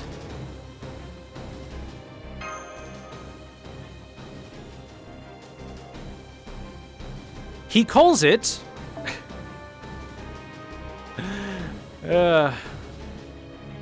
Yep. Let's see it. I call this plan the Titanic maneuver. What do you think? Holmes, the Titanic sunk. That's a terrible plan.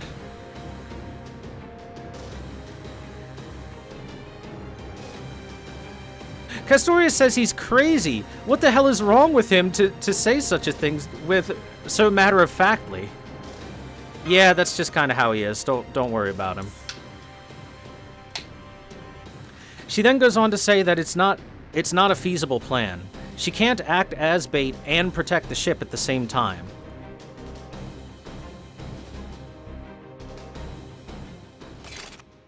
Percival steps in and says he'll act as bait for Albion, while Castoria protects the ship.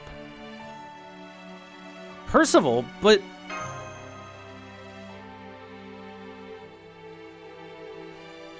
I'm sorry, I couldn't stop Percival from making his way to the bridge. I'm sorry, but you're not going to be able to work, Percival. That is a calamity. It's only after the Ferry of Paradise.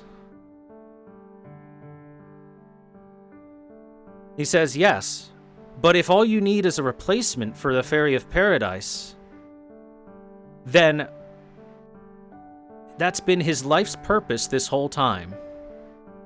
After all, he's an artificial child of prophecy, so this is the perfect job for him.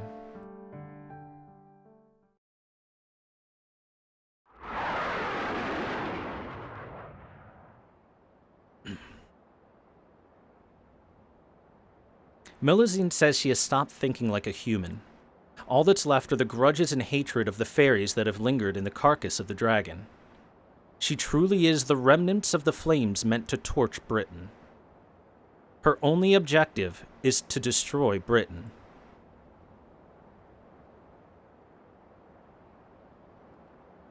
She no longer has the feelings of a human. She is merely a machine meant to seek out her objective.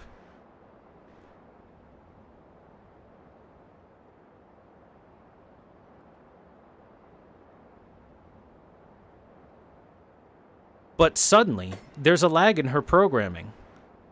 A pain wavered into her empty heart because she saw a form standing on top of the enemy's aircraft.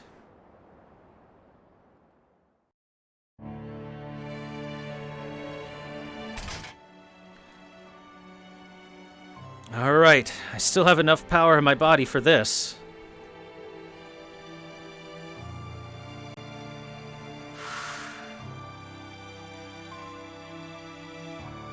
Percival says he may not have much power in his body, and he may not be able to move much anymore. But that makes him the perfect bait. He asks for us to not think of every fairy here as evil. For just like humans, there's both good and evil in all of them. More evil than good, fuck the fairies. Even if the results are sad and terrible, he still believes the fairy kingdom of Britain was a beautiful world. He wants to take pride in what was accomplished, and though his world will come to an end, ours will continue. So please, save everyone.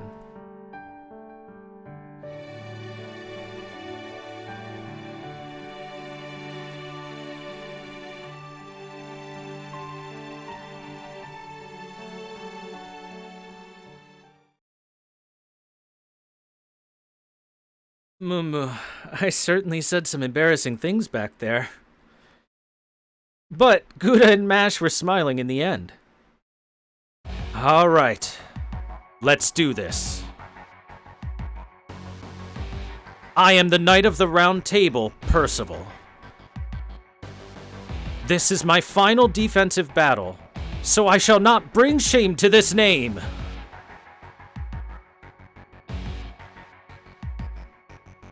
Yeah, but I can't really be such a great person as that.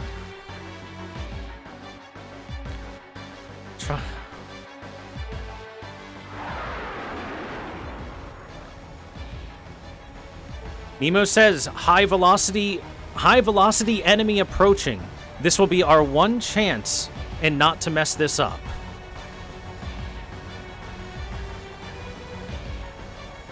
Contact in 10 seconds. Beginning battle with Calamity.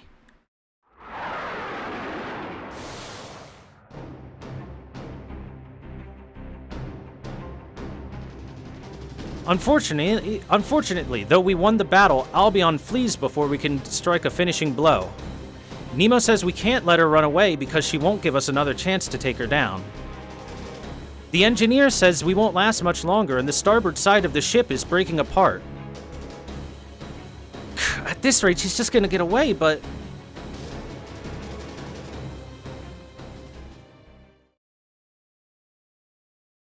No.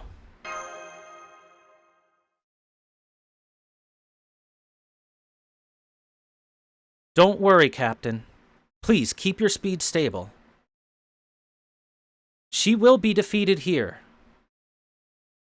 After all, we have the strongest knight from this land of Britain here.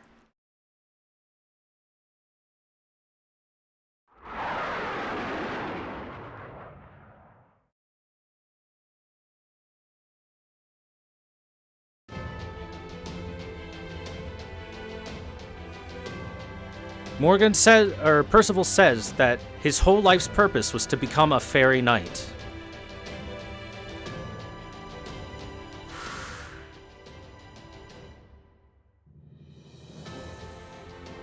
In the flashback, Lancelot says Percival is growing more impressively than any other fairy, or any other human, and she's become very proud of him. Wait, you can't start crying while swinging your weapon around. Oh, what do I do? I'm sorry, I don't really know how to deal with the feelings of humans right now. She goes on to say it must have been hard on him, leaving his friends behind, taking on this training. But someday he'll find something even more important to him than anything else. That, no matter how cruel or harsh the world may be, once you've found something you love, then that's...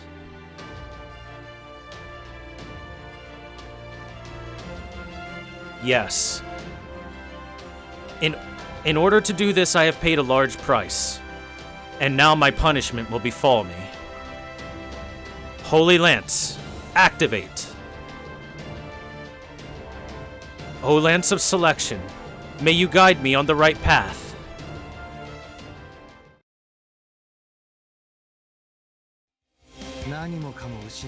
I've lost everything, but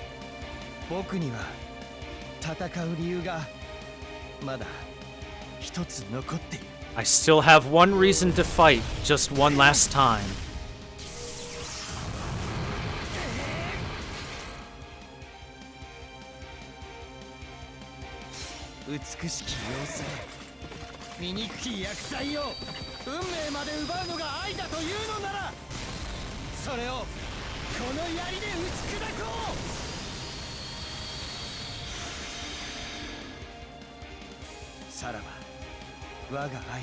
Goodbye, my love.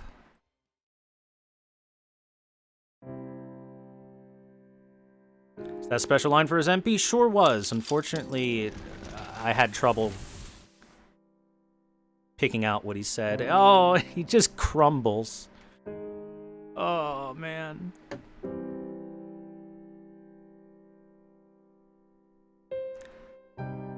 The Lance of Selection pierced through the dragon's core. The dragon's body loses strength and little by little descends. The body of the knight crumbles to dust. That was the last thing the dragon saw while falling to the earth.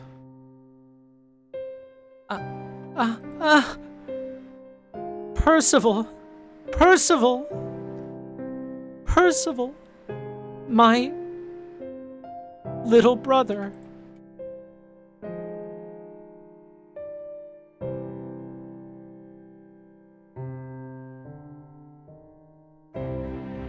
Her empty heart was filled with pain. There was no longer the sound of cutting through the wind, but all she could hear were the sound of tears.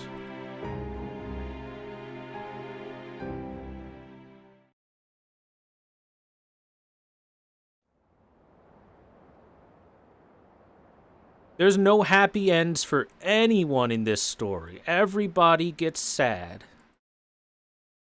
Gordolf congratulates us for our victory. However, our status report says that the storm border has been greatly damaged in the fight. It's going to take at least 30 minutes to do minimal repairs.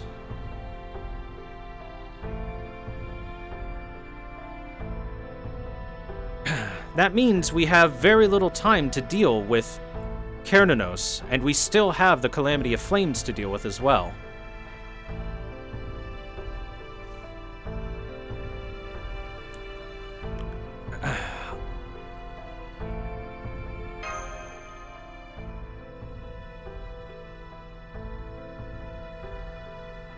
I'm sorry, that was the Calamity of Flames we dealt with. We still have to deal with another Calamity, being Barghest.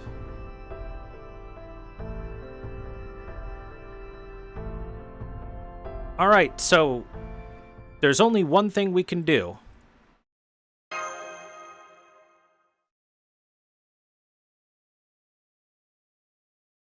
Split into 2 squads. Mash insists on going to stop Barghest before she can become a threat to humanity. She wants to keep her from destroying her hometown of Norwich that she's heading towards. Gordolf says that at most he's going to allow Mash to come with us, but we will not be permitted to take Caster Artoria or Grim because they are the only 2 that are key pieces to stopping Kernanos. He says if we do not return by the time that they have turned the storm border to head to the huge hole, then he will just leave us behind.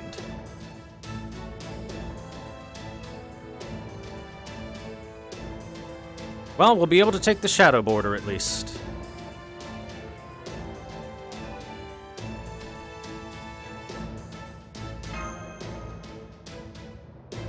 Yada yada.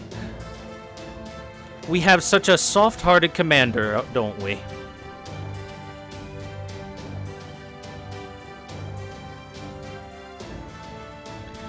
Anyway, we need a driver.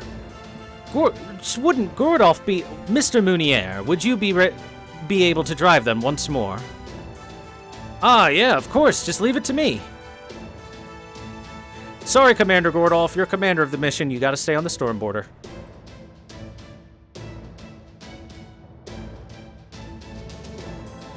Alright, on top of that,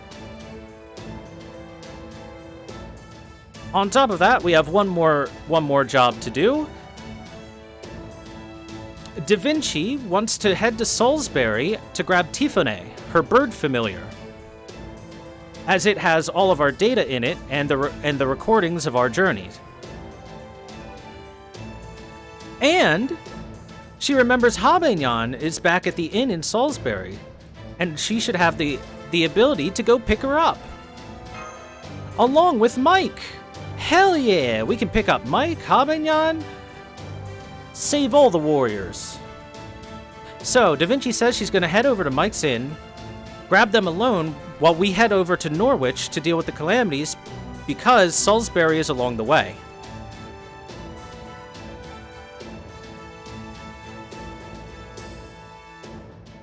Alright, sounds like a good plan to me.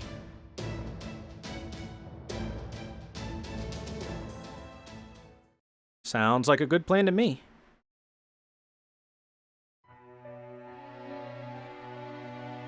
Remember, there's going to be lots of direct translations because there's so much important stuff here. Here we go. May there be curses upon the tribe of the Fang. For one day there will be an animal far stronger than you. A human-like beast stronger than any other.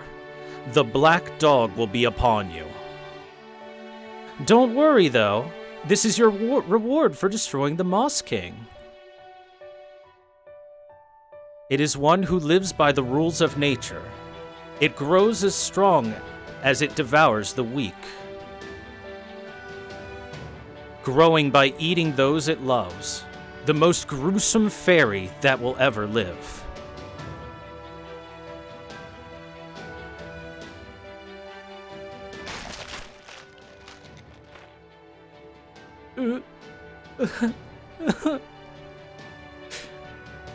She struggles and mourns as she devours the flesh of the fairy she so dearly loved. This time it was a lover born of the forest, a spirit lingering by. It was a vigorous fairy that could even stand against her. She approved of him, she fell in love, and made love. She truly respected him, and thought surely this time she wouldn't end up like before.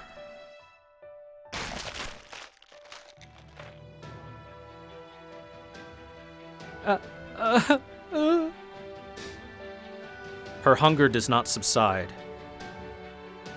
No matter what she tries, her instincts win over. She quenches her thirst by feasting upon the flesh of her love. It's delicious. I loved him. I hate this. The more she loved a creature, the more delicious the flesh was. It had been 400 years since she was born. She had overgone many trials to control her appetite, but her sanity has fully crumbled now. Every time she loses a loved one, she falls to despair. She would always want to follow them.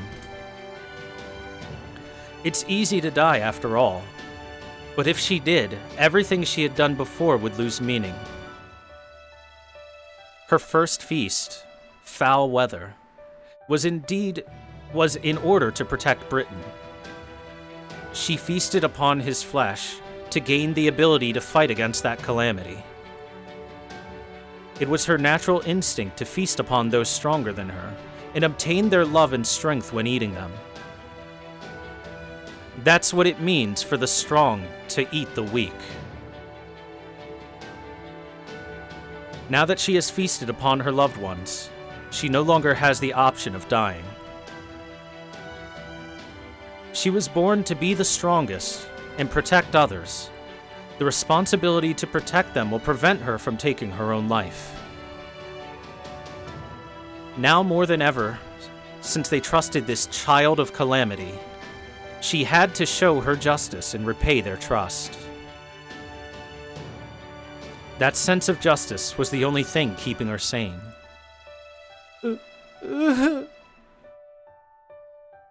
But her limit has come. A disgusting fairy like her should not exist. She cried and cried before she could pull her own horn out, before she could try to pull her own horn out and stab herself with it. A young boy. Excuse me, are you the one who was crying? It was the year 2000 of the Queen's age. She met a human boy. Weak and frail.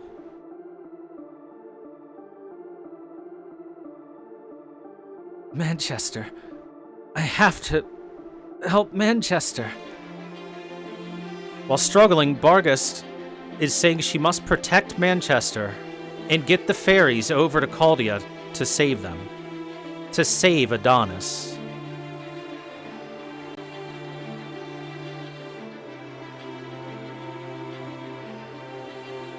On that day, when she met the boy, it was 17 years ago. Meeting that boy was the first time she felt peace.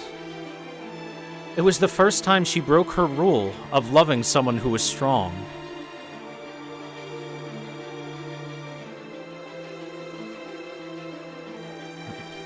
But she was happy. Because he was weak, she would not consume him.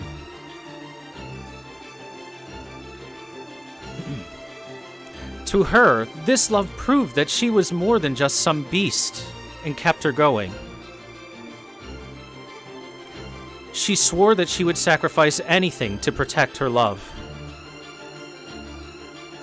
She felt deeper and deeper in love with this soul. To fight for equality between human and fairy. She would even make a territory of her own if fairies would follow her.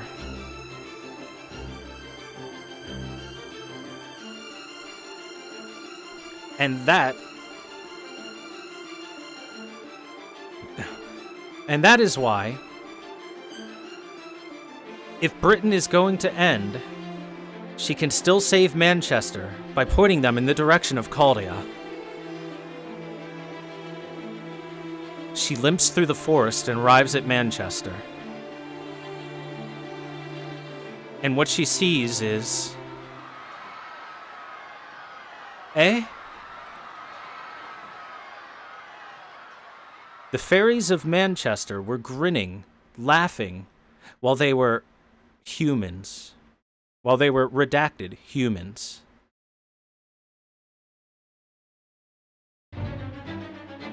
Get rid of them! It's time to move on. Ripping them apart and disemboweling is so fun! Their first cries are so great! I love their final voices. Now kill them before Bargus returns. Kill them, kill them. If she were to find out, she would be very upset. But every day behind her back, we were redacted them. Bargus would probably beat us, asking why we didn't let her join in. What? What is this? What the hell are you doing? Oh, we've just... Oh, hold on. The fairies all turned to her, with smiles on their faces and laughter. Well, we've just been doing what you have. We all knew you were hiding in the back of your mansion. You were just playing house and having fun, so we're just imitating you. It's so fun. It's so fun to do it. Every day is going to be so fun now. Imitating me? With this? By killing humans? I never hurt humans. I never...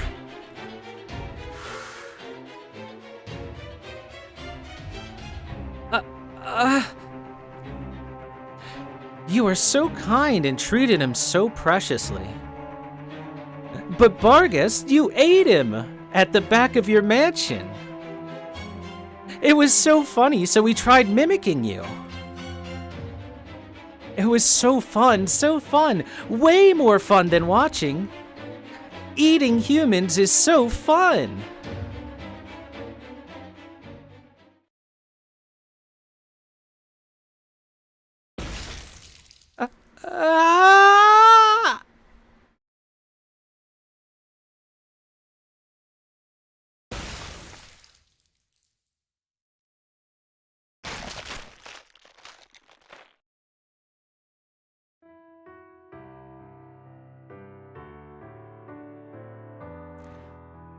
I would dream of the sins I have committed. I was crying, in tears, feasting on my beloved. You're crying again, aren't you, Bargus? Here, come here. This is a bedridden boy, by the way. It's okay to cry. Just tell me what's wrong. Don't worry. I'll never hate you, okay? I can only feast upon the strong, so there's no way I would feast upon him. Here, when you're suffering, you should tell a fun story. Let's talk about your favorite Knights of the Round Table. I just drifted ashore here as a changeling. This place is very warm, but a little sad at the same time. But I can still tell you stories of those knights you've admired for so long. But I was already broken back then. And because I was, it didn't matter if they were strong or weak. See? Look at this garden. The flowers are so beautiful in it. Unfortunately, I can't walk anymore. But you planted a new flower just for me again, didn't you?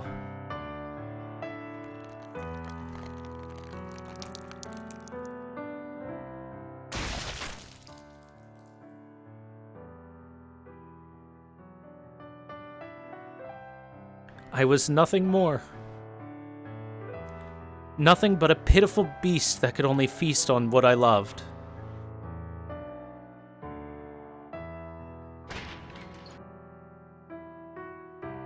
Are you going to end your life to atone for your sins? I understand your feelings, but calm down. Didn't we read this at the beginning of the story? Yeah. We read exactly that part when Bargus was having a flashback to Adonis in 6.2.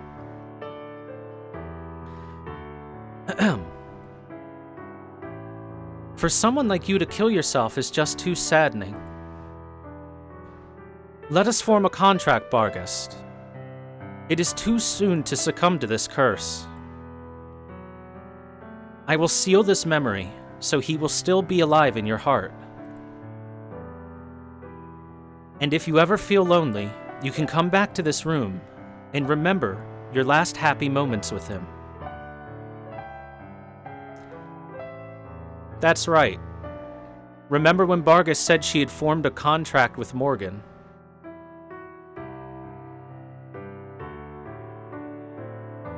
Morgan is literally the nicest person in this entire Lostbelt by infinity.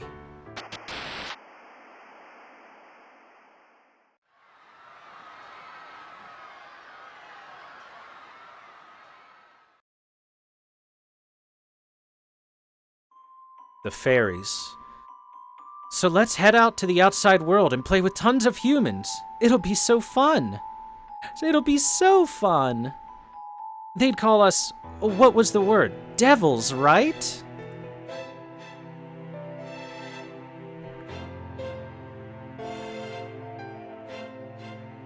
The thought came to me.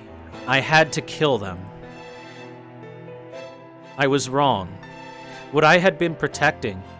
There was no justice in this land. I must take responsibility and keep them from the outside world. Look, everyone, look! Bargus is smiling! Aw, but you're still crying, aren't you? Big crybaby Bargus. So, what's your next prey? What's your next prey? You'll let us feast on it too, right? Her last thought was that she should eradicate every last one of these vile creatures.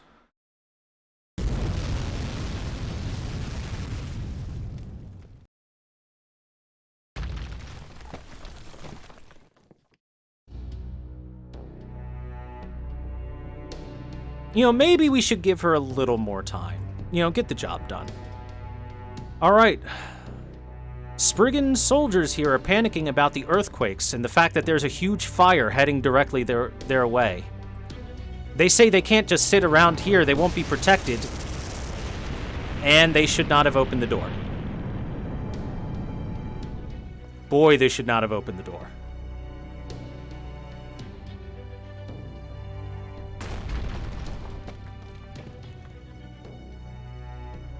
Spriggan says, run away. What are you, idiots? And leave all my precious valuables back here? After all, I've been here for over 100 years. I'm in the most ironclad tower in Britain. He's begging for the quaking to stop, because he can't let all these valuables get destroyed. He goes on to say his lifelong objective has been to collect as many treasures as he can, and he'd rather see all of Britain burned than abandon them.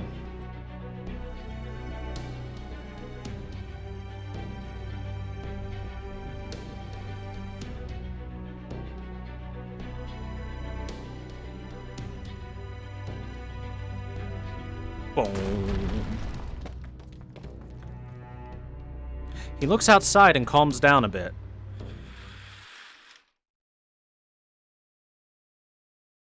Nonto.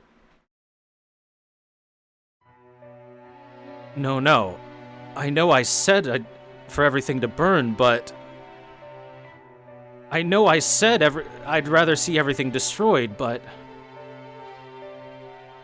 He did indeed say he hoped for the destruction to wash over Britain, but that was just words.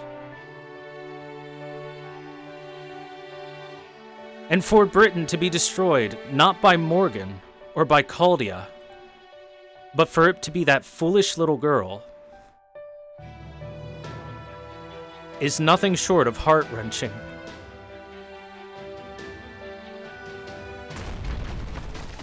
All that effort she spent, wiped out in one little bite.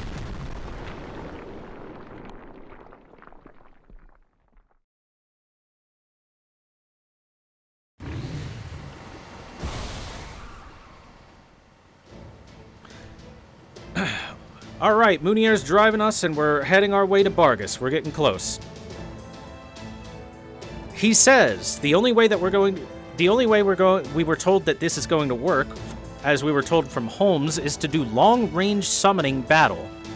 It's the only way to prevent Bargus from devouring our magical energy and basically draining us into nothing.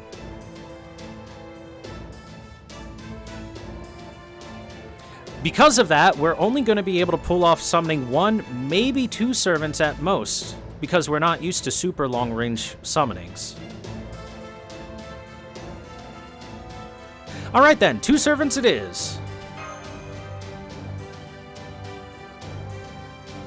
You didn't hear a word I said. I said maybe 2. Oh, well. All right, he's pulling out the long-range scope to take a look and see if he can find Barget. Whoa!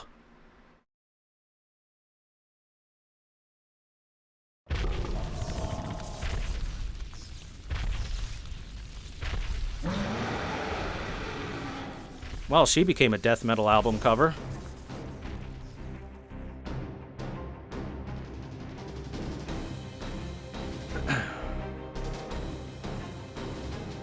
She's over 40 meters tall and eating lightning as she walks. We have to deal with that. There's no way we can do this. We have to deal with that monster with the storm border.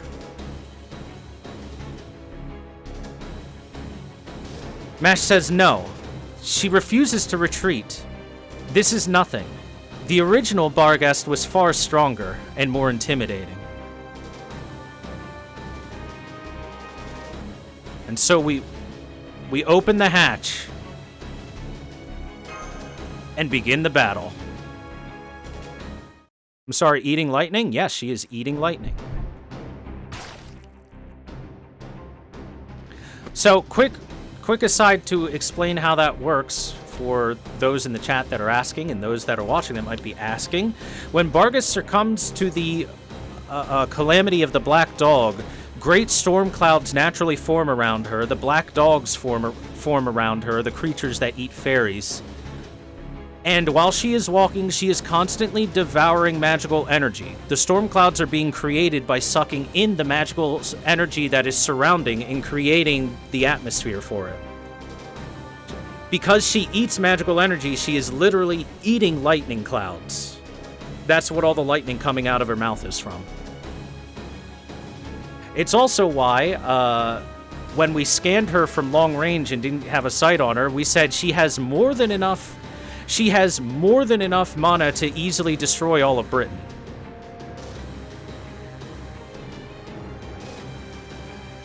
So yeah. All right.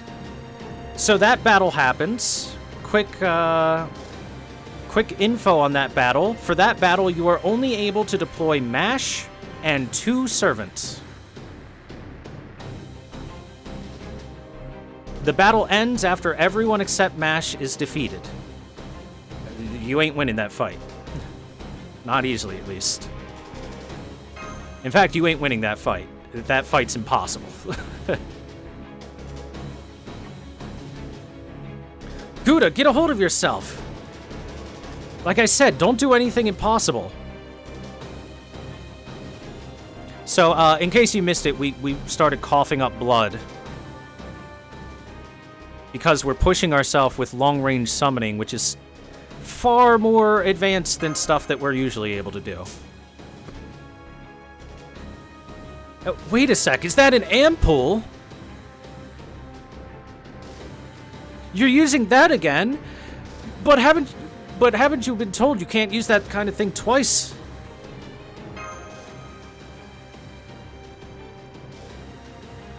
Yeah, but this is Mash's battle.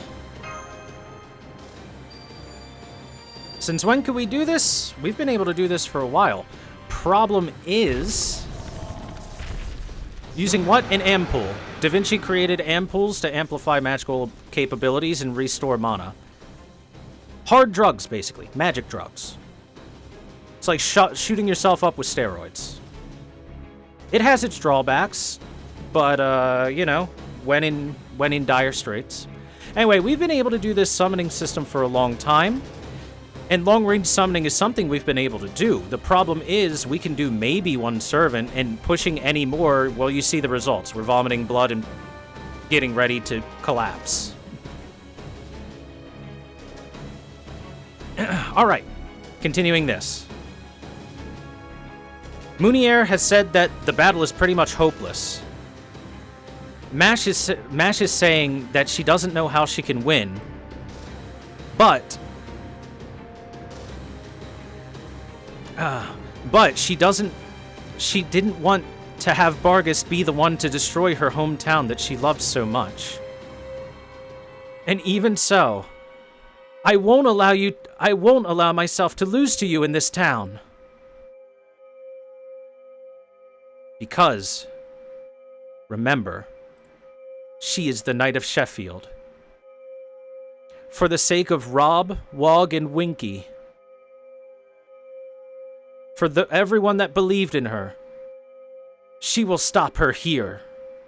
I am the Knight of Sheffield, Mash Kitty A-Light.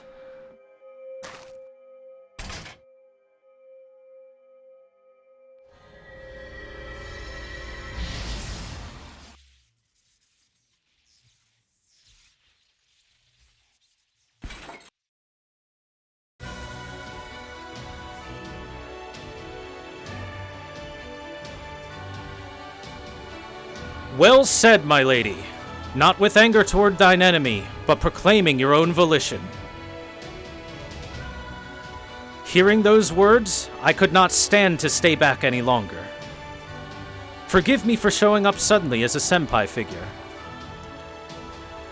But may I have your permission to join you in this battle, Dame Mash? Hey, remember when Tristan suddenly got summoned out of nowhere? Mash's shield did it the whole time. Also, the name of Gawain was the Knight of the Sun. This name, the Knight of the Lake. To think I would lose a summoning race to you. And here I thought it was my job to protect beautiful young maidens. But of course this lady does not need any escorts, does she? Her fighting spirit and courage is like lightning itself. She reminds us of us back in our heyday. I will not let you take all the glory in this fight, Sir Gawain. Even if I'll have to be called a doting parent for it. So you just showed up here like it's some parent-teacher conference meeting then, Father? No. I love the little Galahad pop out there. No, I mean, I thought proper human spirits couldn't be summoned in this Britain.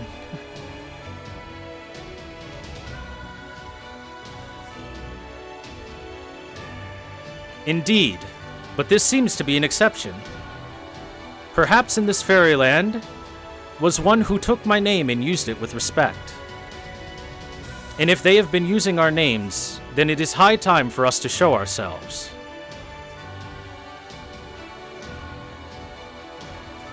Umu. I am not sure who took my title, but their bravery, their actions, thanks to them I was able to stand here. These Saint Grafts will last but a few minutes, but this is all we shall need. You take the left leg, Gawain. That beast has magical energy rivaling Cath Palug. There is no time to fight over who does what. Yeah, I was like, we're gonna fight the beast Cath Palug in Britain, and while we didn't, we got kind of Cath Palug. And you as well. Just because you were before Dame Mash, don't get lax. We have 3 Knights of the Round Table here. Losing is not permissible. Let us go, my Round Table comrade. We shall create a path for the Shield Knight to deal the finishing blow. Indeed. Lancelot, engaging!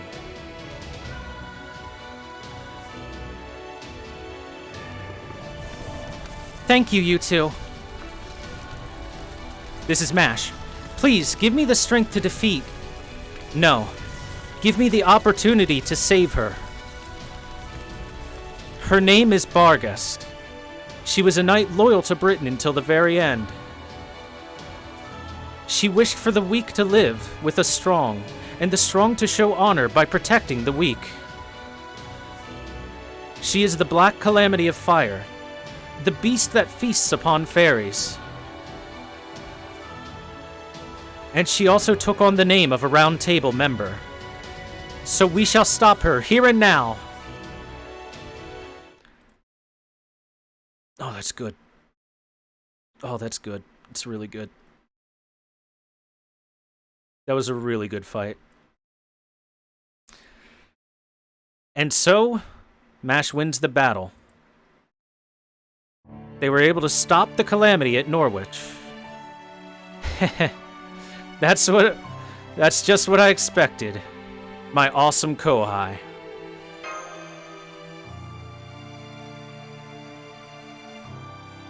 But unfortunately, we have overexerted ourselves. After all, we did long-range summoning twice. We summoned 2 servants long-range twice, which is far beyond what we can do. Munir demands we sit down and take a rest immediately. He's going to take us back to the storm border.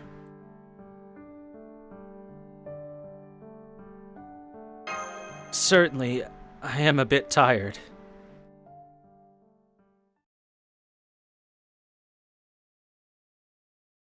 This is pepperoncino. I don't know why, but I always know just where they aim. You must understand, I'm the same. We're just trash. We're not thinking of how to continue things, but just how to end them. Be sure to keep that in mind. Don't let your guard down, even until the very end.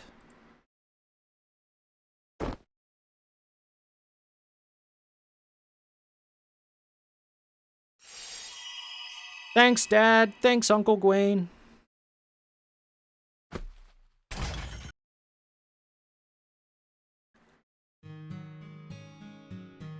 MASH has won the battle. The calamity has been stopped by the Knights of the Round Table, or exercised by the Knights of the Round Table. But as that huge magical energy was dissipating, she noticed that dog let out a single final tear before disappearing.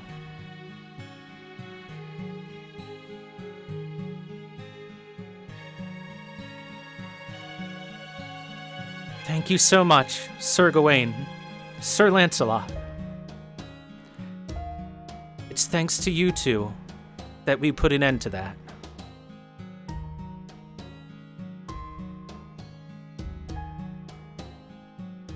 The narration explains that the Knights of the Round Table were able to be summoned due to the knights' names being used in this world. On top of that, due to MASH's own devotion and determination taking hold. But it was at the cost of MASH's strength being reduced to mere cinders.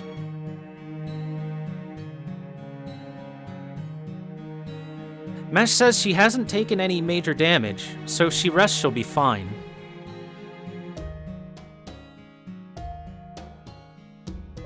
At this rate, she'll only need 3, maybe 4 minutes of rest in the shadow border, and she'll be able to recover.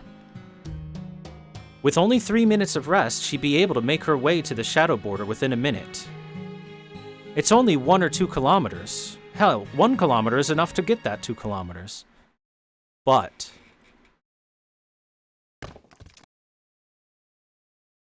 for every Red Riding Hood, there is a big bad wolf. And if your body's that tired, the wolf's just gonna eat you, you know?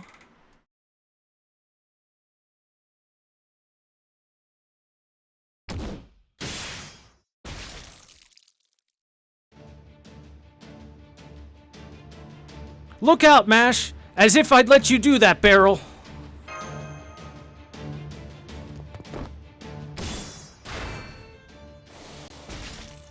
Senpai, no, how did you... I just had a terrible feeling, so I started running. So, quick fun fact here. In the original... or in the Lostbelt preview video, the commercial song, and I actually learned this from another streamer. They explained it at one point. I went back and watched what their summary was. Apparently, that line of, I just had a terrible feeling so I started running, is in the lyrics of the song. So really good job tying that in. Very clap. That's a fun fact.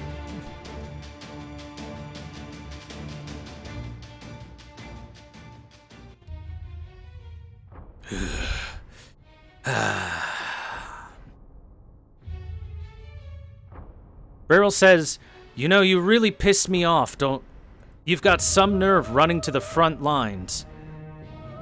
You're some shitty master to be able to run all the way out here. And now we've put a stop to all his fun." Damn it. I guess this is about the end of the road for me, huh?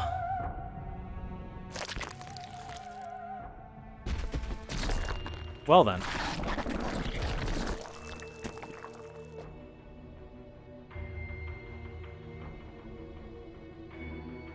Your body, it's all ready. Beryl Gut, as I thought, you are still alive. Beryl says, yeah, I can't die just yet. Isn't that right, Mash? Sorry, it's been so long and I left you alone. But he says he's here to be with her now. And he talks about how this place has finally become the perfect concert of pain for them.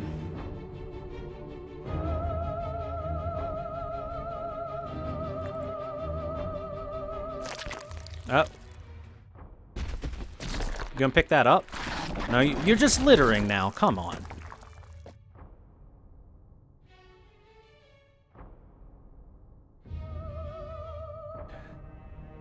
Beryl, what the hell are you talking about? What? Of course I'm talking about love. Love. All I want to do is love Mash. So don't get in my way or I'll kill you. Come on, you tell him too, Mash. This is all about communication. This is just the way I show my affection.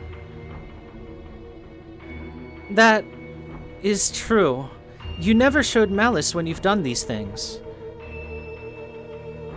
Even when you broke my fingers in the infirmary, you said you were only building my body up. Whenever you heard me screaming in pain, you would listen seriously. And you told me that was just showing love. You said love was not shown with joy, but through suffering together. Beryl, what the fuck? That's not love.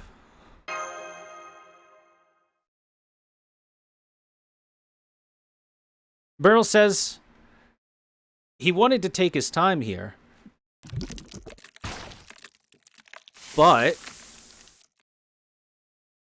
unfortunately he doesn't have much. It just means that he can't love her like a normal human would. So, before I go, I'll be taking my bride. You should be happy for us, Kohai. You can save your little world or whatever you like. I can't understand why you would, but don't stand in the way of other people's love. And then we beat the shit out of Beryl because fuck Beryl.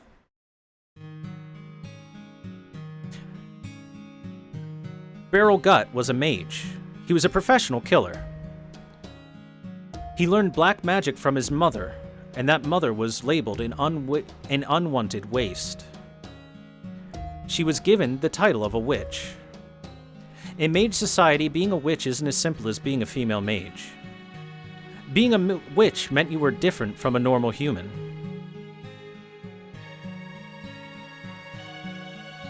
As part of the Mages Association, she was in charge of curses. She followed the laws of the first magics and was a supernatural existence.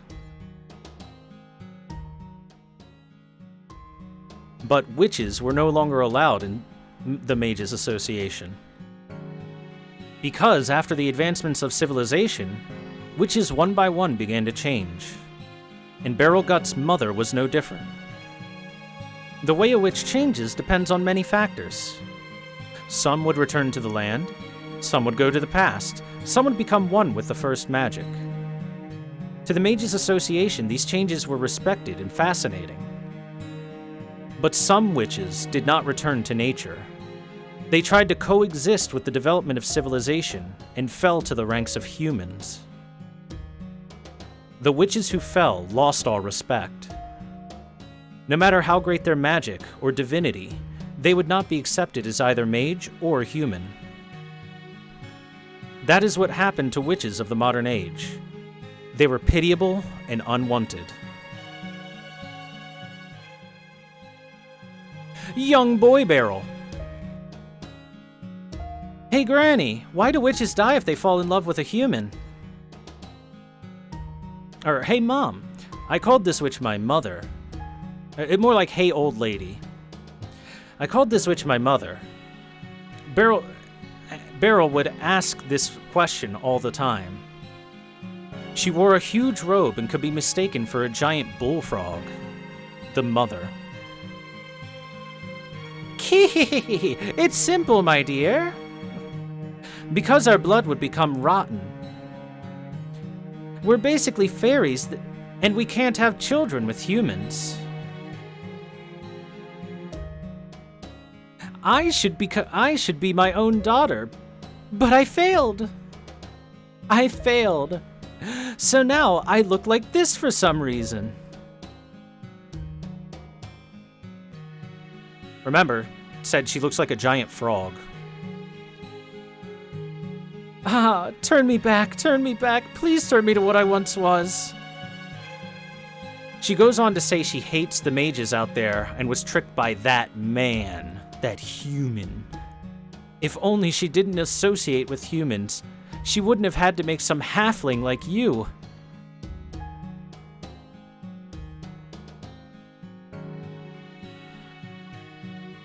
But she then apologizes to Beryl. Beryl says, I understand. Just dry your tears. After all, your eyes are incredibly beautiful, you know? And his mother thanks him and says that she loves him. Beryl Gut would learn many curses from his mother. Rituals and ominous spells using cauldrons. Learning to use living creatures as ingredients for techniques. You can see how it would affect Beryl. Curses to pursue prey, to hide his presence, poison things to death, manipulating skin tones, amplification of pain, and the turning of misfortune. Beryl enjoyed assassinations and asked for more and more spells related to torture.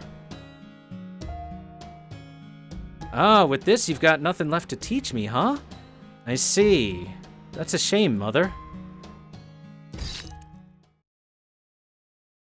Beryl then plucked out his mother's eyes and left the forest.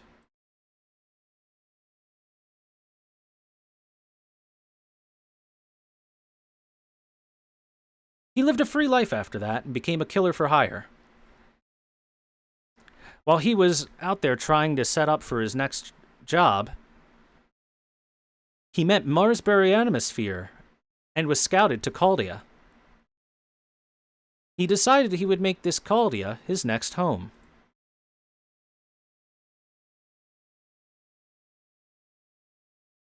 It was there he met a creature that disturbed his eyes.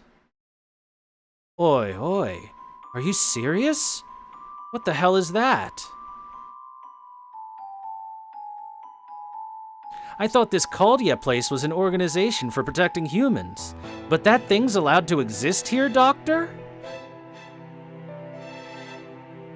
Her construction was not what disturbed him, but how she was living. She was an incomplete infant. Beryl was only able to laugh about it. And on top of that, the name. What's that little girl's name, Doctor? That girl there is special. I've seen a lot, and I can guarantee it. In the future, I can tell, she's gonna be one hell of an unparalleled beauty. Beryl learned from his mother how to cultivate a flower garden. He had a keen eye and could see how even a dying flower could be cultivated into a beautiful bloom. And now that Beryl knew of this flower, he would watch over her growth, and his boring days gradually became more joyful. Beryl says here he would always head to a museum when he reached a new town. He could never understand what everyone else seemed to naturally identify as beauty. But he fell in love with Mash at first glance. He would hurt her so that she would love him and he could love her.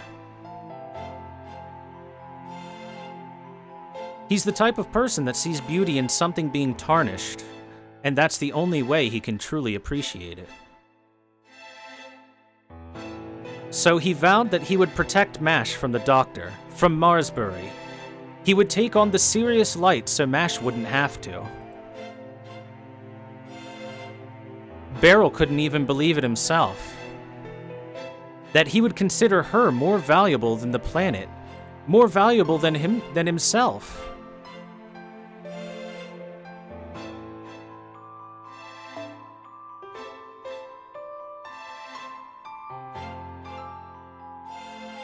And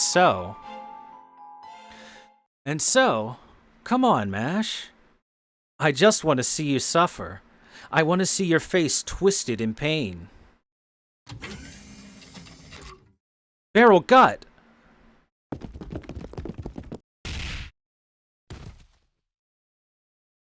Beryl Gut was suspended and not permitted to set foot in that facility again. It was 1 year before Team A would race shift for the first time when the experiment went wrong. Is Caldia thinking bringing a serial killer in Caldia? I mean, Pepe exists, and he was cool. Again, mage society, very different sense of morals and values. Most mages are kind of garbage. Also, I was right in calling that Beryl would become a werewolf. Although in a very different way. A very different way.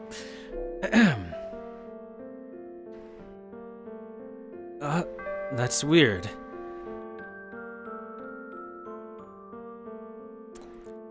Beryl's starting to lose his bearings on life.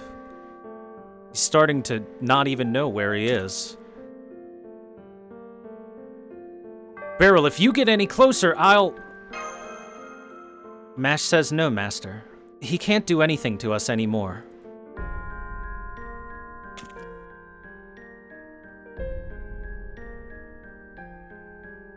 That's right. Your eyes. Your eyes are so beautiful. You must treasure them. There's only two after all. You don't have to run away anymore, 'cause I'll always protect you.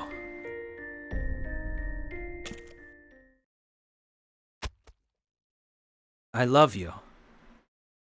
I've always loved you, Mash. From the bottom of my heart, I've always loved you.